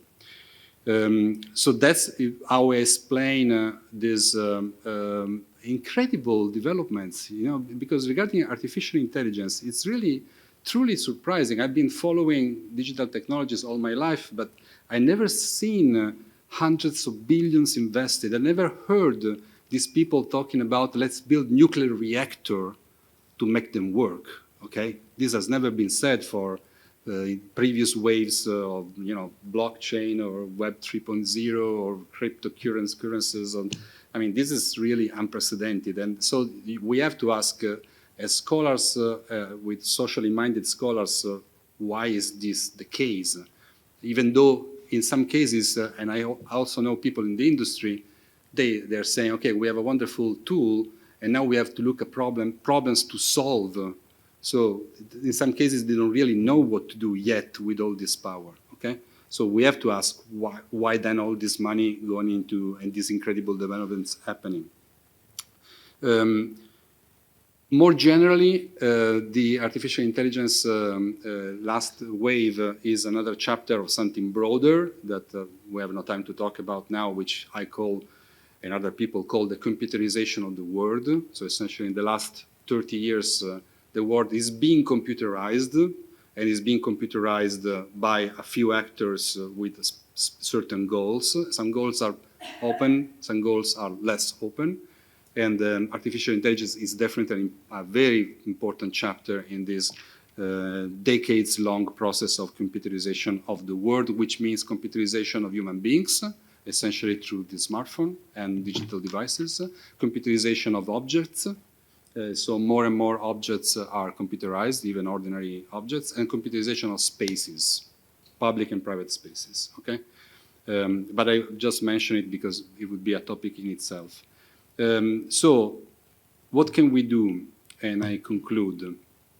Okay.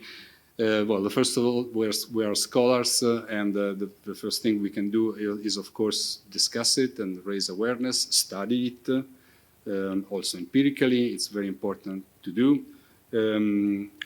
I tried to do my little bit of part writing this book for the general public on the smartphone, because I think the smartphone is a crucial device within the process of the computerization of the world. And soon enough, it will be also powered by artificial intelligence. We will see exactly in which way soon. And more broadly, we should contribute, especially I'm an engineer, so we should contribute, certainly technical people like me should contribute a specific skill we have, which is the technical imagination. We should contribute, help other people like you, economists, sociologists, etc., to understand what is technically possible. Not what is already existing. We can explain what is really existing now, but we can also say what it could be. What it could be, in the case of smartphone, for instance, it could be equally fun and equally useful, but very, very much fairer, much more respectful of users, for instance. So we can contribute this technical imagination to the discussion. And more generally, we could help movement and political forces to understand that technology is a full political issue. Technology is not purely economical. Technology is not purely technical. Technology has to be considered as a political issue of the primary importance. Okay, it should be obvious, but it's not. And why do I mention political forces? Because I think that the process of concentration of digital power, which becomes economic power, which becomes political power, can only be addressed, the only other force that can, the only other countervailing power to remind Galbraith, it could only be the state, in my opinion. And so we should, that's why the political activity, taking away the hats of scholar, but putting on the hat as a citizen is important. Thank you.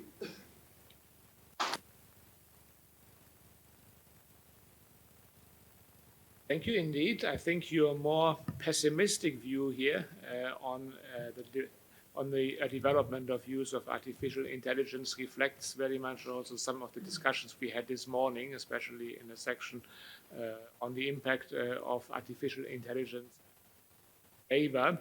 And your vision here seems to be a vision of democracy as a form of resistance, more or less, that we need to kind of reoccupy social spaces and also human relationships that are threatened to be characterized by these technologies, which, as you say, are intrinsically political and should be also therefore politicized. I think this is something that also the other contributors here will come back. And here we have, as a second speaker here, is Marco De Seris, who is Superiore.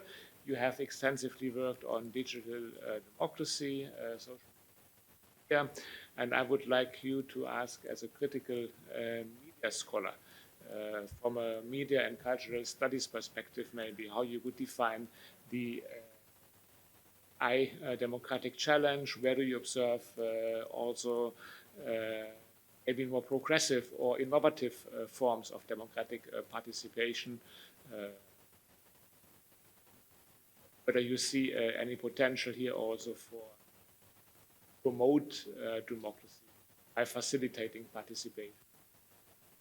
And of course, also where do you see the risk? All right.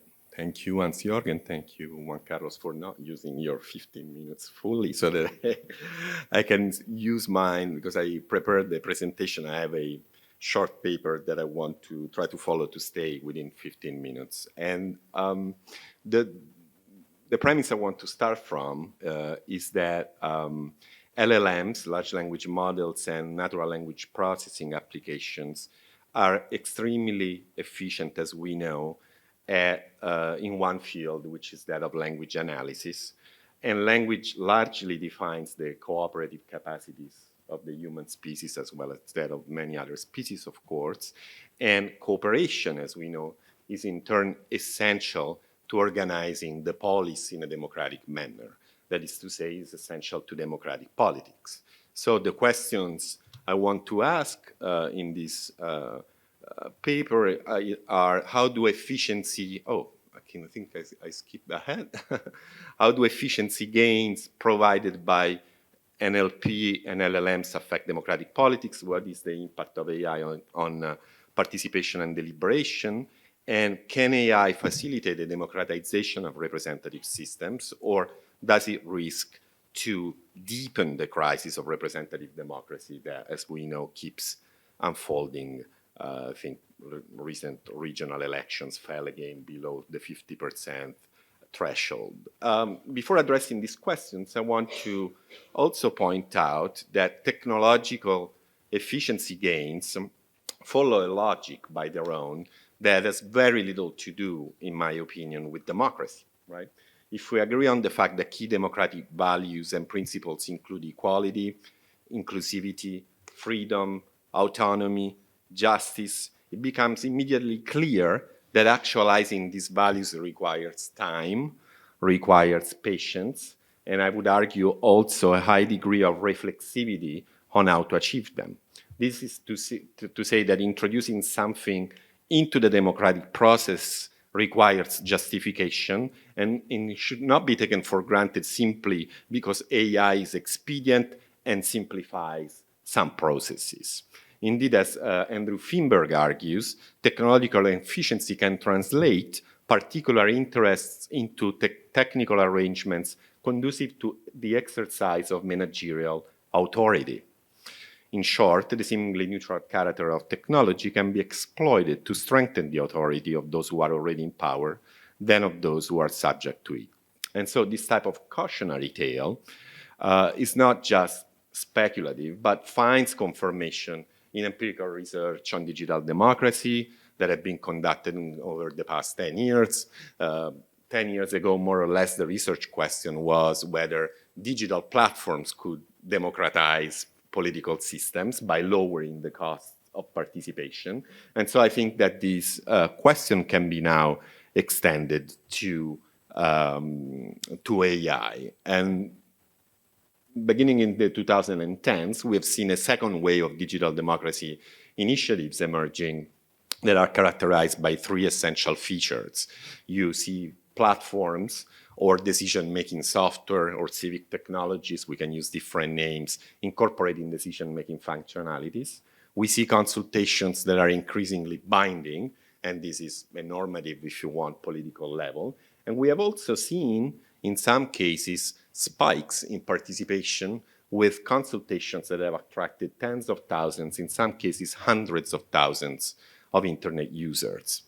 And so we see that certain things are changing. On top of that, we also need to consider that there are countries in which direct democracy mechanisms are enshrined in the Constitution: Switzerland, Uruguay, the state of California, many other states in the United States. Politicians must often justify why they do not intend to consult citizens on specific issues rather than going ahead with them. In the Anglophone culture, political accountability, as we know, and responsiveness are considered important values. And therefore, we also see digital consultations expanding on all sorts of issues. Third, there have been a number of case countries, if we want to call them that way, in which digital democracy initiatives have expanded after deep crisis of public trust in the political class and democratic institutions. I'm thinking about Iceland, Taiwan, Estonia, Spain, Brazil, and several other contexts. This is to say that basically the impact of AI on democracy is not a linear, inevitable, and universal process, but is a process whose outcome depends on the political culture and the political context in which it is embedded. Certainly, countries with a strong institutional culture of participation are more conducive to make a democratic use of the cost-reducing capabilities of AI. And so let's look at what these cost-reducing capabilities, what type of impact they might have on participation and deliberation. I would say that there are three areas that we can consider. First, you get a reduction of input costs AI allows legislators to consult citizens on key issues without having to examine now every single input expressed in natural language. Second, you get a democratization possible of expertise and prior legislation. There are applications now that are used to mine pre-existing laws and policies, provide summaries that then can be further fed to citizen assemblies, for example, to make sense of certain issues that would look otherwise extremely complex and time-consuming to figure out. And third, this area is emerging now in large-scale deliberation. AI potentially allows citizens to interact with thousands of other citizens without having to engage in one-to-one conversations. Let me start from the first point. Recently, so the reduction of input costs. Recently, on October 21st, actually, the UK government launched Change NHS, which is a national initiative on the National Health Service seeking public input for a 10-year plan by a dedicated online platform. The initiative is notable not only for its inclusivity, it tries to speak to the public, to the healthcare staff, to healthcare organizations, but also for its scale, as hundreds of thousands, possibly millions of English citizens are expected to participate. This raises, in turn, the question of whether government officials will be able to process such a large volume of information.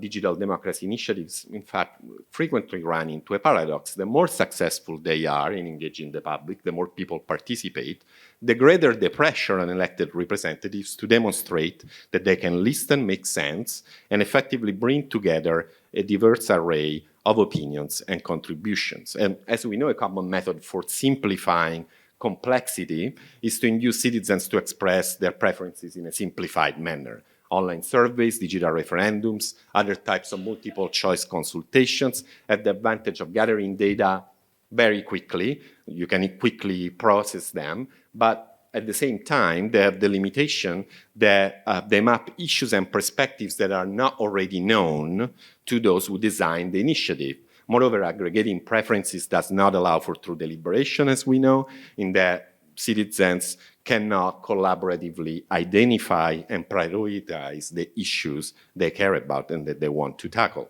Now, Helen Landemore, who is a political science professor at Yale, points out that the choice between participation and deliberation is essentially a function of group size. Small groups are ideal for, as we know, deliberation, while large-scale participation always comes at the price of a drastic simplification of citizens' input. Recent advancements, as we were saying, in NLP and LLMs suggest that perhaps instead this dilemma could be overcome or is not that insurmountable. One of the defining feature of NLP is that it can analyze text by segmenting it into topics, allowing for the aggregation of diverse opinions into homogeneous categories. This means that surveys can evolve beyond closed formats to include open-ended questions, enriching the quality of input. For example, the Change NHS consultation that I mentioned before presents this question, among others, which, as you can see, is open. What are the three biggest challenges facing NHS? And you could get thousands, if not hundreds of thousands of answers to this question, and manually processing them, categorizing them, would be a nearly impossible task. But the tool that is embedded in this platform can categorize data by either getting topics that are assigned by hands by those who manage the platform, or they can be assigned by the AI itself, as we know. It can also categorize the emotional tone through sentiment analysis. It can also detect controversies. Of course, functionalities such as topic clustering and controversy detection raise questions on the reliability and transparency of these tools. In the case of the NHS platform, the AI tool is managed by a Brussels-based company called GoVocal, that of course promotes a human-in-the-loop approach that basically says that every AI-generated summary. They're not readable here, but they're the ones on the right. You can see that there are these little squares. You can click on the squares to see the original inputs, and so to see where the summary was produced from. Of course, the company also claims that the application provides accuracy scores and recommendations on how to improve AI performance, safeguardings against the risks of errors and AI hallucinations. I do not have any counterfactual evidence on that, but what I want to point out is really this reduction in the cost of analyzing large volumes of data. That means that governments have now an incentive to engage citizens, and citizens can potentially seize this interest to speak their mind and be heard in a culture where governments are open to listen, as I was saying before, to citizens, where there is a pre-existing culture of participation. Before discussing this a little more in detail, I want to add two kind of cautionary tales. The first is epistemological. When we speak about a large-scale conversation, we are speaking about what? An algorithmically shaped representation of what a large number of people think about a given topic, right? In that sense, controlling the discursive categories through which a debate is defined and represented also means to control, at least in part, its political effects. The second consideration is about grounding this epistemological dimension of AI-powered political discourse in the political economy of AI, which we discussed before. As we know, AI's power consumption is fast growing, is environmentally unsustainable, as Juan Carlos was pointing out before. This means that using AI for organizing large-scale consultation is costly, both environmentally and, as it should be, economically. For all of these reasons, the choice and collective need of launching a large-scale consultation enabled by AI, I think, is far from obvious. Rather, is the result of a political decision, whether implicit and taken for granted, or explicit and publicly contentious.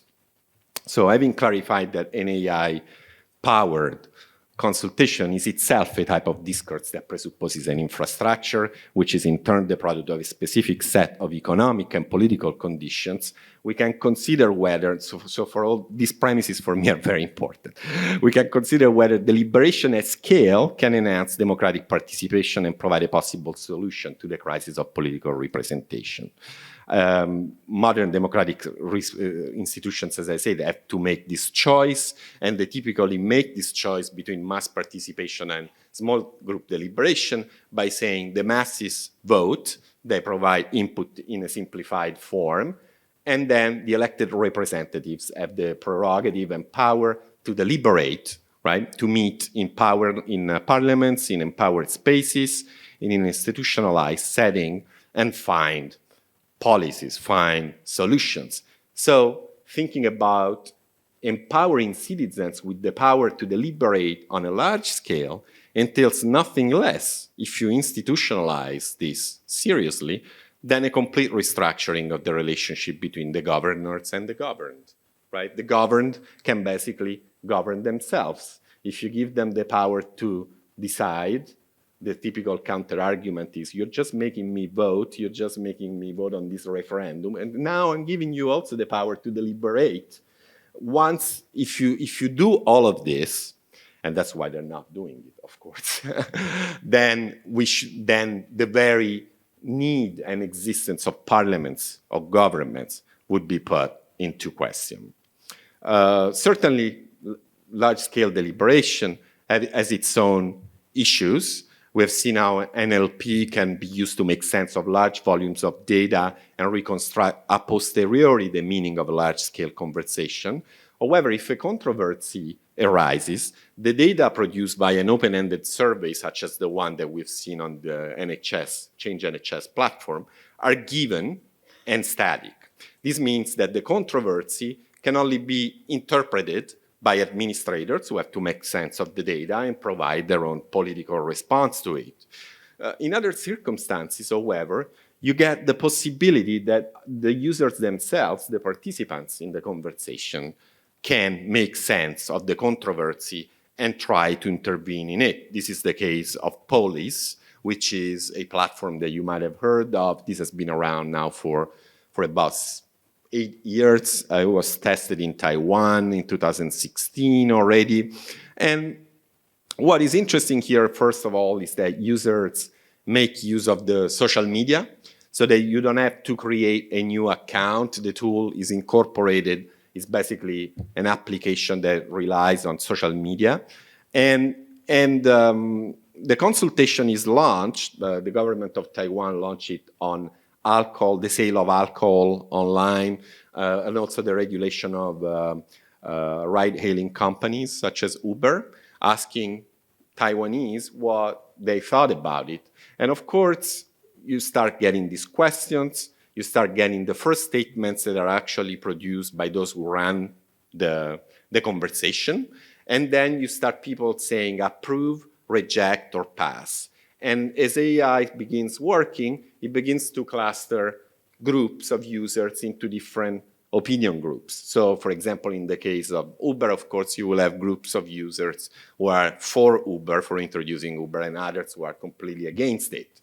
Then it looks for statements that are actually in between the groups, right? So for example, there was a statement posted by a user that said, no matter what we think of ride-hailing company, I think that the private car transportation, the taxi system in this country should be modernized. And both groups converge on that specific comment. So the next question was, how can we modernize the specific sector? And then you start seeing the breaking of this deadlock and the production of a series of recommendations that eventually became the basis for a legislation that was approved by the Taiwanese government on this specific issue.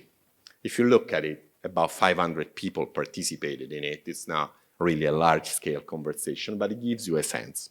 Okay, I think I'm basically finished. What else did I want to say about this? Let me see. I think I said what I wanted to say before about the fact that we are basically facing now an alternative, right? Either you give people the power to deliberate, but then you don't give them the power to decide. But if you decide in a different direction from what came out of these consultations, then kind of deepens the crisis of representation. Or you give them the power to deliberate and to decide, and therefore you follow their recommendations. But that also deepens the crisis of political representation, because you start wondering what is the role of representatives at that point. Are they rubber stampers, right? So, you know, if we want to use, I don't know, like a Marxist reading of this, you start seeing that the forces of production begins to exceed, in a certain sense, the relations of production. That is, you see certain capabilities here that, if they're fully socialized, call for a completely different institutional setting. And therefore, you need to constantly test these things selectively in certain environments, in certain control environments, and hope that these will people what they want. Thank you. Thanks a lot, Marco, and I think your contribution helped a lot to clarify. Sometimes is simply proceed about institutions that enable collective decision-making and provide also technologies that facilitate these type of processes, or the type of exchanges that are necessary to arrive at collective decisions. And this relates to another aspect of AI politics, which is simply about translating very diffuse concerns with artificial intelligence into political demands, and then channel these demands in a way that they have a political impact in a form of law, of legislation, of policies. And this relates to the last point I think we should discuss in this panel, which I would call the challenge of regulation, which is that we all agree that AI developments and use are in need of regulation, but we disagree what type of regulation. So this opens up a completely new controversy. And this is a field that is very much occupied also by organized actors, by political parties, by the states, and also by the EU, who played a prominent role in formulating the world's first AI regulation that this year March was passed by the European Parliament. So this creates a completely new type of controversies, which I think we should try to understand. And this is the kind of topic, I think, of the last contribution here by Sylvia Keeling. Sylvia is a postdoctoral researcher in the project FAIR, and she collaborates here with us at the Scuola Normale Superiore to study the social and political impact. Please, if you want to move over there, yes.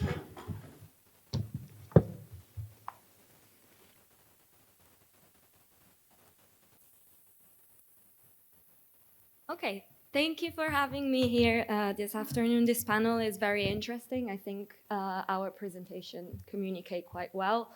One of the, let's say, words that unifies all three presentations is AI connected to power. We talked about industrial and political power that AI affords, and I will present to you today a more specific case on this matter. So me and, Hans-Jörg and me are being challenged in our research project to look for the social and political impact of AI, and that obviously is very challenging. Hence, we took a step back and we looked at how the topic of artificial intelligence, whether it was salient or better, whether it was politicized to some extent. That means being a subject at the forefront of the political debate. And we took the opportunity of the European Artificial Intelligence Act, obviously being published and then becoming into force earlier this year, and the upcoming European parliamentary elections, which happened in June earlier this year.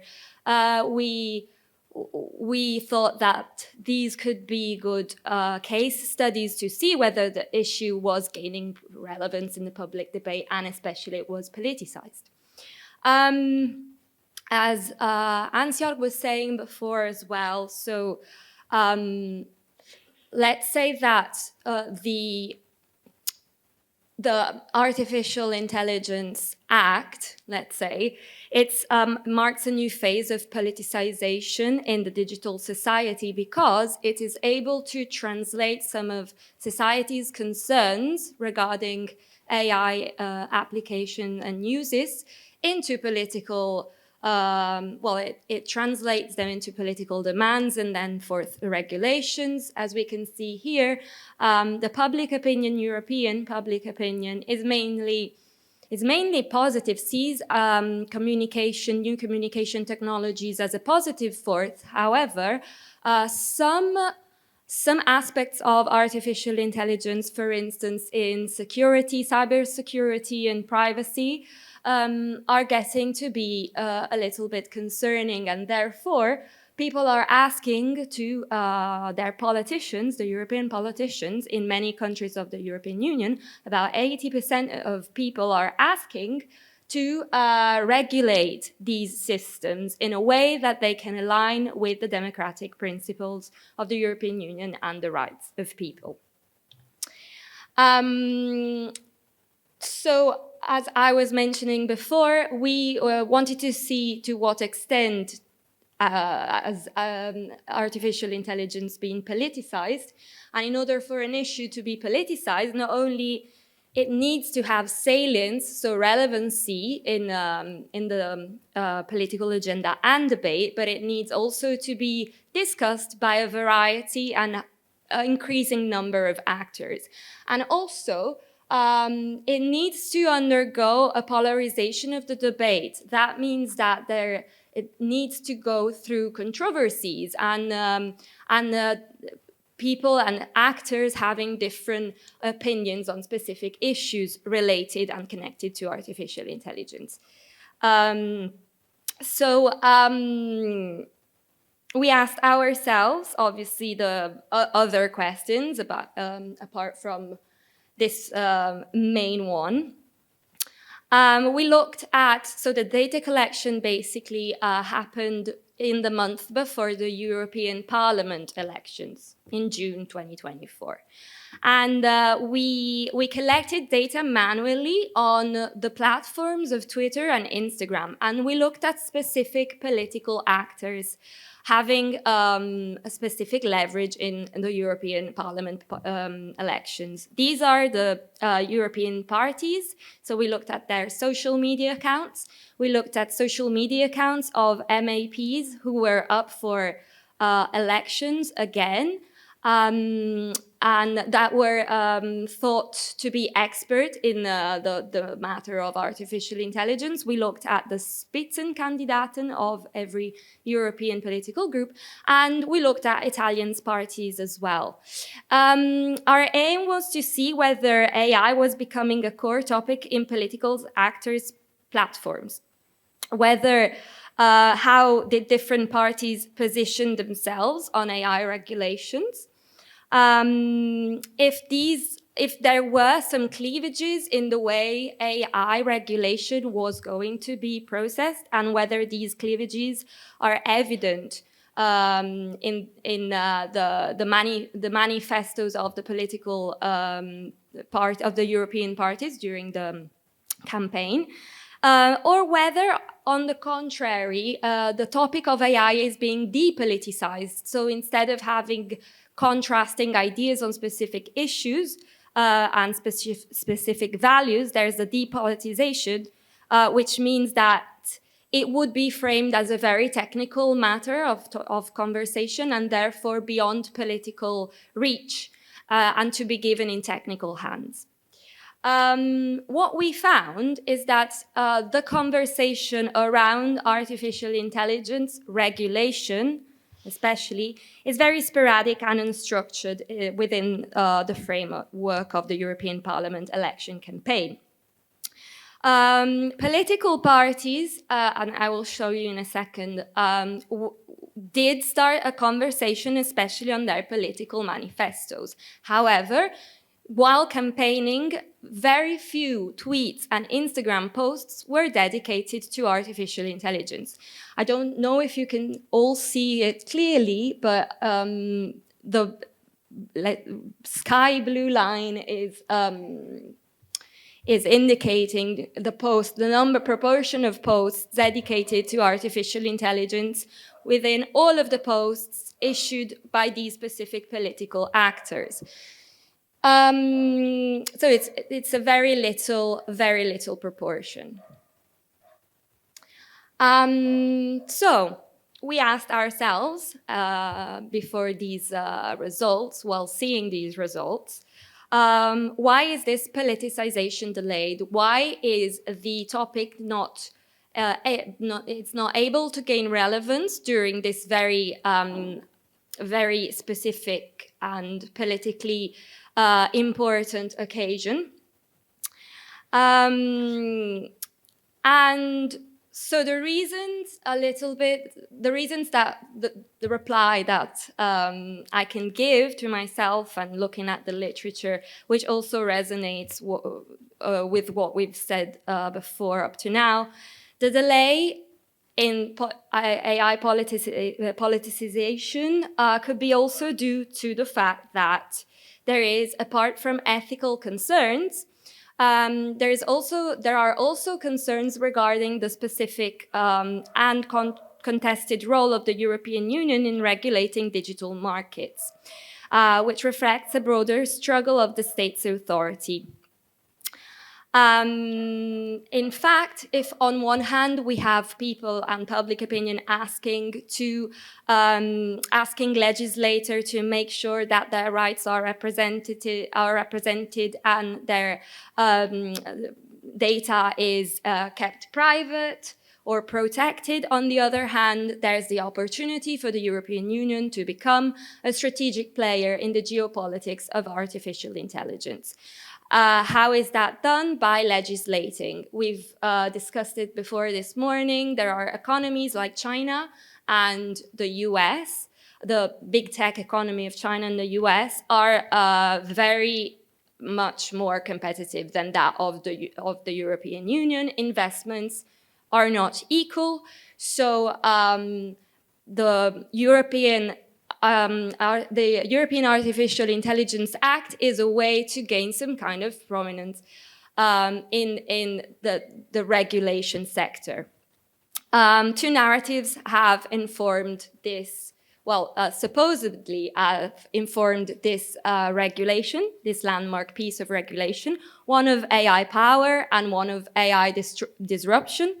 The narrative of AI power has, let's say, sparked the idea that the European Union can be a geopolitical player in the run for artificial intelligence, because artificial intelligence is the synonym of global power, economic prosperity, and military strength. This obviously is a narrative that is much informed by large technology companies. On the other hand, there's another narrative that is AI disruption, which envisions the almost dystopian effects of artificial intelligence, which, however, gives the sense of urgency to regulate. The idea is to have, obviously from the European Parliament aspect and point of view, is to have what it's called the Brussels effect. So competing not economically and not in terms of investment or big tech companies on the European territory, but being able to be the first people who put a regulation, and then all the other legislators who would want to trade with the European Union would have to either implement some of the EU regulation in their own legislation or have some kind of compromise. And that is up to debate whether this Brussels effect in this case will happen or it won't. Also, these narratives risk overshadowing the power that state actors and humans have in shaping the future of technology, and in this case, artificial intelligence. The European Artificial Intelligence Act, however, is a landmark piece of regulation. It has a risk-based approach, so it did follow the concerns of the citizens with respect to AI's negative effect. It categorized systems according to their level of danger, and according to this level, some uses of AI are banned and some are increasingly regulated according to how dangerous they are enlisted. And obviously, it also promotes transparency, enforcement of the of the AI Act upon tech companies and startups and so on and so forth. Okay. However, when we analyzed, so basically we've talked about how the AI Act wasn't really politicized during elections. We saw the data from Twitter and Instagram earlier before. And now taking a step back, I wanted to show that actually on the party manifestos, the conversation was ongoing. This is a framework that I made starting from reading and analyzing the party manifestos of the European European parties and the Italian parties. And basically, you can see that not only a conversation was going on, so artificial intelligence and the Artificial Intelligence Act were discussed in the party manifestos, but also specific issues were aligning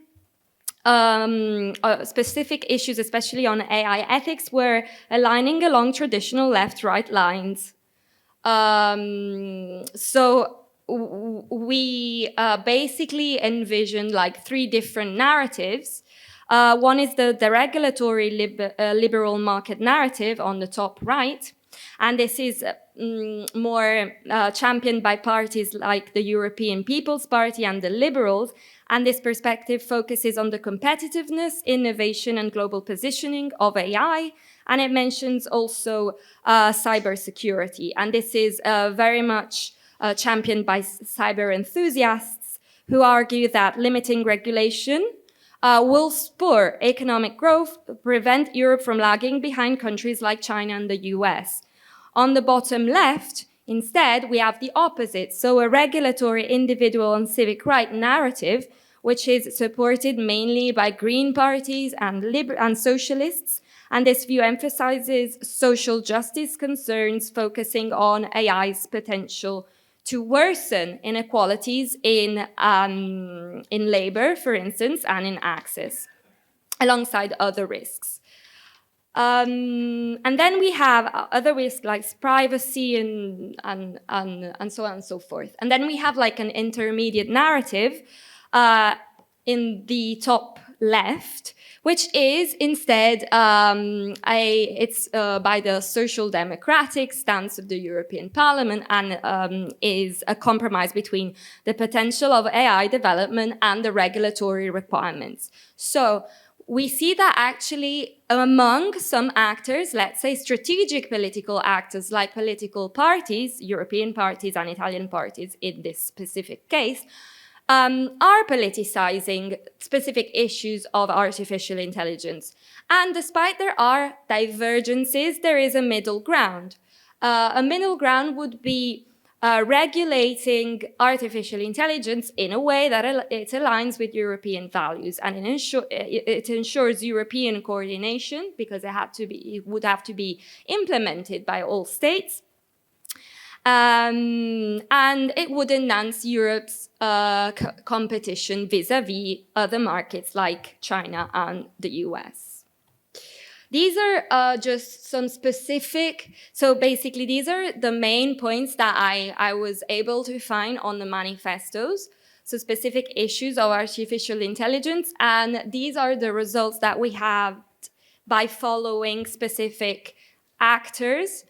So we followed, again, I'll mention it again, we followed European political parties, Italian political parties, MEPs running for the elections who were involved to some extent in the regulation of artificial intelligence, just to have an idea to whether these lines were still in place. And indeed, we find that in the let's say, spokespeople of the regulatory liberal market narrative are talking about how AI could be an opportunity for the industrial sector, the economic growth, and they stress the importance to invest in these areas. This is the Italian party, Fratelli d'Italia, that also has spoken more than other parties on artificial intelligence and on the possibility for it to enhance industrial competition. We had an expert from the Social Democrats who is reflecting the middle ground, what we call the intermediate narrative. So saying that regulation is necessary while at the same time seeing the benefits that AI can lead to. And then we have other spokespeople from the regulatory liberal market narrative, people from the Green Party who really stress the need for regulation. instead of deregulating. And they're very concerned with, obviously, citizens and individual rights, like surveillance and the negative impact that AI systems can have on democratic procedures. So to wrap up, we can say that despite clear ideological stances on AI governance, European political parties have not turned AI into a campaign issue within the 2024 elections. And the analysis of the campaign posts on X shows that while AI politicization is emerging, it remains largely latent without significant public or media debate. In fact, Italian political parties, top candidates, including those who had field experience in the EU AI Act, seldom discussed AI governance or ethics in their posts and during the campaign.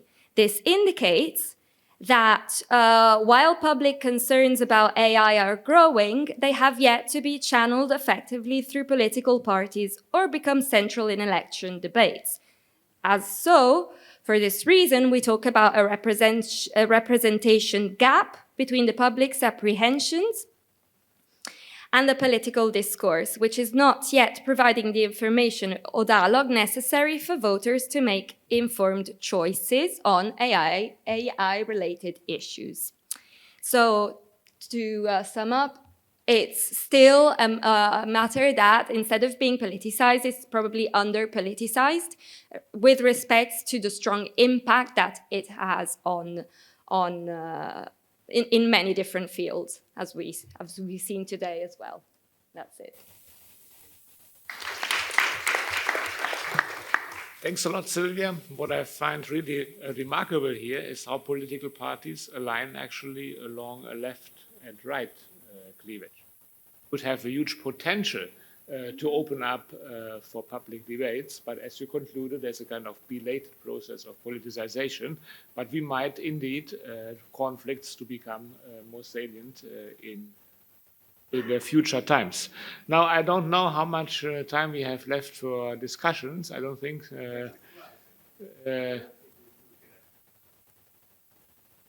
we can have a 10 minutes discussion, which means that I invite, in this case,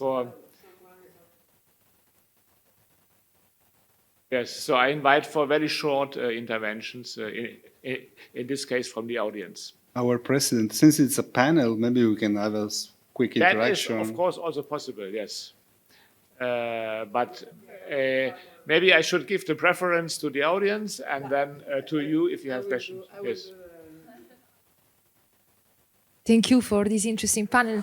Just to reply to Juan Carlos, I mean, in the first panel, we don't want to be simplistic, saying that we do not see the potential negative consequence of AI on the labor market, because what you are commenting is actually the functioning of capitalism as a system and the use of technology in the capitalist system. So I don't want to, present a simplistic vision this morning, but we were trying to put together different pieces when actually we look at the number and how actually nowadays these technologies are functioning in the workplaces. But I share your vision, because obviously if we think in something else, it's because we are thinking in another type of system of production, of course. So this was just to complete what we said this morning. Thank you. It was not a reaction to your panel because I missed it. My train was late. I felt guilty. So there was no connection, but I'm told there were wonderful slides, so I will ask for the slides. Just a question. The question of how the issue of artificial intelligence can be politicized is quite important. It's been addressed in different ways by the panel.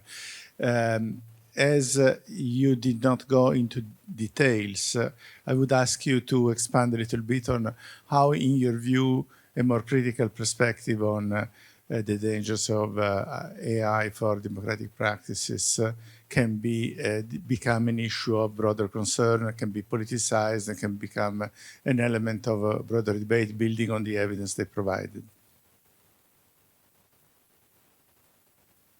If before replying to Professor, okay.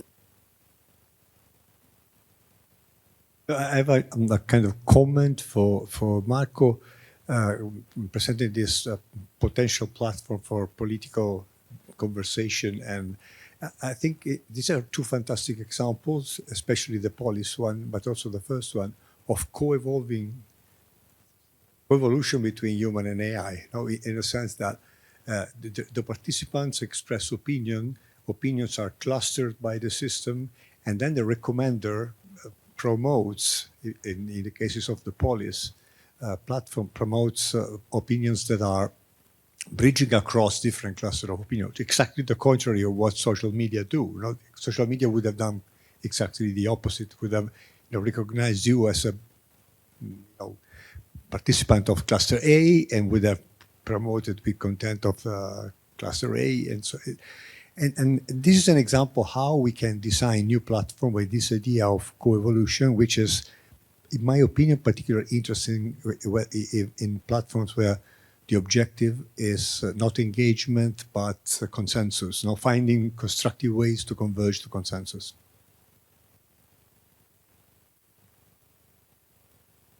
I just have a curiosity, actually, for Professor De Seris, actually. I really liked your presentation. It was very, interesting. And so I just have a curiosity because you explained how AI can facilitate, deliberation and political representation and participation. So what is, I was wondering about what, offline social movement thinks about it, if there is a connection, if they help you design some kind of AI participation tools like those we saw, or if there is some kind of a collaboration in the other sense, if you can help them, or I hope you understand what I asked. Okay, Juan Carlos, you said that you also had a comment on the other. Yes, maybe I can combine the solicitation by Professor Pianta with the comment that I wanted to make regarding the presentation of Marco, the second presentation. I'll try to make a comparison. And also that's the way I often look at digital technologies, asking myself, what are they replacing? What could have been the alternative, for instance, decades ago? Now, what you described was individual citizens, so essentially acting as monads, so as individuals. And a subset of them, those that are taken interest, they have the cognitive capabilities, the time to do that. So there is a specific subset of citizens that are involved in the kind of scenario that you described. But they individually contribute. Then there is an artificial intelligence that processes their contribution, and the artificial intelligence and issues a summary, a report, as you described. Now, and you say also this can be, compared to other techniques, can be cost effective. Now, if we go back 30, 40 years ago, unfortunately now we have to go further back in time. 40 years ago, in several countries in the West, and we had a much more costly process, very costly, meaning you had mass parties, who had physical locations all over the country, huge cost. Then you had, there were internal organizations with a lot of people. They had meetings, they had group studies, they had schools. And so when they had to deal with an issue like what about the health system, this organization, which represented alternative or at least different views of the world, so different ideas of society, they internally, with a lot of, I'm making a very idealized representation, of course. There were lots of deficiencies, lots of problems, lots of distortions. But let's take the normative ideal. And they internally, They discussed the issues, some people studied, some people shared their knowledge, and then eventually the party produced the equivalent of the report, imbued by the distributed knowledge of the organization and the worldview. And then the representatives in a parliament, etc., etc. I don't have to remind the process that it was supposed to be. Now, much more costly, much slower. Is it better or worse? If we think that artificial intelligence could help in involving people in better participation, better deliberation, which is true in the way you presented it, aren't we also devoting money and energies in a direction which is clearly not, in my view at least personally as a citizen, suboptimal with respect to the actual participation of people? Because what was the original process for a brief moment in history in the 50s and 60s and 70s was a process that was profoundly based on human relationships at the local level, then at regional level, then at national level, and was also his view of democracy as a way of life, not just information processing. Because what you described is information processing. Bytes come in, bytes are processed, bytes are output. So, and underline one last point, which is directly connected with Professor Pianta. Much of this process was protected. You know, the discussions in a section of a party, it was reserved, it was private. Okay? So you could actually speak your mind without worrying about potential consequences, if not internally in the party. But the process now with digital technologies is that everything is recorded, everything is monitored. So this kind of transparency is very dangerous for an actual vibrant democracy, in my view. So when you talk about concern, for me the concern is the incredible asymmetry, because some people can use this technology to know not everything, which sounds bombastic, but to know a lot, and we don't know at all in as much regarding the rest of the system. So artificial intelligence is, in my view, we could say the same thing about the entire process of the computerization of the world. Artificial intelligence is like on steroid, makes it these concerns, which were already existing before, even more concerning. We need to finish soon, also because we are eaten up by mosquitoes here on this panel. Marco, yes, if you can be short, please. Okay, I'll try to be short. Yes, it's full of, my answer is everything is full of contradictions in relation to what we were saying before. The positive thing of a platform like Polis is that it allows you to see how a platform can be programmed to get people to do things that are completely different from giving them what they want, right? At the same time, as I said, this is a large-scale conversation is itself a fiction, right? It's a large-scale conversation is always more than one. Well, I use it in the singular, but there's many conversations occurring within a large-scale conversation. So the matter of how those are represented, not just algorithmically. First, there is the algorithmic level of aggregating the groups in a certain way, depending on what you ask them. And then there is the way of reporting about what you found, what you think the AI is saying. There is always a level of mediation, ultimately, that is human. And as I said, also the infrastructure is costly. As you said, it's expensive. So social movements are not going to be running these experiments. Or if they do it, this is not their domain, right? It's institutions that are going to do that. And the political decision falls on what I want to share, how I want to share it.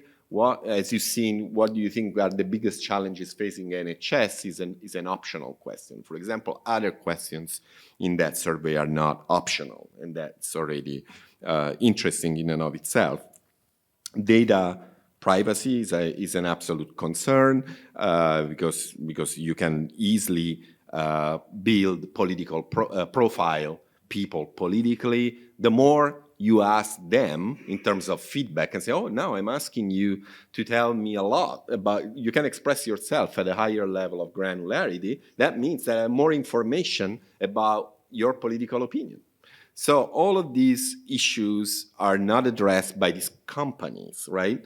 And open source communities who run platforms like Decidim have decided not to integrate AI tools precisely for this reason, because they are largely not open source. Even if they are open source, there is the question of the whole question of explainability, right? So I hope it's clear that my paper was critical, and at the same time, it's important to reflect upon the type of discourse that is coming out of this.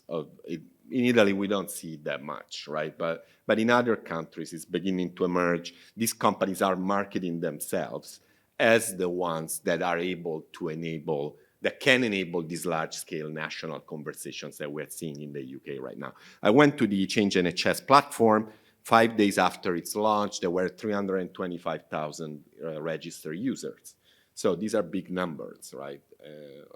And so they can be used to legitimize the success of the consultation. Thanks, Marco. Unfortunately, there is no time for further exchanges, even though I see there's a huge potential for it. Sylvia, the very last words go to you. Yes, okay. Well, thank you for all your questions. Picking up on the inputs that were given so far, I think what I was thinking is that politicization might be happening to some extent, for instance, among European political parties, as I was showing before, but I'm not sure the extent to which the civil society is politicized, which brings up the old controversy of political opinion being envisioned, and in this case, I'll use Splical's idea of datafied public opinion as being datafied because it's reduced in data and being extracted also from people who just willingly would give information, and whether this can have a lot of potential, a lot of democratic potential and almost direct democratic potential. But on the other hand, like many theories in public opinion, it can be also a measure of surveillance. And in this case, it just made me think also of the fact that generally an issue is politicized in different levels of society, so state actors, but also, let's say, widely public opinion or citizens, normal citizens, but also grassroots activists that aren't many in artificial intelligence. And I think it's an activism that's depoliticized. It's very technical. And probably that's the reason also why generally an issue becomes politicized and then you legiferate on it, whereas because of different reasons, now it looks like we've regulated an issue before it actually became politicized in the public debate. So that's. Thanks to all the three panelists for a very good debate, which we will make sure to provide future opportunities also to continue. And now we are eagerly waiting for the closing remarks by Fosca Giannotti, who will give us some future directions. I think we will say, again, we will organize regularly. Come here. No, please, no. I think that it's time really. So thanks very much to everybody. I think we have just touched the beginning, the beginning of the ice of this huge iceberg, and the variety of inspirations, and we had a lot. I hope that we can come out with some concrete follow-up, like the postdocs which are collaborating, the PhD collaborating, and maybe also having some further joint work. But that is in our plans, and that's it. So thanks again to everybody. Thanks to Mario to organize. thanks to Hans for being here and all of you that resisted, because it's really, I couldn't imagine so hot. So, okay. Really. So, bye-bye to everybody.